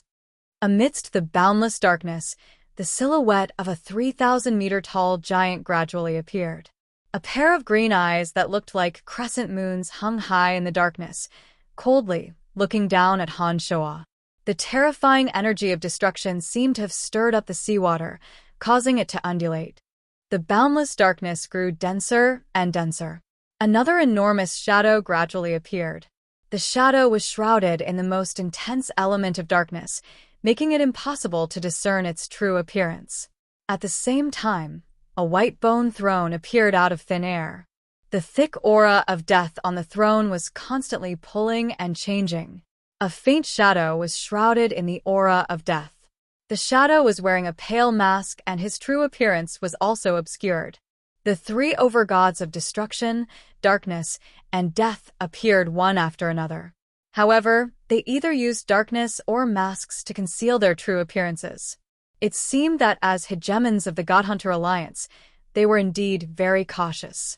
As soon as the 3 overgods appeared, Han Shoa turned his attention to the 3,000-meter-tall giant. He laughed and said, "So it's you. I've seen you before. You are indeed that hegemon who cultivates in the Edict of Destruction, the Destruction Dominion." Back in the Darkness Dominion, Han Shoa had discovered a nest of the Godhunter Alliance and led Erebus to encircle and annihilate them. Little did he expect to discover Erebus' enormous avatar in the underground palace. They had nearly died there. Even before that, back in the Cemetery of Death on Profound Continent, this enormous illusion had appeared in an attempt to make Han Shoa submit to it and serve it on Profound Continent.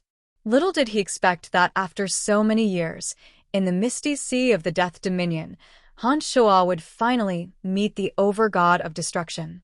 With Han Shoa's current insight, he could tell at a glance that the 3,000-meter-tall giant was merely an illusion. However, as the Overgod of Destruction possessed terrifying strength, no one would be able to tell the difference even if the giant was just an illusion.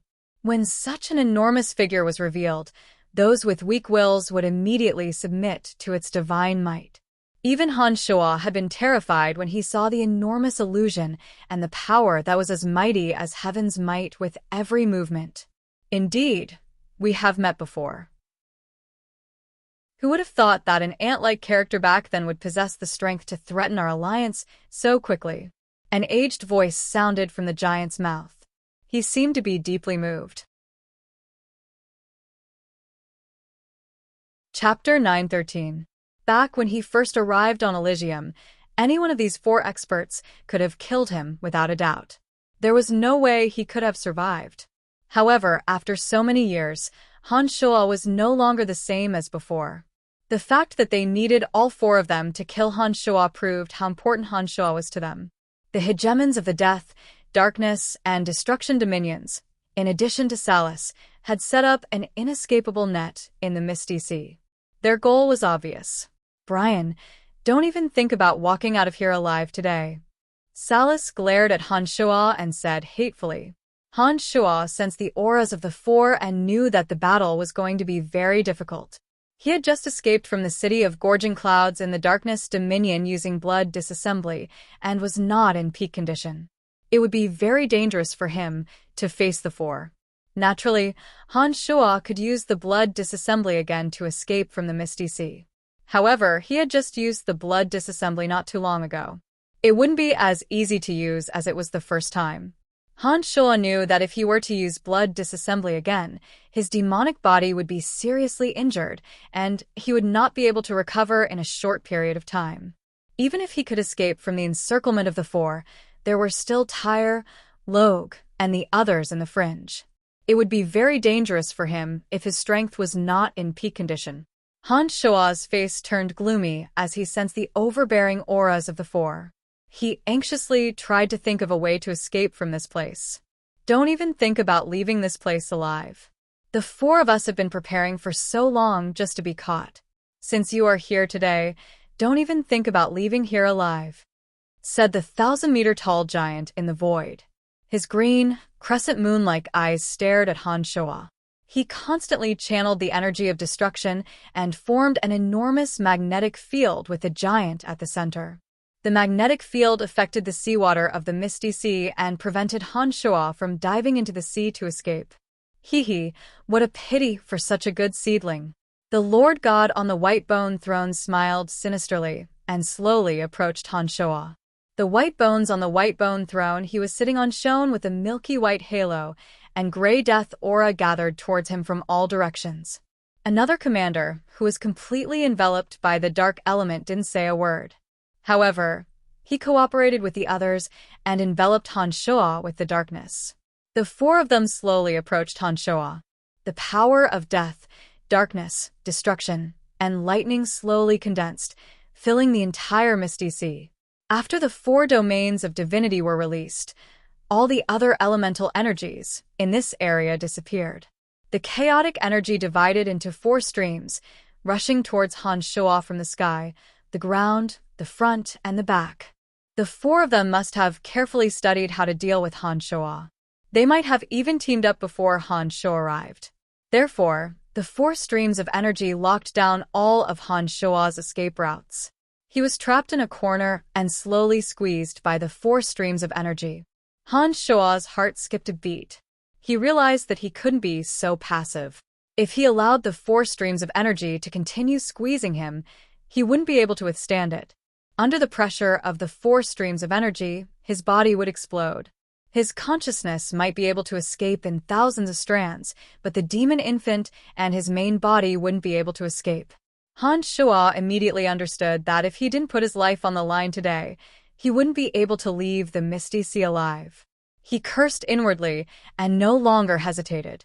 The power of the tens of thousands of demon generals in the cauldron of myriad demons surged into his body. The already bottomless energy in his body suddenly became boundless, allowing him to fight to his heart's content. This time, Han Shuo didn't let the demon infant escape from his body. He used his consciousness and demon generals to transform into a demon. Unlike when he faced Yaris in the city of Gorging Clouds, he needed to leave the Misty Sea as soon as possible and bring his main body with him.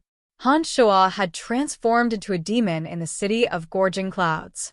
Because he only needed to face Yaris, who was an overgod, he had used the miraculous power of demonic transformation to draw the dark vortex down. Even though he had failed in the end, his strategy was no problem. However, things were different now. For overgod experts wouldn't give him any chance, especially when one of them was Salus, who cultivated in the power of lightning.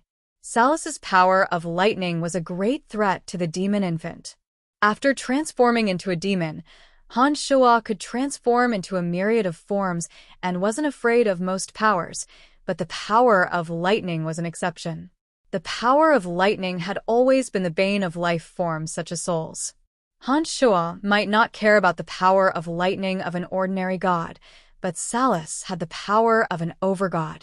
Once he unleashed the power of lightning, Han Shoa's true demon would be immediately injured. Therefore, he didn't use the demon general's power to transform into a demon. Instead, he gathered the demon general's power within his body and used it to fight the enemy. Boundless energy surged from his body. Han Shoa was suddenly filled with heroic spirit. He raised his head to the sky and laughed wildly. 17 flying swords took advantage of the momentum and flew out. Each flying sword left behind a long sword light that resembled a waterfall. It was as though 17 meteors were dancing around him. The sinister, and evil sword light converged together in a bizarre manner as they danced in the air. In the blink of an eye, the 17 flying swords gathered together, forming a huge sword projection that was 5 meters wide and 100 meters long, purely condensed from sword projections. The Avicii God-slaying sword formation's powerful deity slash condensed in an instant and immediately slashed at Salus, who was looking down from the sky. Like a ray of light from outer space, the gigantic sword ray tore a hole in the lightning power that Salus was forcing its way over with ease, charging straight at Salus in a ferocious and awe-inspiring manner. Salus cursed inwardly. There are clearly 4 people here. Why the fuck do you have to target me? He was already fearful of Han Shoa after his battle with Han Shoa in Pandemonium. The fact that he didn't immediately go after Han Shoa after recovering his strength showed that he didn't have the confidence to face Han Shoa. With this preconceived notion in mind, he naturally thought of retreating when he saw the gigantic sword light coming at him. Therefore, Salus retreated. He didn't dare to face the surging deity head-on. He could only temporarily retreat in hopes of evading it. As a result, one of the 4 streams of energy pressing down on Han Shoa immediately weakened. "What are you doing, Salus? Block it." The figure on the bone throne shouted angrily when he saw Salus retreating. In his opinion, Han Shoa's strength wasn't enough to injure Salus in one blow. As long as Salus could hold on for a moment, the 3 of them would naturally be able to neutralize the deity/'s energy. Once the 4 of them pushed their strength to a certain point, all the energy in Han Shoa's body would be forcibly restrained, and he wouldn't be able to escape. However, it was obvious that Salus didn't listen to him.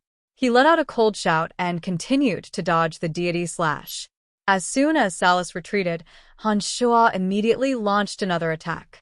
The demonic blades burst forth from the gap created by Salus' retreat and soared towards the sky. Not good. The mountain-like giant that appeared in the dark suddenly let out a thunderous roar. The orbs of destruction rained down on Han Shoa like a torrential downpour. They were terrifyingly dense and didn't give Han Shoa a chance to dodge them. Han Shoa's avatar of destruction had also cultivated the orbs of destruction.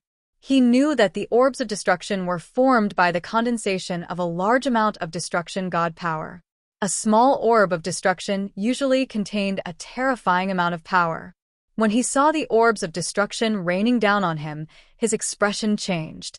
Before the orbs of destruction could get close, Han Shoa summoned the orbs of destruction that he had refined himself. It swiftly collided with the orbs of destruction that were raining down on him. A wisp of his consciousness ignited the blood essence within the orbs of destruction, and the orbs of destruction suddenly exploded. The explosion of the orb of annihilation affected the densely packed orbs of annihilation.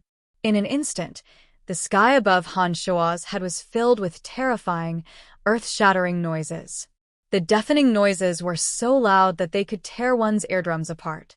Han Shoa had long since refined the orbs of destruction. He had added a strand of destruction divine energy into the orbs of destruction so that they could be detonated together with his orbs of destruction to maximize the power of the explosion. Unexpectedly, Han Shoa didn't use the same method on anyone else. He tried it on this hegemon of destruction first. The explosion sounded from above Han Shoa's head. Then, As though triggered by the lightning energy deployed by Salus, all the lightning energy in the sky exploded. The deafening roars of thunder seemed to have descended from the 9 heavens, filling the entire misty sea with endless explosions. The explosions lasted for a very long time. When they finally stopped, the misty sea, which was shrouded in mist all year round, was suddenly illuminated by the blinding sunlight. It was as though the sky had been pierced through. Salus' boundary has been broken. Daka, what the hell are you doing? The figure on the bone throne roared furiously. How am I supposed to know what's going on? The giant grunted, clearly very depressed. Daka, so your name is Daka? It was at this moment that Han Shuo suddenly laughed heartily. He looked at the white-haired old man that was revealed after the dazzling sunlight faded away and the gigantic illusion disappeared. Time had left deep scars on his face. His wrinkles were deep, and his hair was white like frost. Only his eyes shone brightly and were as sharp as blades. After laughing, under the blinding sunlight, Han Shuo's body blurred.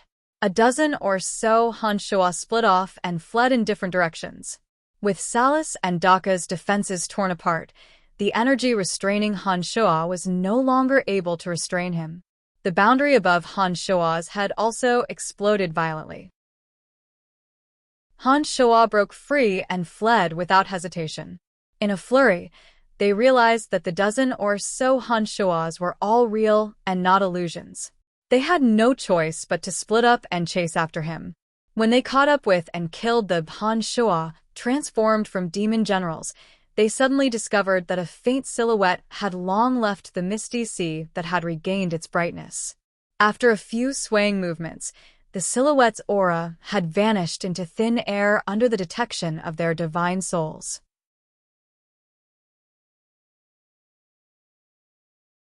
Chapter 9:14.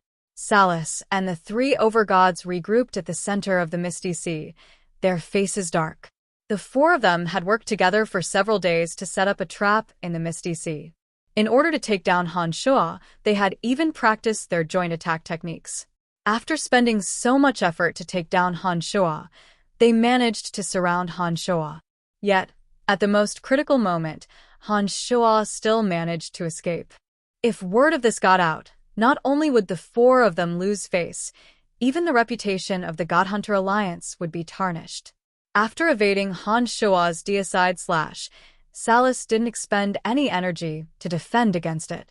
When the lightning above his head tore apart the boundary above the misty sea, the 17 flying swords returned to Han Shuo's body and disappeared without a trace. Salus, it's all your fault. If you hadn't retreated first, he wouldn't have been able to escape. The 4 of them regrouped.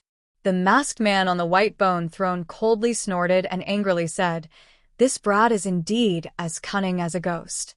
Today, the 4 of us joined hands and still couldn't stop him. He'll be even more difficult to deal with in the future. Salus was also furious and didn't give the masked man a friendly look. He snorted and said, "I was the one he attacked. If I had taken that attack head-on, I wouldn't be able to recover within 100 years. None of you know how terrifying that brat is without facing him head-on." The hegemon of destruction named Daka looked at Salus and the other 2 before nodding and saying, "Dagmar, Acer, that brat isn't easy to deal with. Now isn't the time to blame anyone. We need to find a way to get rid of him as soon as possible." After hearing Daka's words, Dagmar, who cultivated in the Edict of Death, seemed to realize that they still needed Salus' help to understand the situation in the fringe. So, he stopped berating Salus. After thinking for a moment, he furrowed his brows and said, before he left, that brat suddenly transformed into dozens of living beings. They all had the aura of a god. Otherwise, we wouldn't have fallen for it. How did he do it? Daka and Acer, who cultivated in the Edict of Darkness, looked at Salus. Of the 4, only Salus was most familiar with Han Shuo, so it was only natural that they would look at Salus. He has a strange power that seems to be able to control souls. I don't know how he does it, but I'm sure that the souls he controls can transform into his appearance. Salus pondered deeply for a moment before he continued. Compared to the last time, this guy has become much stronger. I still don't know what energy he cultivates. If we don't get rid of him in a short period of time, the day will come when all the hegemons of your God Hunter Alliance arrive, and they won't be able to capture him. Salus, given his personality, he won't let you get away with it. Do you have any good ideas? Asked Daka solemnly. He felt that Han Shoa had become the biggest threat to the God Hunter Alliance. He also felt that Salus wasn't exaggerating. He can hide, but he has people he cares about. Those people are in the pandemonium. As long as we surround that place, he will have no choice but to fight us with all his might. Salus suddenly said after a moment of silence. That's right. Good. As long as he has people he cares about, it means that he has a weakness. Dagmar smirked and continued, We are already preparing to move into the fringe anyway. This won't affect our operation.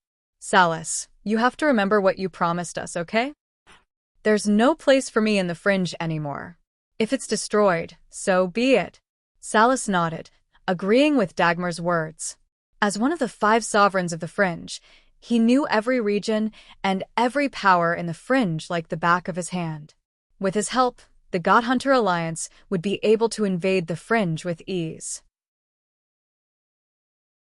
All right then, let's contact the other hegemons and discuss how we should work together to conquer the fringe, said Acer, who had been silent all this while. The 4 of them didn't say anything else. They looked at the misty sea that was illuminated by the sunlight and discussed their plan in a low voice before leaving the misty sea. After escaping from the misty sea, Han Shua heaved a sigh of relief. That was close. The 4 overgods had joined hands to lay out an inescapable net in the misty sea. As long as Salus did not evade an all-out attack from the overgods, it would be absolutely impossible for him to escape from their encirclement. In fact, he might not even be able to use the Crimson Disassembly while surrounded by the 4 overgods. Among the 4, Han Shua could sense that Salus was the weakest. The other 3 hegemons of the God Hunter Alliance were each more terrifying than the last, especially Daka, who cultivated in the Edict of Destruction. His true strength might not be any weaker than Tyre's in the fringe. If Han Shua hadn't used the ferocious might he displayed against Salus in the fringe to force Salus to retreat, used the Orb of Annihilation to detonate Daka's Orb of Destruction, and used a demon general made from the divine soul of a greater god to escape, he might have died in the misty sea. The God Hunter Alliance is indeed not to be underestimated. Since Salus is on the same side as the God Hunter Alliance, he must be plotting against the fringe. It seems that the fringe won't have many days of peace, muttered Han Shua. He planned to return to the fringe as soon as possible to make preparations. Ha! Han Shua softly cried out. He suddenly sensed a strong and familiar life fluctuation from afar. He had already left the Death Dominion and was heading to the Space Dominion through a remote path. He was currently in the vast mountain range between the Death Dominion and the Space Dominion. As soon as he sensed the familiar life signature, Han Shua calmed himself down and sensed it. His face lit up with joy. Just like how the 6-horned tribal king of the soul race on Profound Continent could remember Han Shua's soul undulations, Han Shua could now remember any soul undulations he encountered. Within a certain range, he could sense those soul undulations that were familiar to him. This was one of the most profound applications of the consciousness. He could sense that the familiar soul signature belonged to Donna, whom he had not heard from for a long time. Delighted, Han Shua immediately flew in the direction of Donna, ignoring the presence of other life signatures around Donna. Unlike Han Shua, Donna was preparing to enter the Death Dominion from the Space Dominion. She happened to be heading in Han Shua's direction as well. Therefore, the two soon met. Ahem! Han Shua suddenly stopped in front of Donna. He looked at Field, Dolores, and the others from the House of Lavers with a rather awkward face. Ever since Han Shua entered the City of Shadows, the House of Lavers had been plagued by bad luck. He had killed Avery, and the House of Lavers was driven out of the City of Shadows. When they finally arrived at the City of Gorging Clouds, they were hunted down by Larrickson because of Han Shua. Han Shua had to admit that Han Shua was the bane of the House of Lavers. The people of Ferd probably didn't have it easy. Donna wasn't the only one. The remaining members of the family all looked tired and weak. Only their eyes shone with the light of ambition. No one knew what was supporting them. Han Shua's sudden appearance caused the faces of those from the House of Lavers to turn ashen. Field and the others from the House of Lavers immediately retreated and looked at Han Shua in terror. Field put on a bitter smile and said, "So it's you. I didn't expect you to find this place. It seems that our House of Lavers is going to be annihilated today." Unlike Hofs and Wallace, the members of the House of Lavers who had been hiding in Phantasmal City in the Space Dominion for years had more or less heard about Han Shua's presence in the Fringe. In addition to the information he had recently received from the Darkness Dominion, Field knew very well just how terrifying Han Shua had become. Field, who had planned to return to Hushvale City in high spirits to take over as the City Lord of Hushvale City in the Darkness Dominion, was brimming with hope. He thought that his House of Lavers could finally rise again. Little did he expect that he would run into Han Shua on his way to the Fringe. The hope in his heart instantly turned into despair. Except for Donna, all the members of the House of Lavers looked at Han Shua in terror. Some of the weaker ones even cried out, "Please spare us. Our House of Lavers has already been reduced to such a state. Please spare us." "Don't beg him. At worst, we'll just die," shouted Field. He glared at Han Shua and said, "That's right. It was Larrickson and I who made the first move at Soaring Cloud Mountain Range. I know you've discovered it long ago. Even if you annihilate our House of Lavers today, I won't even frown." Han Shua let out a soft sigh and said, "Let bygones be bygones. I won't do anything to your House of Lavers anymore. I'm not here for you today. I just happened to pass by this place and sense Donna's aura. I came to see her. You don't have to be so nervous." Field put on a puzzled face when he heard those words. He looked at Han Shua puzzledly and asked, "With your current strength, it's as easy as flipping your hand to annihilate us. What are you trying to do?" "All along, I've been passively retaliating against your House of Lavers. I've never taken the initiative to provoke you. If Avery hadn't tried to kill me time and time again, I wouldn't have made a move against him. Besides, I've never asked the House of Saint to do anything to you. It's all because Avery attacked Carmelita. I hope you all remember that I have a clear conscience when it comes to how I treated your House of Lavers." For various reasons, Han Shua had never had the chance to have a proper conversation with Field. It was as though everyone felt that he, Han Shua, had done wrong to the House of Lavers. But as long as he understood that they had brought all of this upon themselves, he finally had the chance to vent his frustrations. "Brian, let's talk in private," suggested Donna with a soft sigh. Han Shua took a deep breath and nodded. He cast a glance at Field, who was wearing a complicated expression, and walked side by side with Donna towards a dense forest in the mountain range. Chapter 9:15. As soon as Han Shua and Donna left, Dolores of the Lavers family immediately said to Field, "Patriarch, the Overgod left a divine mark in your divine soul. Through this divine mark, you can communicate with the Overgod of Darkness. If Patriarch can communicate with the Overgod of Darkness immediately and inform him that Brian is here, the Overgod might be able to descend to this place and kill Brian on the spot." Dolores was speaking very cautiously as though he was afraid that Han Shua, who had disappeared into the forest with Donna, would hear him. The eyes of those members of the Lavers family who were pitifully begging Han Shua to spare their lives lit up when they heard Dolores' suggestion. They all tried to persuade Field, hoping that he could immediately communicate with the Overgod of Darkness and have the Overgod descend to this place to kill Han Shua. Field shot a sideways glance at Dolores, who came up with a suggestion and said snappily, "Do you really want the Lavers family to go extinct just like that?" Dolores was startled.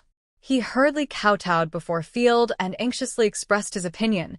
"Patriarch, why do you say that?" Field put on a gloomy face and looked hatefully at his clansmen, who were just as baffled. He groaned and said, "If the Overgod wanted Brian dead, do you think he would be able to come out of the Darkness Dominion alive?" Dolores grew even more terrified. He softly cried out, You mean to say that the Overgod deliberately spared him?" How is that possible? Hafs and Wallace are the lords of cities in the Darkness Dominion. How could the Overgod spare Brian after he killed two important characters of the Darkness Dominion? How is that possible? Field curled his lips disdainfully and said in a deep voice, "You have never sensed the existence of the Overgod. You will never understand the divine abilities of the Overgod. Although I don't know why the Overgod did not kill him, I am certain that if the Overgod wills it, he will not leave the Darkness Dominion alive." This. Dolores was so shocked that he didn't know what to say. Field coldly snorted and said, "You'd better get rid of that thought as soon as possible. Speaking of which, it's all thanks to this person that we were able to return to the Darkness Dominion and establish our base in Hushvale City.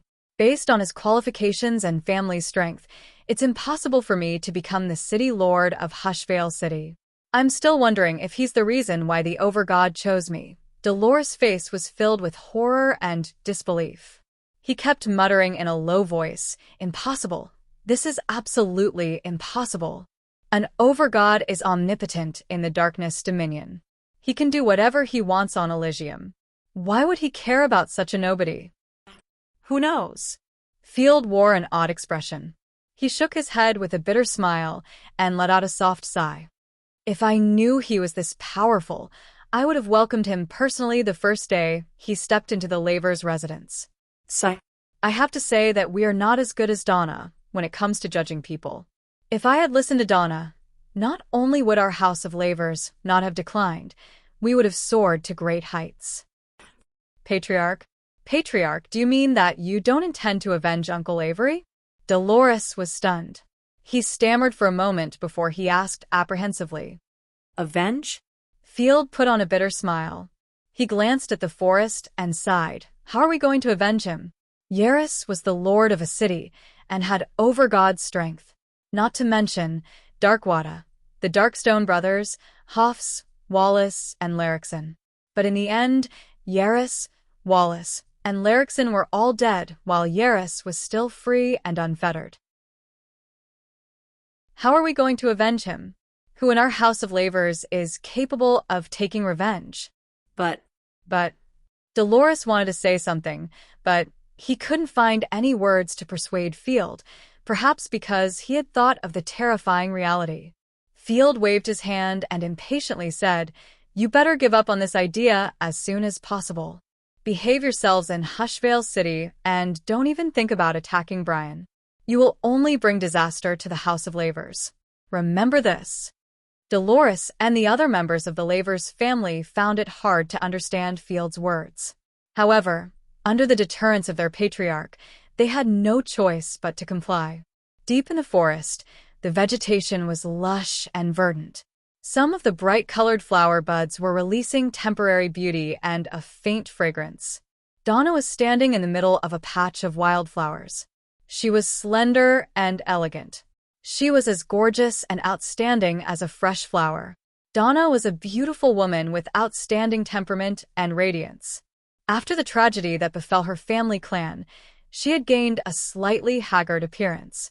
But not only did this not diminish Donna's beauty, it made her look even more pitiful. Her lavender gown wrapped around her voluptuous body. Her beautiful legs were long and slender, her pink buttocks were perky, and her breasts were plump. There was a hint of worry on her rosy cheeks, which made people want to hold her in their arms and carefully protect and love her. Looking at Donna in front of him, Anshua felt as if he had 1,000 words to say, but when the words reached the tip of his tongue, all that came out was a long sigh. "Ai. Big sister Donna, long time no see."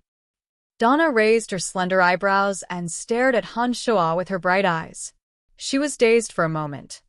After so many years, the young man who had concealed his abilities and came to Elysium empty-handed had become an outstanding figure whose name shook the heavens. He had become the king of the most terrifying and chaotic land on Elysium. He had battled the strongest city lord of the Darkness Dominion, killed several other city lords despite being heavily surrounded, and was able to retreat with ease. Rays of dazzling light surrounded his body. In just a short few decades, he had become the most dazzling figure on Elysium. His valiant strength had made many city lords of the divine dominion bow their heads in submission. Even Donna, who had long believed that he was an extraordinary person, did not expect that he would one day reach such heights. Brian, I really did not expect that you would achieve what you have today. Donna's smile was somewhat forced. It was obviously not as radiant as it used to be. Sister Donna, where are you going? Han Shua stared blankly for a moment. He felt that he should talk about something more substantive. We are returning to the Darkness Dominion. My father has been granted a divine seal by the Darkness over God. He has been ordered to return to Hushvale City and take over the position of City Lord. Donna frankly told Han Shua her objective. Haha, so that's how it is. It seems that Hoff's death has other benefits. Who will take over the position of City Lord of the City of Shadows? Han Shua laughed involuntarily. He did not expect that the Darkness over God would bestow the position to Felder. This was rather out of his expectations. It's Andre of the House of Saint. With him as the new City Lord, the City of Shadows will be as stable as Mount Tai. No family clans will object. Donna continued, Very good. Andre is now the City Lord of the City of Shadows. I believe that under Andre's management, the City of Shadows will flourish to a whole new level. Wallace is indeed capable, but unfortunately, he is too narrow-minded. Many family clans that had the potential to flourish were forced out of the City of Shadows. As long as he lives in the City of Shadows, the City of Shadows will never flourish. Han Shua put on a smile and said the truth. Donna slightly bunched her brows. She stared at Han Shua with her beautiful eyes and did not say a word. Her stares made Han Shua feel uncomfortable all over. He didn't know why, but Han Shua actually felt a rare bit of panic under Donna's gaze. This kind of panic had nothing to do with strength or weakness. It was purely a bit of guilt and a trace of hope. He was worried about what he would lose, what he would have to bear. Donna was silent for a while and took a deep breath. Her ample breasts swelled even more as she inhaled, and her clothes were on the verge of bursting out. She seemed to have finally made up her mind. Her eyes sparkled as she stared unblinkingly into Han Shua's eyes. She asked softly, Why did you kill that person? Donna did not say a name, but Han Shua immediately knew who Donna was talking about. Han Shua panicked. He felt that his heart was beating uncontrollably. He hastily replied, That youngster has never done anything decent in the City of Gorging Clouds. He doesn't deserve you. We are friends. I can't just watch you jump into a sea of fire. As he spoke, Han Shua seemed to have found an excuse to convince himself. His face was full of righteousness. Donna stared at him without saying a word. She just looked at him silently. Under such a gaze, Han Shua suddenly felt guilty. He did not dare to look into Donna's eyes. He pretended to lower his head carelessly to avoid looking into Donna's eyes. After a long while, the corners of Donna's mouth curled into a spurious smile as she muttered to herself in a self-mocking manner, What a righteous reason. Brian, when you killed him, didn't you have any selfish thoughts in your heart? Han Shua's mind trembled as he suddenly recalled the exhilarating feeling he'd felt after he'd made his move.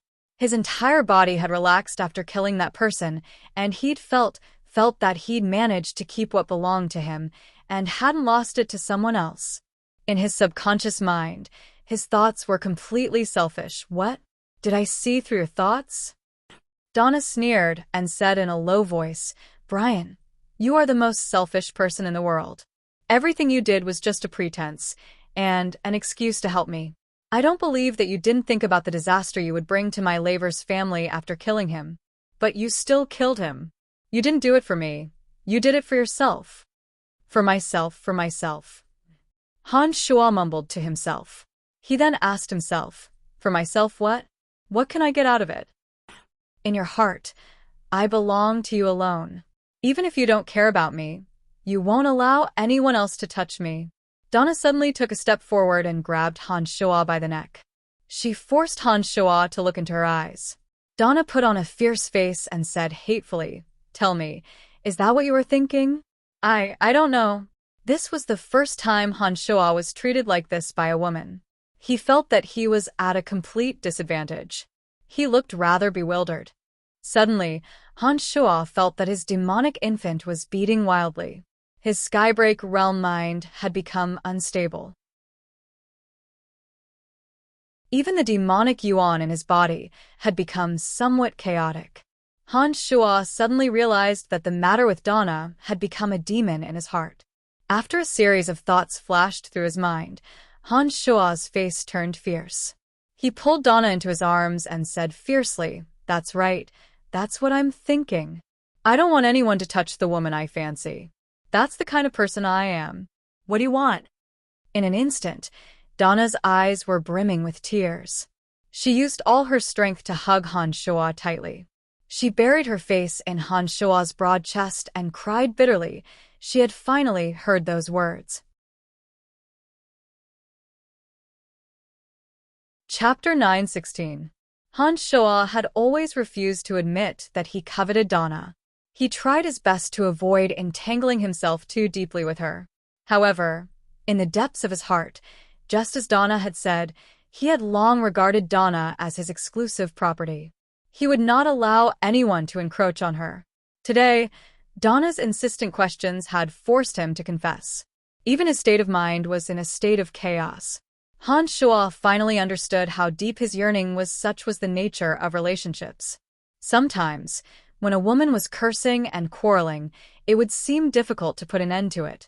But more often than not, a single hug would be enough to resolve everything. All their anger and resentment would dissipate in an instant. The relationship between a man and a woman could sometimes be incomparably profound, but it could also be extremely simple.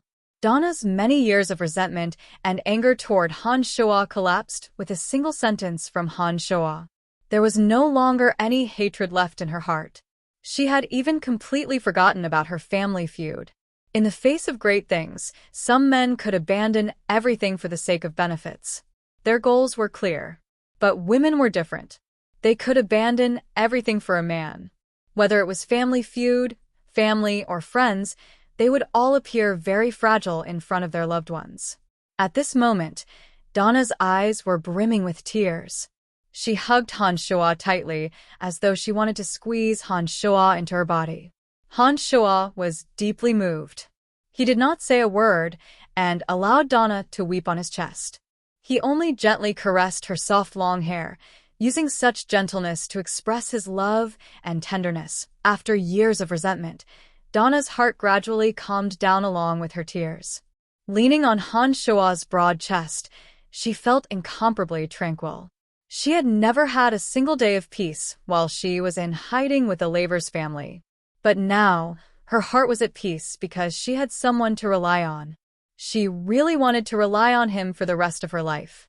Donna's heart was overflowing with sweetness, and a silly smile hung on her face. After a long while, Donna felt that she had vented enough.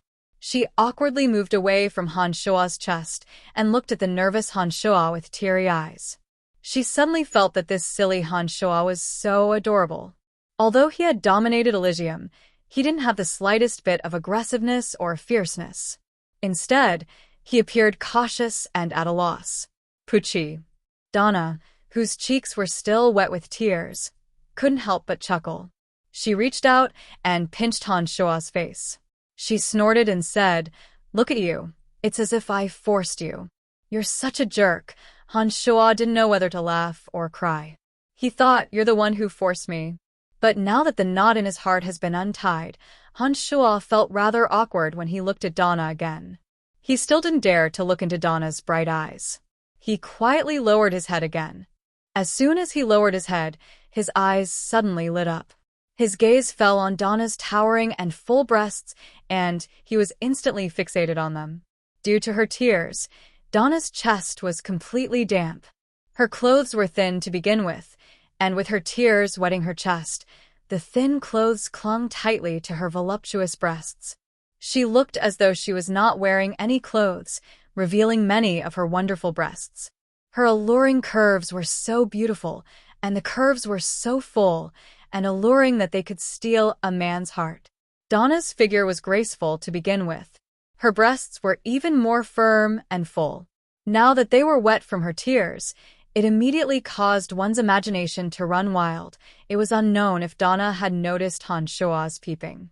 She let out a soft groan and pretended to stretch her body. She stretched her arms and slightly straightened her waist, causing her ample breasts to stand out even more. The peak of her breasts even lightly touched Han Shua's chest. Han Shua's eyes suddenly widened. A ball of evil fire ignited in his heart. Giggling, Donna immediately stood up straight and turned around. She proudly said, "Brian, I'm not playing with you anymore. I still have to go to Hushvale City in the Darkness Dominion. Once our House of Lavers has established a foothold there, I will come to the Fringe to look for you." Donna was very proud of herself. Women were the most sensitive in this aspect. It was said that no matter how a man tried to sneak a peek at a beauty's sensitive spot, they would always be able to detect it with their amazing sixth sense. It was obvious that Donna had seen Han Shua's fiery gaze. She was very satisfied that she could make Han Shua's blood boil.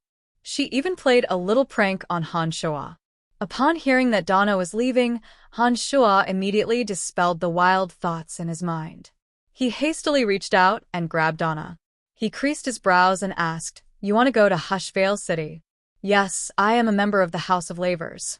Now that the Overgod of Darkness has allowed my father to take over Hushvale City, this is a once-in-a-lifetime opportunity for our House of Lavers. We need to make use of this opportunity to bring our House of Lavers back to prominence." "Sigh, but my family is already very weak and we don't have enough manpower.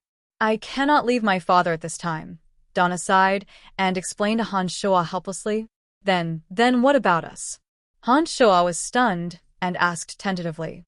Donna put her hand on Han Shua's cheek and put on a sweet smile. She said gently, "I will look for you, but not now. Don't worry, you have ruined my life. I will never let you off." Han Shua heaved a sigh of relief and said, "Then I am truly relieved. All right, go do what you need to do. I know you are in the Fringe. Once our House of Lavers can establish itself in Hushvale City, I will come and look for you." Donna smiled. Then, as though she recalled something, she giggled and said, "But when the time comes, you have to appease those women of yours. I'm afraid they might come after me. All right then, promise me. I will wait for you to come and look for me." Han Shua couldn't help but laugh. He nodded and no longer said anything to Donna. He took a step forward and pulled Donna into his arms. He tyrannically kissed Donna's rosy lips and left while laughing heartily. Donna's cheeks blushed, and she stomped her foot. Then, she giggled and mumbled to herself, "This fella isn't as timid as I thought he..." She blinked her watery eyes and licked her rosy lips as though she was trying to engrave the traces of Han Shua in her heart. Just as the members of the Lavers family were getting impatient from waiting, Donna finally walked out from the depths of the forest. Before entering the forest, Donna had a gloomy expression on her face. Her eyes were brimming with resentment and hatred. Field was worried that Donna would disregard everything and fight Han Shua to the death. He was worried that something might happen to her. However, when Donna came out from the forest, her eyes were sparkling and her face radiated radiance. She was brimming with vitality, and not the slightest trace of gloominess could be seen on her face. She was like a completely different person. The members of the Lavers family gaped in astonishment.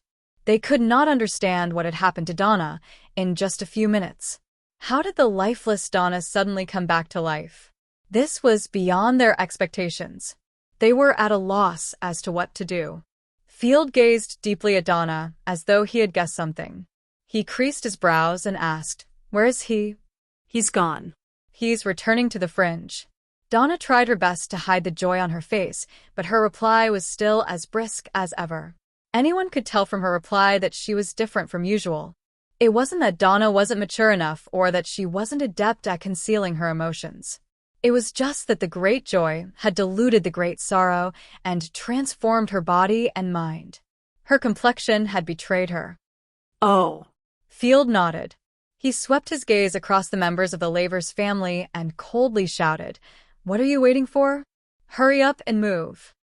The group of people led by Dolores hastily nodded in acknowledgement. They secretly sized up Donna while cursing in their minds. Field and Donna were at the forefront.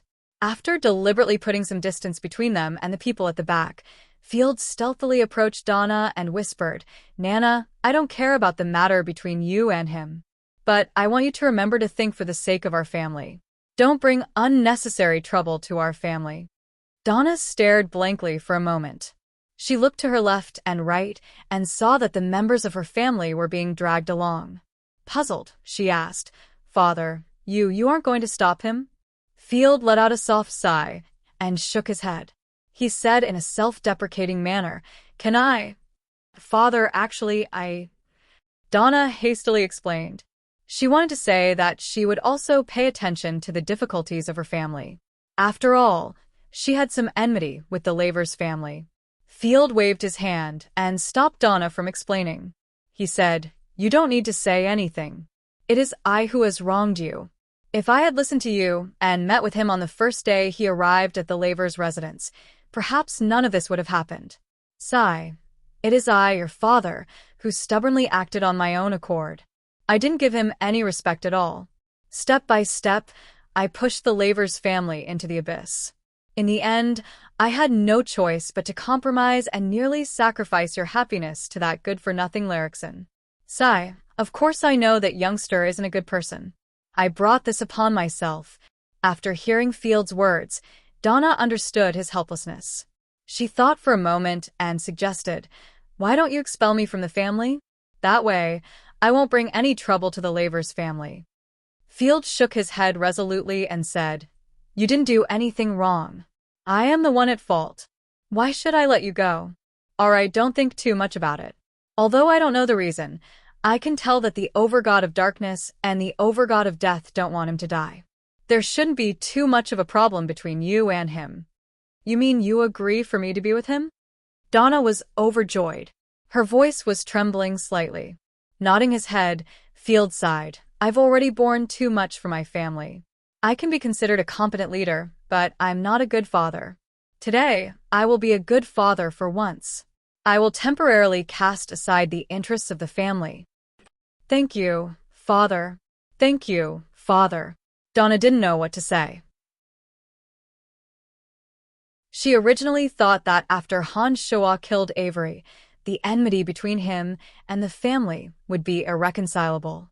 She didn't expect that Field would not care about it. Not only did he not try to stop her, but he was also so considerate of her. Donna understood that with Field's words, she would no longer have a knot in her heart. Chapter 9:17. Ethereal City in the Space Dominion. Ever since Baum's death and McKinley took over as the City Lord of Ethereal City, not only did the city's trade and combat strength not decline, but they had also grown even more prosperous than when Baum was alive. After McKinley took over Ethereal City, he reduced taxes on all kinds of transactions in the city. As long as one wasn't an evil person, one was welcome to enter Ethereal City. Furthermore, he still maintained the liberal environment of Ethereal City and did not interfere with the residents' personal affairs. McKinley's abilities were far more outstanding than Baum's. Not only was he adept at management, but he also knew how to win people's hearts. Under his leadership, all the major family clans and business owners in the city would submit to him. Those divine guards who had been following Baum submitted to McKinley without hesitation and managed Ethereal City for him. In Ethereal City, the Celestial Pearl Pharmacy and the Goldstone Energy Gem Shop received a lot of attention from McKinley. With the help of the City Lord, the Celestial Pearl Pharmacy and the Goldstone Energy Gem Shop had become the leaders of the two major industries in Ethereal City. It had been some time since Phoebe, Emily, and the members of the Han family had arrived in Ethereal City. They had received a grand welcome from McKinley and felt as though they were at home. Unlike the City of Shadows, Ethereal City was not only very suitable for living but also more prosperous than the City of Shadows due to the fact that experts cultivating in all kinds of energy could gather in one place. It was the perfect place for ambitious women like Emily and Phoebe to expand their business. With McKinley's help as the City Lord and the wisdom of Emily and Phoebe, the Han family's Celestial Pearl Pharmacy had developed rapidly. They had nearly destroyed most of the medicine and energy gem shops in the city and became the only major business in Ethereal City. Asterisk, asterisk, asterisk. Inside the Celestial Pearl Pharmacy, Phoebe, Emily, Sanguiner, and Ballins had gathered in a hall and were exchanging information about their recent gains. Ethereal City is a good place. However, it is said that the Fringe is where we should go. After all, we won't be staying here for long, so we don't need to invest too much energy here, said Statholm with a smile. During this period of time, the members of the Han family felt very comfortable. Unlike when they were in the City of Shadows and Witherbone City, McKinley had truly treated them as one of his own in Ethereal City. He protected them wholeheartedly and did not harbor any ill intentions. Even the cunning old foxes of the Han family could sense that. Yes, McKinley has been very kind to us. I will talk to him about giving him 10% of the profits from the Celestial Pearl Pharmacy and Goldstone Enterprise. Perhaps he's grateful to Brian for saving his life, but he's protecting us a little too much. Even when the owners of the shops go to the City Lord's mansion every day to cause a ruckus, claiming that we've broken the trading rules of Ethereal City, he still ignores us, said Phoebe smilingly. In Ethereal City, she felt as though she was a dragon that had returned to the sea and was able to unleash her full potential. We can't go too far. After all, when Brian arrives, we will be heading to the Fringe. If we cause too much trouble in Ethereal City, McKinley will be put in a difficult position, said Phoebe smilingly. Emily had always been a considerate person. If someone treated her well, she would keep it in mind and find an opportunity to return the favor. Why hasn't Master returned yet? I wonder what's going on, said Sanguiner with his brows bunched. He seemed rather worried. The party fell silent after hearing those words. They knew that Shoah would very likely have to face that incomparably terrifying existence when he returned to the Death Dominion. To them, the overgod of the Death Dominion was an unimaginably powerful enemy. The longer they stayed on Elysium, the more they understood how terrifying an overgod could be. Although they had confidence in Han Shoah, they were still deeply worried when they thought that Han Shoah might have to face an almost invincible existence. Don't worry, Master will be fine. Even if he can't defeat the overgod, he should be able to escape, said Dark Dragon Gilbert, as always, blindly trusting Han Shoah. He wasn't worried about Han Shoah's safety in the slightest. In his opinion, Han Shoah would be fine. An overgod who possesses the quintessence possesses the most fundamental energy of heaven and earth. It is far beyond our knowledge. In this vast material plane, there are only 12 overgods who possess the quintessence. No matter how hard we try, we will never be able to fathom how terrifying they are. I hope Senior Brother is fine, said Ballins with a soft sigh. All right, don't worry. Pack your things and get ready. We will depart for the Fringe in a moment.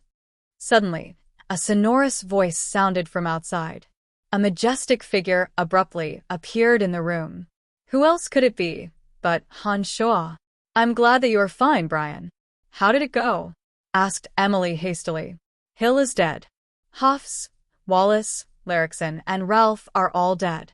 Don't worry, they are all dead, said Han Shoah smilingly. He then turned to the crowd and said, It seems that McKinley has been treating you well. Yes. Compared to what I experienced in Witherbone City, it's like heaven and earth, replied Statholm with a big smile. It seemed that he really liked this place. Sanguiner, Emily, Phoebe, and the others were overjoyed when they heard that Hill and the others were dead. To them, those people were the sworn enemies of the Han clan. Only when they were finished would the Han clan be able to make a name for themselves and not have any worries in the future. All right, get ready. I will be making a trip to McKinley's mansion. When I return, we will depart for the Fringe. Haha, no matter how great Ethereal City is, it is still someone else's territory. Only the Fringe is ours. I'm sure you will like the pandemonium, said Han Shoah smilingly. Then, without waiting for them to reply, he vanished from the place. ******Ethereal City, inside the mansion of the City Lord. McKinley, who was meditating in the gymnasium, put on a bright smile when he saw Han Shuo suddenly appearing in front of him. His face was filled with delight as he said, "Brian, you have finally returned." McKinley had undergone a drastic transformation. The depression he had accumulated over the years had been swept away. He appeared to be in high spirits. It seemed that he was very satisfied with his life as the city lord of Ethereal City. "Ha, you're doing well, old fella. It seems that your strength has improved again. How is it? When will you become an overgod?" Han Shuo joked. Han Shuo and McKinley had spent a lot of time together over the past few years. Although the two did not meet often, as the Fringe was very close to Ethereal City, they frequently exchanged letters. Han Shuo knew about McKinley's situation very well, and McKinley also knew about Han Shuo's big moves in the Fringe. "No matter how much my strength has improved, I won't be as fast as you." McKinley laughed heartily.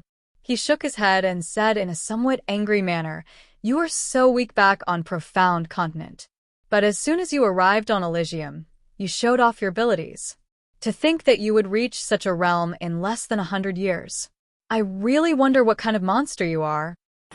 I will be bringing my people to the Fringe soon. How is the item you promised me coming along?" asked Han Shuo after blinking his eyes. "I have long since prepared it for you." McKinley laughed involuntarily. A space ring flew towards Han Shuo. Magical mirror, teleportation scroll, space-time lock, and... McKinley smilingly explained to Han Shuo how to use the space ring. The magical mirror could allow people to communicate with each other across long distances. It was very useful for Han Shuo to gather intelligence in the Fringe. The teleportation scroll was a life-saving treasure that could allow one to tear through space and escape in an instant. Although Han Shuo did not need it, the important members of the Han family would have a much higher chance of survival if they had the scroll. As for the space-time lock, as the name suggested, it could freeze space. Most experts who cultivated in the Edict of Space would have the means to tear through space and escape. With the space-time lock, if the Han family wanted to attack someone, they could prevent that person from leaving the Fringe alive. Apart from those three items, there were also a few other items that could only be refined by experts who cultivated in the Edict of Space. To Han Shuo, those items were very useful. Han Shuo had asked McKinley to refine them for him. Not bad at all. Haha, thank you. Han Shuo scanned through the space ring and discovered that there were dozens of magical mirrors, a dozen or so teleportation scrolls, space freezing locks, and a few other miscellaneous gadgets. All in all, there were still quite a few of them, more than enough for the current House of Han's use. "Brian, I heard that you caused a huge commotion in the City of Gorging Clouds and even fought with Yaris?" McKinley suddenly asked. He seemed to be very interested in Brian's story. Han Shuo nodded and smilingly said, "That's right. Yaris' strength has already reached the realm of Overgod, and he's an extraordinary person. If it weren't for his younger brother, Larixon, I would be more than happy to befriend him. Unfortunately, we can only be enemies now. It's my fault for killing Larixon." McKinley couldn't help but laugh. After thinking for a moment, he said to Han Shuo with some difficulty, "Brian, I have a favor to ask of you." Han Shuo was taken aback, but he soon smiled and said, "We're so close. Just tell me what you need. Even if I have to help you commit murder or arson, I don't mind." Upon hearing those words, McKinley's eyes were filled with gratitude. After a moment of silence, he said, "As you know, my divine body and divine soul were separated because of Jar, one of the three keepers of the light. Brian, I want to take revenge. I hope that you can help me." Jar was one of the three keepers of the God of Light's domain and the most devout believer of the God of Light. He possessed late-stage high god strength many years ago.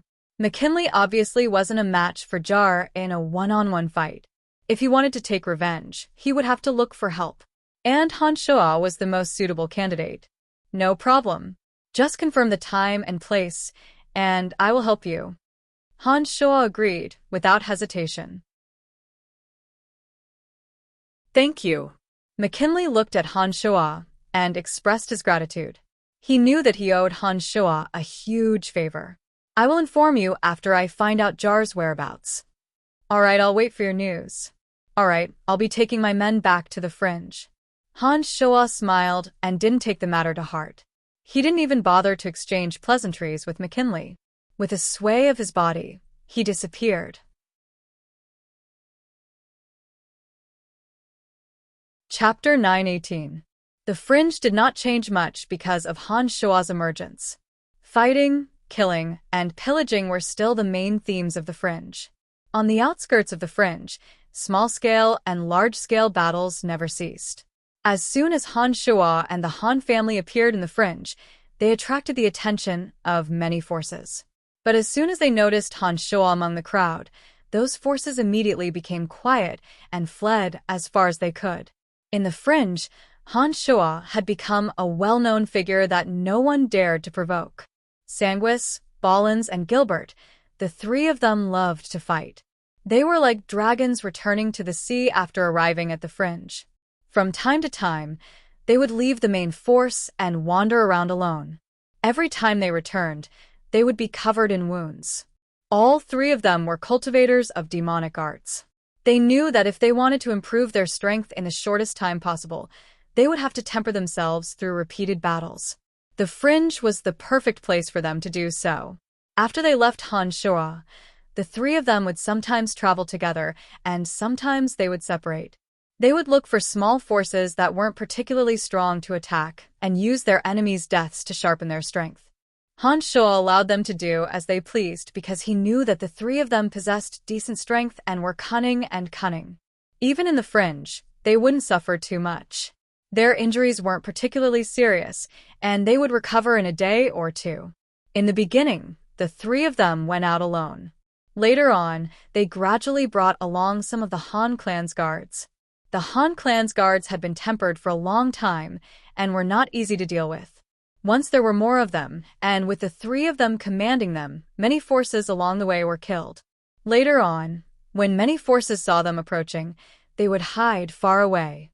The fringe isn't as scary as I thought. I didn't encounter any powerful enemies along the way. Sanguiner had been in high spirits for the past few days. Having single-handedly killed a mid-stage high god for the first time, his confidence had swelled to an unprecedented level. He even became somewhat arrogant. Haha, we are too strong. But the fringe sure is a chaotic place. Every time we walk, we will see a great battle. Those guys are more ferocious than the next. This place is really interesting. It suits our Han family very well. Gilbert was also very excited. In this place, he could unleash all of his energy and improve himself by killing. Obviously, he liked the fringe a lot. Only Ballins wasn't as confident as the other two. He coldly glanced at the two and said, "The fringe is famous for being a chaotic place on Elysium. All kinds of fiends from the 12 dominions are gathered here. The 5 sovereigns definitely live up to their reputation. The reason why we haven't encountered any real enemies is that we have yet to venture into the heart of the fringe. Another reason is that the real major forces more or less know about our origins. They are wary of my senior brother's strength and dare not make a move on us. You too, don't be so full of yourself and think that the fringe is an easy place to deal with." Ever since Sanguiner and Gilbert nearly killed Shati for his sake in Witherbone City, Ballins had regarded the two as his most trustworthy friends. Otherwise, Ballins wouldn't have spoken so much to them. If it were anyone else, he would at most let out a cold groan. Sanguiner and Gilbert knew that this was Ballins's personality. They never thought that there was anything wrong with his attitude. After hearing those words, Sanguiner put on a mischievous smile and said, "You do have a point, old man. But I believe that apart from the 4 sovereigns, there shouldn't be any other powerful forces in the fringe. In my opinion, even without Master's name, we can still establish our own foothold in the fringe." That's right.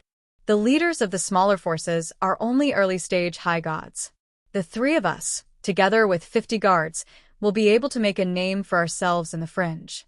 Why don't we head to the Omphalos alone? I believe that we can reach there without using Master's power, suggested Gilbert excitedly after hearing Sanguiner's words. Sanguinar's eyes lit up and he replied, "That's right. We can head there first.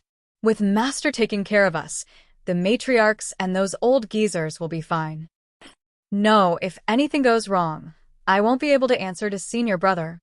Ballins frowned, and without thinking, he straightforwardly refused. Old man, don't be so pedantic. We will be fine.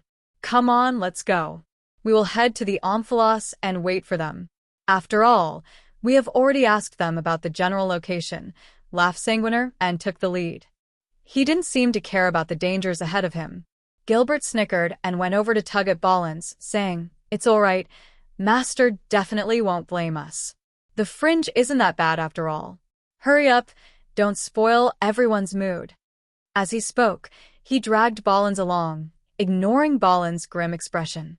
If it weren't for Sanguinar and Gilbert standing up for him in Witherbone City, Ballins would have decisively refused and would have led them back to the main army.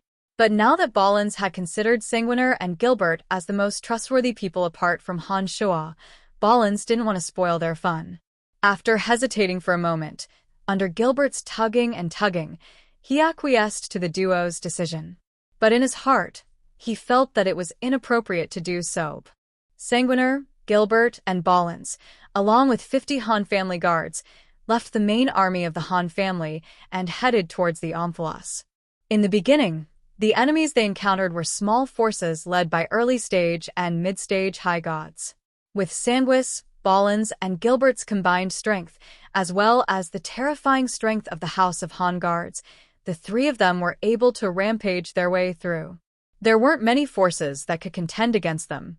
Sanguis and Gilbert were in high spirits along the way. They had forgotten the fact that the deeper they went, the more dangerous it would be. They shouted as they charged towards the center of the fringe, hoping to enter the Omphalos as soon as possible. However, when they were far from the main army of the Han family, some of the major forces in the Omphalos were unaware of their identities as well as Han Shoa's.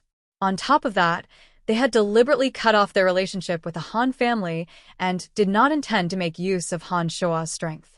Gradually, some of the more ferocious great leaders began to notice them. Finally, a late-stage high god led by a late-stage high god stopped them halfway up a mountain peak. Moreover, there was more than one late-stage high god. One was a late-stage high god of death, one was a late-stage high god of wind, and several mid-stage and early-stage high gods. There were also a group of mid-stage and late-stage mid-gods. The overall strength of this force far exceeded that of Sanguinar, Ballins, and Gilbert. Hee, you've been killing to your heart's content, haven't you? Hee, you even dared to touch Lord Logue's subordinates. You really don't know how to spell the word death. The late-stage high god of death sneered. Looking at Sanguinar, Gilbert, and the others who were heavily surrounded, he shouted, "You have two choices before you. Either you surrender and become Lord Logue's followers, or you die." It was at this moment that Sanguinar and Gilbert realized that the fringe was not like the darkness and death dominions. Experts were as common as the clouds in the sky. Moreover, every one of them was unreasonable and heartless. As soon as one fell into a disadvantageous position, they would pounce on one and tear one to shreds. Sanguinar was confident that he could kill an expert with mid-stage high god strength. However, he also knew that against a late-stage high god, he wouldn't stand a chance. The enemy, on the other hand, had not only 2 late-stage high gods, but also 6 or 7 experts of the other 2 realms. Such a force was not something that they could handle. Sanguinar and Gilbert exchanged glances with each other. They finally regretted looking down on the heroes of the world. "Friend, we are from the Han family of Pandemonium." Ballins took a step forward and looked at Sanguis in a neither servile nor overbearing manner. He was much calmer than Sanguis and Gilbert. At this critical moment, Ballins' mental fortitude, which he had tempered through countless dangers and setbacks, came into play. What? The Han family of Pandemonium? The bald man who was wearing a mocking smile a moment ago suddenly turned pale. He asked, "Who are you to Lord Brian?" "This is his disciple," replied Ballins as he pointed at Sanguinar. Ballins heaved a sigh of relief when he saw the man's attitude. He thought to himself, Senior brother is indeed fearsome in the pandemonium. It seems that with senior brother's reputation, there won't be any problems today. The bald man wore a grave face. He scrutinized Ballins, Han Shoa, and Han Shoa for a moment before he suddenly shouted, "Kill them all. Don't leave a single one alive. Otherwise, if Brian finds out, we will bring a lot of unnecessary trouble to his lordship. I will skin anyone who dares to escape." "How dare you?" Ballins was shocked and shouted fiercely. Why wouldn't I dare? Do you think that I won't touch you just because of Brian's reputation? None of you will escape today. He won't even know who did it. How can he find me? You outsiders don't know the situation in the Fringe at all. Let me tell you, the people of the Fringe are all madmen. There's nothing they don't dare to do," laughed the bald man maniacally. His maniacal demeanor made him sound like a madman. "Attack," commanded the bald man with a wave of his hand. Ballin's heart sank. He knew that they were in deep trouble.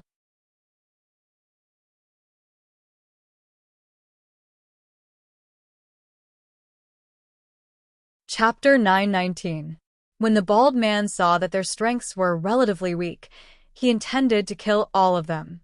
If none of them were to walk out alive, nobody would know what happened here and nobody would be able to avenge him. After the bald man shouted coldly, everyone swarmed forward and surrounded Ballins, Sanguiner, and Gilbert in the center. They blocked all possible escape routes and made it clear that they had no intention of sparing their lives. "Kill," shouted the bald man again. He and the other High God of Wind did not join the fight. From his point of view, given the strength of Ballins, Sanguiner, and Gilbert, there was no need for the two of them to join the fight. 5 or 6 High Gods and 100 or so minions suddenly charged at Han Shoa and Gilbert. Those High Gods possessed early-stage or mid-stage strength and therefore posed little threat to Han Shoa's party. Sandwis and Gilbert's faces turned grim. They took the lead and intercepted 2 of the High Gods. Ballins followed closely behind. When the sharp flying sword in his hand flew out, the entire sky was filled with surging killing intent. An early-stage High God who had just approached Ballins was intimidated by the terrifying killing intent. His body only slowed down for a moment before the sword ray swept past him. Unable to dodge in time, a deep gash was left on his chest. "Sanguiner, Gilbert, let's find an opportunity to escape," shouted Ballins after forcing his opponents to retreat. The eyes of Sanguiner and Gilbert glinted coldly. They charged at their opponents even more ferociously. Every move they made was an attack that put their lives on the line. Their 2 opponents didn't dare to perish together with them and had no choice but to evade and delay. However, Sanguiner, Ballins, and Gilbert were only 3 while their opponents had 6 High Gods. When the 6 High Gods surrounded them, Sanguiner, Ballins, and Gilbert immediately fell into a disadvantageous position. If they didn't put their lives on the line, they wouldn't have lasted more than a few minutes. The 6 High Gods surrounded Sanguiner, Han Shoa, and Han Shoa. The 100 or so mid-gods approached the Han family guards and suddenly attacked the Han family guards in unison. Unlike Sanguiner, Han Shoa, and Han Shoa, although the Han family guards were outnumbered by half, they displayed terrifying combat strength. They spread out like a machete. Not only did they evade many attacks in an instant, but they also attacked in groups of 3 to 5, inflicting heavy casualties on their opponents. In the first clash, 5 of the Han family guards were injured and 1 was killed. On the other hand, 10 of the Han family guards were killed and 30 were injured. Although the Han family guards were all mid-gods and weaker than their opponents, they were able to gain the upper hand in a single attack. Such an achievement caused the bald man who had been observing coldly from the sidelines to jolt. He suddenly shouted, "2 of you, get rid of those guards." The 6 High Gods that were besieging Sanguiner, Ballins, and Gilbert immediately realized that their subordinates had failed when they heard the bald man shout. 2 of them hastily rushed towards the Han family guards. One of them was an early-stage High God while the other was a mid-stage High God. As soon as the 2 joined the battle, they immediately reversed the situation. The Han family guards, who had the upper hand, were now on the passive side. The number of casualties gradually increased. The pressure on Sanguiner, Han Shua, and Han Shua was greatly relieved. Originally, if the 6 of them had joined hands, Sanguiner, Ballins, and Han Shua wouldn't have been able to escape if they hadn't used their escape arts. However, because there were 2 of them, they only suffered some injuries and escaped the fate of being killed. However, it was apparent that the bald man who was observing the battle didn't want to prolong it. When he saw that his subordinates weren't able to finish off the Han family guards immediately, he couldn't help but sneer. Just as the outside world has said, the Han family cannot be underestimated. Humph. Even so, you won't be able to escape. As he spoke, another high god of wind slowly approached Ballins, Sanguiner, and Gilbert. They planned to finish off the battle as quickly as possible. When Ballins saw that the other 2 high gods couldn't help but intervene, he hastily shouted, "Sanguiner, let's go. If we don't leave now, we won't be able to." But what about them? Sanguiner turned to look at the Han family guards behind him. His scarlet eyes were filled with reluctance. PFFF. In a moment of carelessness, Sanguiner's chest was pierced by a bone spear. Fresh blood immediately flowed from the wound. Only when we leave can they be avenged. When Ballins saw that Sanguiner was hesitating, he grew anxious. He saw that the bald man was already closing in on them. If he delayed any longer, he might not even have the chance to use the escape art. He trying to run? You won't get away. The bald man laughed heartily. As he spoke, he had already closed in on them and was about to attack. When Sanguiner, Ballins, and Gilbert were about to be killed, a maniacal laughter suddenly sounded. A majestic figure suddenly appeared between Sanguiner, Ballins, and Gilbert. The figure raised his hand and the energy of destruction formed a gray mist in front of the bald man, blocking his attack. "Polo, it's you?" cried the bald man in surprise. His face immediately turned ugly. He coldly groaned and said, "You better stay out of my business or you won't be able to get away with it." "Luca, you sure are awesome. Since I'm here today, I'm not afraid of you." Polo arrogantly waved his hand and shouted, "Brothers, attack." Following Polo's shout, shadowy figures emitting chilling intent emerged from every corner of the battlefield. Without saying a word, they immediately joined the battle and surrounded the bald man's party. The bald man named Luca suddenly discovered that Polo had brought more than 300 high god experts with him. Among them, there were twice as many high gods as his party. The bald man's face jolted. He stopped attacking Ballins, Han Shua, and glared at Polo furiously. "Polo, you should know who I am. How dare you offend Lord Logue? Don't you know that after today, you won't be able to escape death? Don't fucking threaten me with Logue. I'm not afraid." Polo put on a domineering face and laughed maniacally. "Luca, oh Luca, the situation in the fringe is no longer the same as before. Tyre, Logue, Wasis, and Asura are no longer the only ones in charge. You are so well informed. Don't you know who I'm with?" Upon hearing those words, the bald man's heart jolted. He suddenly recalled the news he had recently received. It was said that all god hunters in the fringe were under the control of one person. As Logue's confidant, the bald man naturally knew how close that person was to Han Shua. "You work for Han Hao." The bald man's face turned grave. He was no longer as arrogant as before. "Haha, it's good that you know. Get the fuck out of my way. Those fellas seem to be related to the Han family. If you deliver them to me, I will let this matter slide. I will consult the leader first." Polo put on a strange smile and looked at Luca. His party was stronger than Luca's, and it was only natural for them to be arrogant. So, what if he says he is from the Han families? Luca sneered and said, "Recently, too many people have entered the Omphalos under the banner of the Han family. Damn it, everyone claims to be related to the Han family. At this rate, how are we going to continue doing business?" I don't care about that. "Hurry up and let them go. Otherwise, don't blame me for being rude," said Polo in an extremely rude and unreasonable manner. Luca put on a furious face. However, he was not in a good position and could not back down now. He knew that the 3 people behind him were indeed related to the Han family. If he let them go, he would be in big trouble. Therefore, he did not know what to do. "Hey, you over there, you say that you work for Han Hao?" Gilbert suddenly shouted and tried to curry favor with Polo. Polo shot a sideways glance at Gilbert and replied impatiently, "That's right. What does that have to do with you?" Gilbert stared blankly for a moment. He did not expect that Polo would still be so domineering. He immediately shouted, "Damn it, I've known Han Hao since we were on Profound Continent. How dare you yell at me when you are working for that fella?" Upon hearing those words, Polo was startled. He squinted his eyes and sized up Gilbert, Ballins, and the others. He suddenly sensed that Ballins and Sanguiner had an aura similar to that of Little Skull Han Hao. Polo's heart skipped a beat. He hesitantly asked, "Are you really from the Han family?" "Fuck, Polo. So you are here to stir up trouble without knowing anything?" Upon hearing Polo's words, Luco immediately realized that Polo was here to stir up trouble. Otherwise, he wouldn't have questioned Gilbert in such a manner.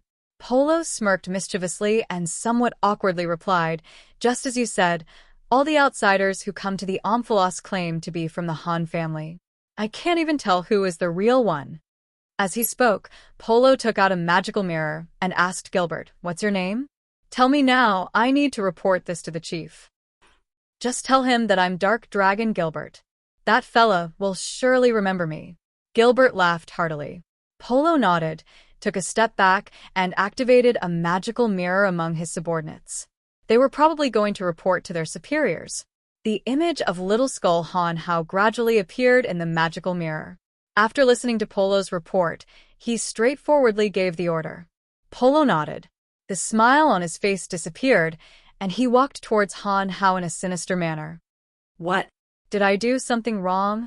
Gilbert was alarmed when he saw that Polo looked like he was about to kill someone. Kill them all. Spare no one. Polo suddenly commanded in a cold voice. Kill who? Some of Polo's subordinates asked hastily. Of course it's Luca's men. Damn it, it's real this time. Like I said, they are pleasing to the eye, said Polo.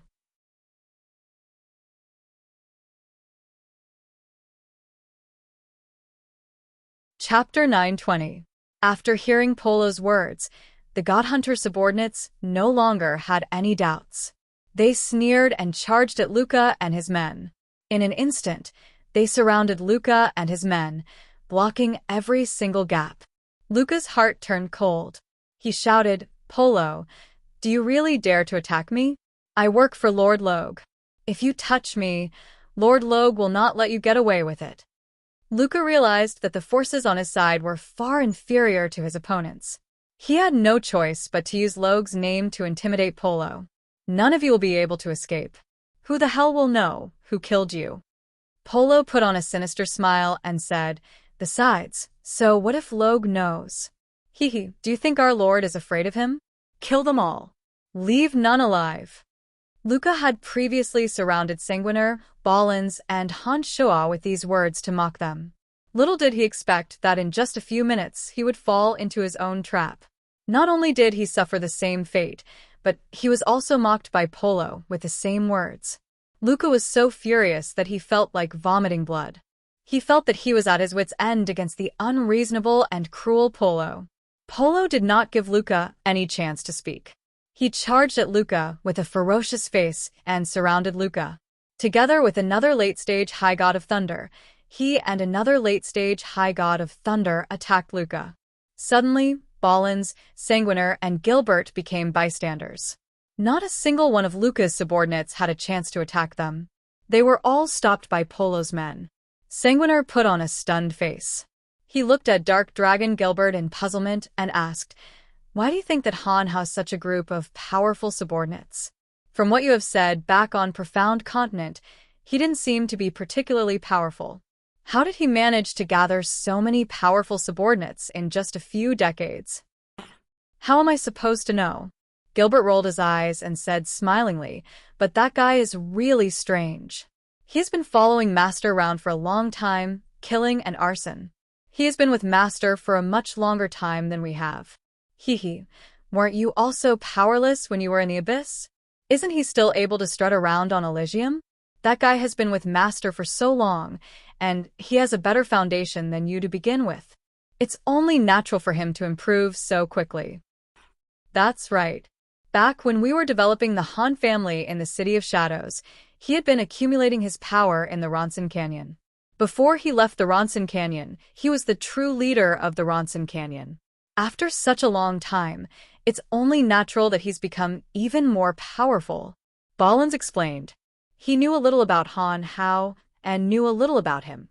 I really want to meet him, Sanguiner said in a low voice. All along, Sanguiner had been the most powerful member of the Han family after Han Shoa.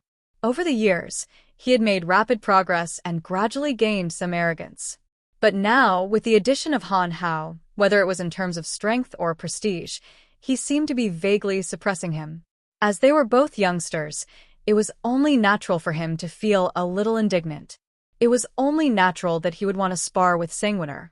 Ballins and Gilbert looked at Sanguiner in amusement and did not say anything.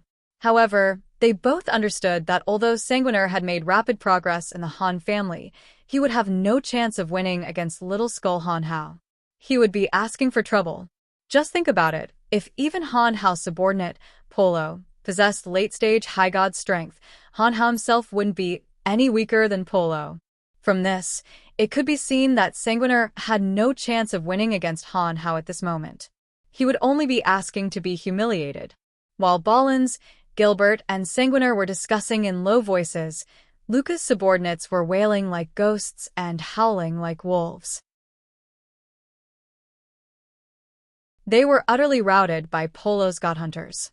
In just a few moments, they had suffered disastrous losses. Sanguiner, Gilbert, have you noticed that these godhunters seem to be very familiar with each other's teamwork? Ballins suddenly asked. Sanguiner and Gilbert stared blankly for a moment.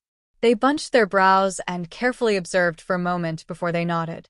Polo's godhunters were obviously different from Luca's subordinates. They actually knew how to cooperate with each other. It was obvious that they had gone through training in demonic formations.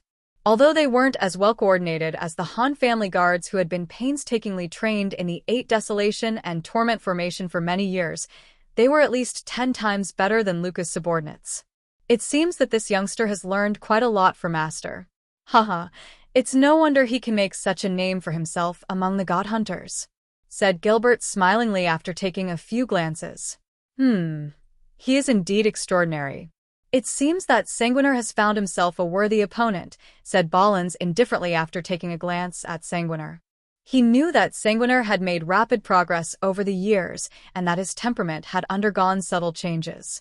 Nowadays, other than his master, Han Shoa, Sanguiner had very little respect for anyone else. Ballins knew that this wasn't a good thing.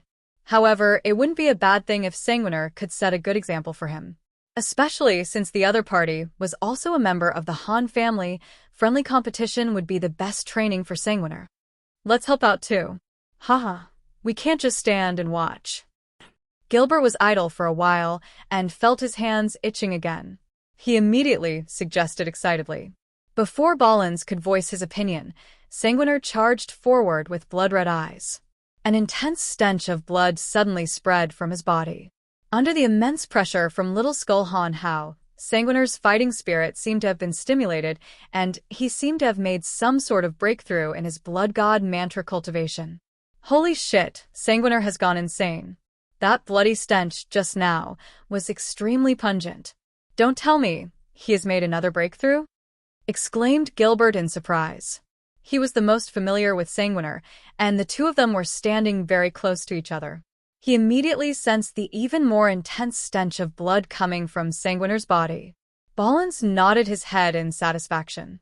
A rare smile appeared on his face as he said, Sanguiner is indeed powerful. Based on his rate of improvement, I think he will surpass Han Hao sooner or later. That will be difficult. Haha, you haven't seen Han Hao. That guy is even more terrifying. He is even colder and more inhumane than you. Although Sanguiner has made rapid progress, I think he is far from Han Hao in terms of mental cultivation. Han Hao is the real cold-blooded one. Gilbert thought for a while. He felt that compared to Little Skull, Sanguiner seemed to be lacking something. I really want to meet him. Ballins nodded his head. It seemed that he was also very curious about Little Skullhan How. Let's do it. Kill all these guys. Gilbert did not waste any more words. He called out to Ballins and charged towards Luca's men. Polo's side was already at an absolute advantage. With the addition of Sanguiner, Ballins, and Gilbert, the death rate of Luca's followers increased exponentially. Miserable shrieks and wails could be heard as they were devoured by the divine energy of the God Hunters. In the blink of an eye, more than 100 of Luca's followers were strewn with corpses. Only a few high gods were barely holding on. But it seemed that they wouldn't be able to hold on for much longer. Luca, you can't escape. Damn it, it's too bad that you don't cultivate in the energy of destruction. Otherwise, I would be rich today. Polo and 5 other high gods surrounded Luca. They bared their teeth and laughed maniacally. Their attitudes were incomparably arrogant. Polo, although you can't absorb it, don't you still have us? A high god of death greedily licked the corner of his scarlet lips. His ferocious eyes landed on Luca as though he was about to tear Luca apart and devour him alive. Luca, who was heavily surrounded, wore a face of despair. As he listened to the God Hunters talking about how they could devour his divine energy without any scruples, Luca felt incomparably miserable. Every time he tried to use the items in his space ring to escape, he would discover that the attacks from the God Hunters were several times fiercer than before. He had no time to use his final trump card. Luca's injuries became more and more severe. Gradually, he discovered that his eyelids had become extremely heavy. Even his divine soul's ability to think seemed to have been weakened. Poison. You have the upper hand, and yet you still use poison? Luca felt as though his body was filled with lead. He couldn't even die together with his enemies. He looked at Polo, who was wearing a sneer on his face, and shouted, "Despicable and shameless. You will die a horrible death. Hee, with your strength and realm, we will have to pay a price if we want to kill you using normal methods. My apologies, but you also know that the Han family specializes in making medicines. I heard that this colorless and odorless soul-slaying powder, which can be smeared on weapons, is specially made by Lord Brian. Just accept your fate," said Polo in a very treacherous smile. Polo and his men had surrounded Luca and refrained from killing him because they wanted to give Luca a little bit of hope. They did not want Luca to die together with them. From time to time, Polo would stab Luca with his hand and wait for the soul-slaying powder to take effect. As a poison personally concocted by Han Shoa, the soul-slaying powder was not only colorless and odorless, but it would also not allow the target to immediately feel the effects of the drug. It would gently and slowly seep into the target's body. When the target truly feels the presence of the soul-slaying powder, it would be a sign that the soul-slaying powder has been fully released. At this time, both the target's body and divine soul would be affected. No matter how much they wanted to die, they would not be able to gather enough strength. They would be at the mercy of their enemies and would not be able to fight back, let alone self-destruct their divine soul. Ha ha ha. Master is really getting more and more despicable. He even made such a good thing like the soul-slaying powder. Haha, I will definitely ask for more of it when I get back. This thing is very useful in surrounding and killing experts. Unknowingly, it will force the target into a dead end. When he realizes it, he will be dead. After listening to Polo's description of the effects of the soul-slaying powder, Gilbert was very excited. Although he said that Han Shoa's method was despicable, his face was full of admiration and pride.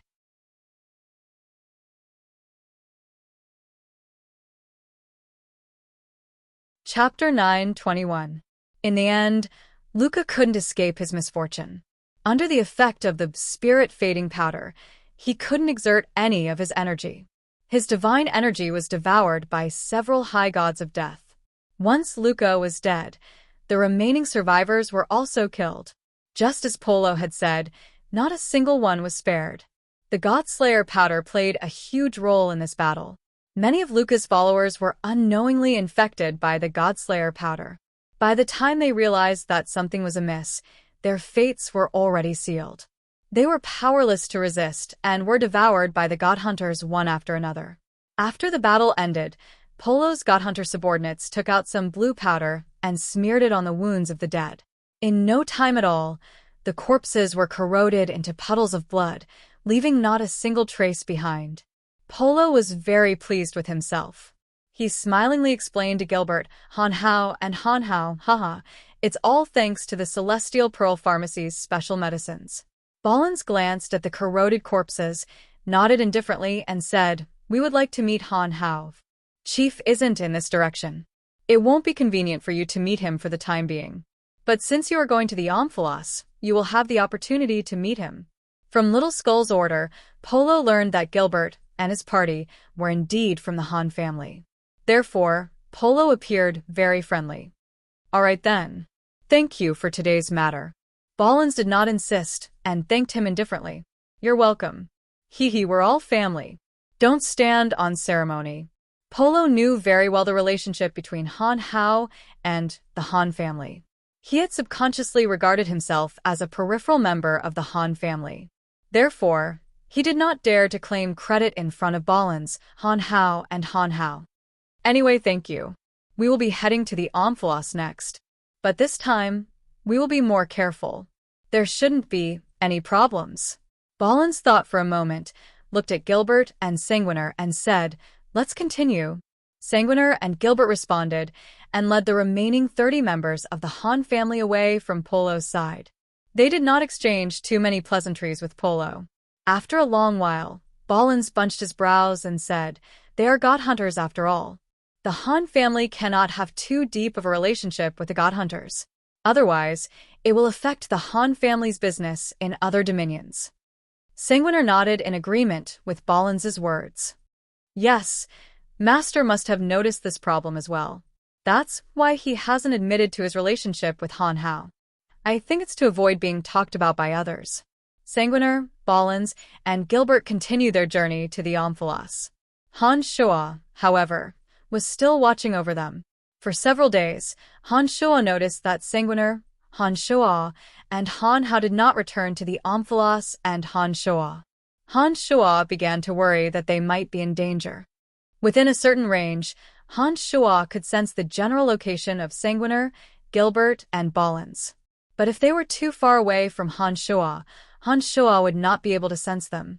And now, the distance between Sanguiner, Gilbert, and Han Shua was far beyond what Han Shua could sense. Although Han Shua believed in the strength of Ballins, Sanguiner, and Gilbert, he was still in the fringe. Not a single fiend from the 12 dominions was to be trifled with. The fringe was a place of constant warfare and bloodthirsty experts. Even for Sanguiner, Ballins, and Han Shua would be in danger.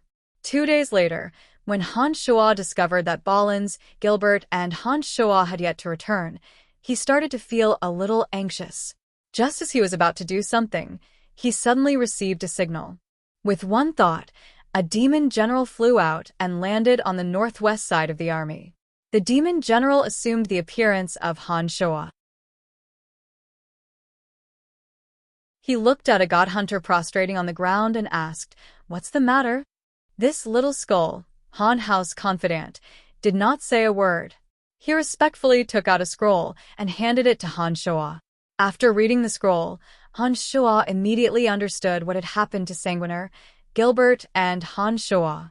After reading the contents of the scroll, Han Shua incinerated it, and the demon general vanished. In the middle of the Han family army, Han Shua bunched his brows and mumbled to himself. Did that Luca guy act on his own, or did he act on Logue's orders? The fringe boneyard.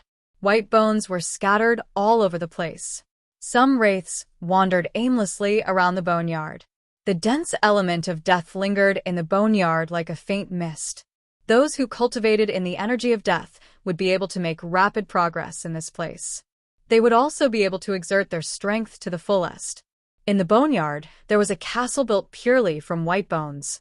Logue, one of the 5 sovereigns, lived in that eerie white castle. At this moment, Logue was sitting on an enormous throne of bones with a sinister face, listening to the report of one of his subordinates.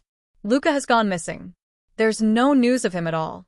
We couldn't even find a trace of him in the area where he was active, reported the burly man who cultivated in the energy of death to Logue on one knee. Luca must have been killed, Logue coldly groaned. Roger's face was gloomy. He snorted coldly and sat up straight, saying, "Those brats are definitely not Luca's match. There must be someone else involved. Brian is getting more and more out of hand. It seems that we have to take action soon." "My lord, ever since this man came to the fringe, many rules have been broken. We can't let this go on. The Han family is getting more and more arrogant. Many outsiders have joined the Han family. The Han family's strength increases every other day. The longer this drags on, the harder it will be to deal with them," said the burly man solemnly. Logue coldly groaned again, waved his hand, and said, "You may leave. I have my own plans." As soon as the burly man left, Logue immediately put on a friendly smile. He raised his head to look at the sky above Boneyard and said, "I have been waiting for you for a while." Tyre, the most powerful sovereign in the fringe, appeared in front of Logue. Before Logue could speak, Tyre immediately said in a solemn tone, "Don't rush to deal with Brian for the time being. I have received reliable information that the hegemons of the Godhunter dominions are gathering in the fringe using all kinds of excuses. This time, unlike before, there are already 7 hegemons in action." What? Logue's face jolted. He cried out in surprise. The 12 hegemons of the Godhunter Alliance have never been united. Otherwise, the fringe would have long been destroyed. Why are they so united this time? What's going on?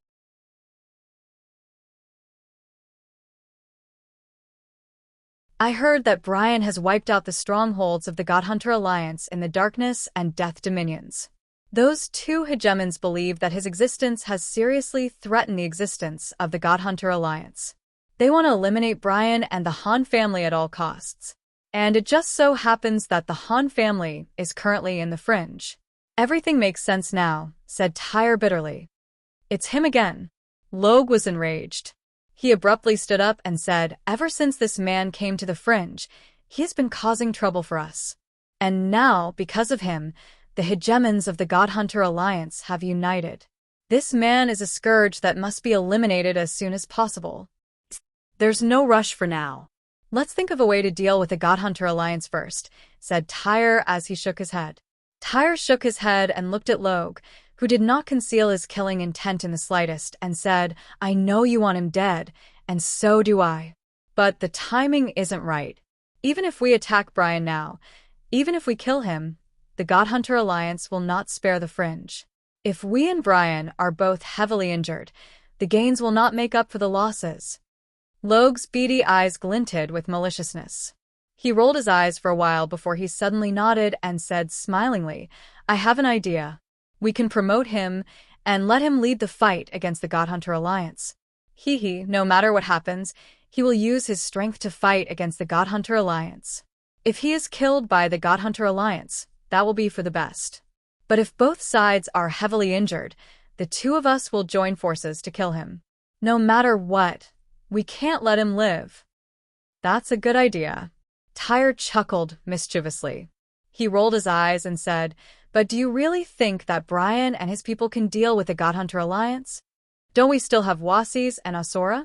Logue put on a sinister smile and said, "All we have to do is to let the 3 of them take the vanguard first.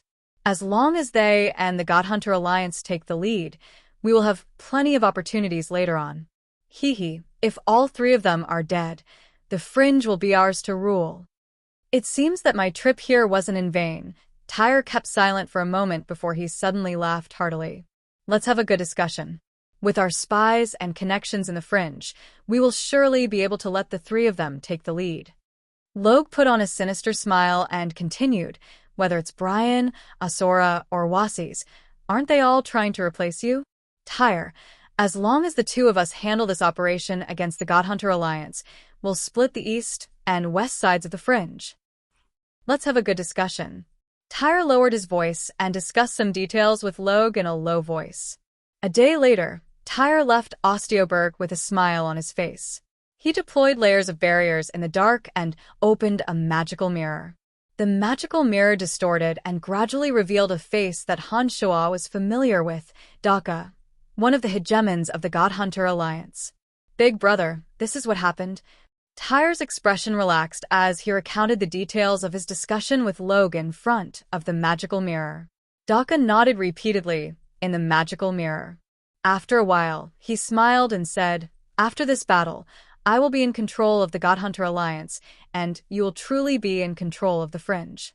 When that happens, we brothers will work together to break through Eternia and snatch the quintessence." Haha, Log, don't blame me for killing you first. Tyre laughed heartily. You're tuning into the Passion Pages YouTube channel. We're so grateful for your support, and don't forget to subscribe to join us on this incredible journey through captivating stories. Your generosity through donations truly makes a world of difference, as it's the primary source of revenue that allows me to expand and enhance this channel for you. Thank you from the bottom of my heart for being a part of this adventure.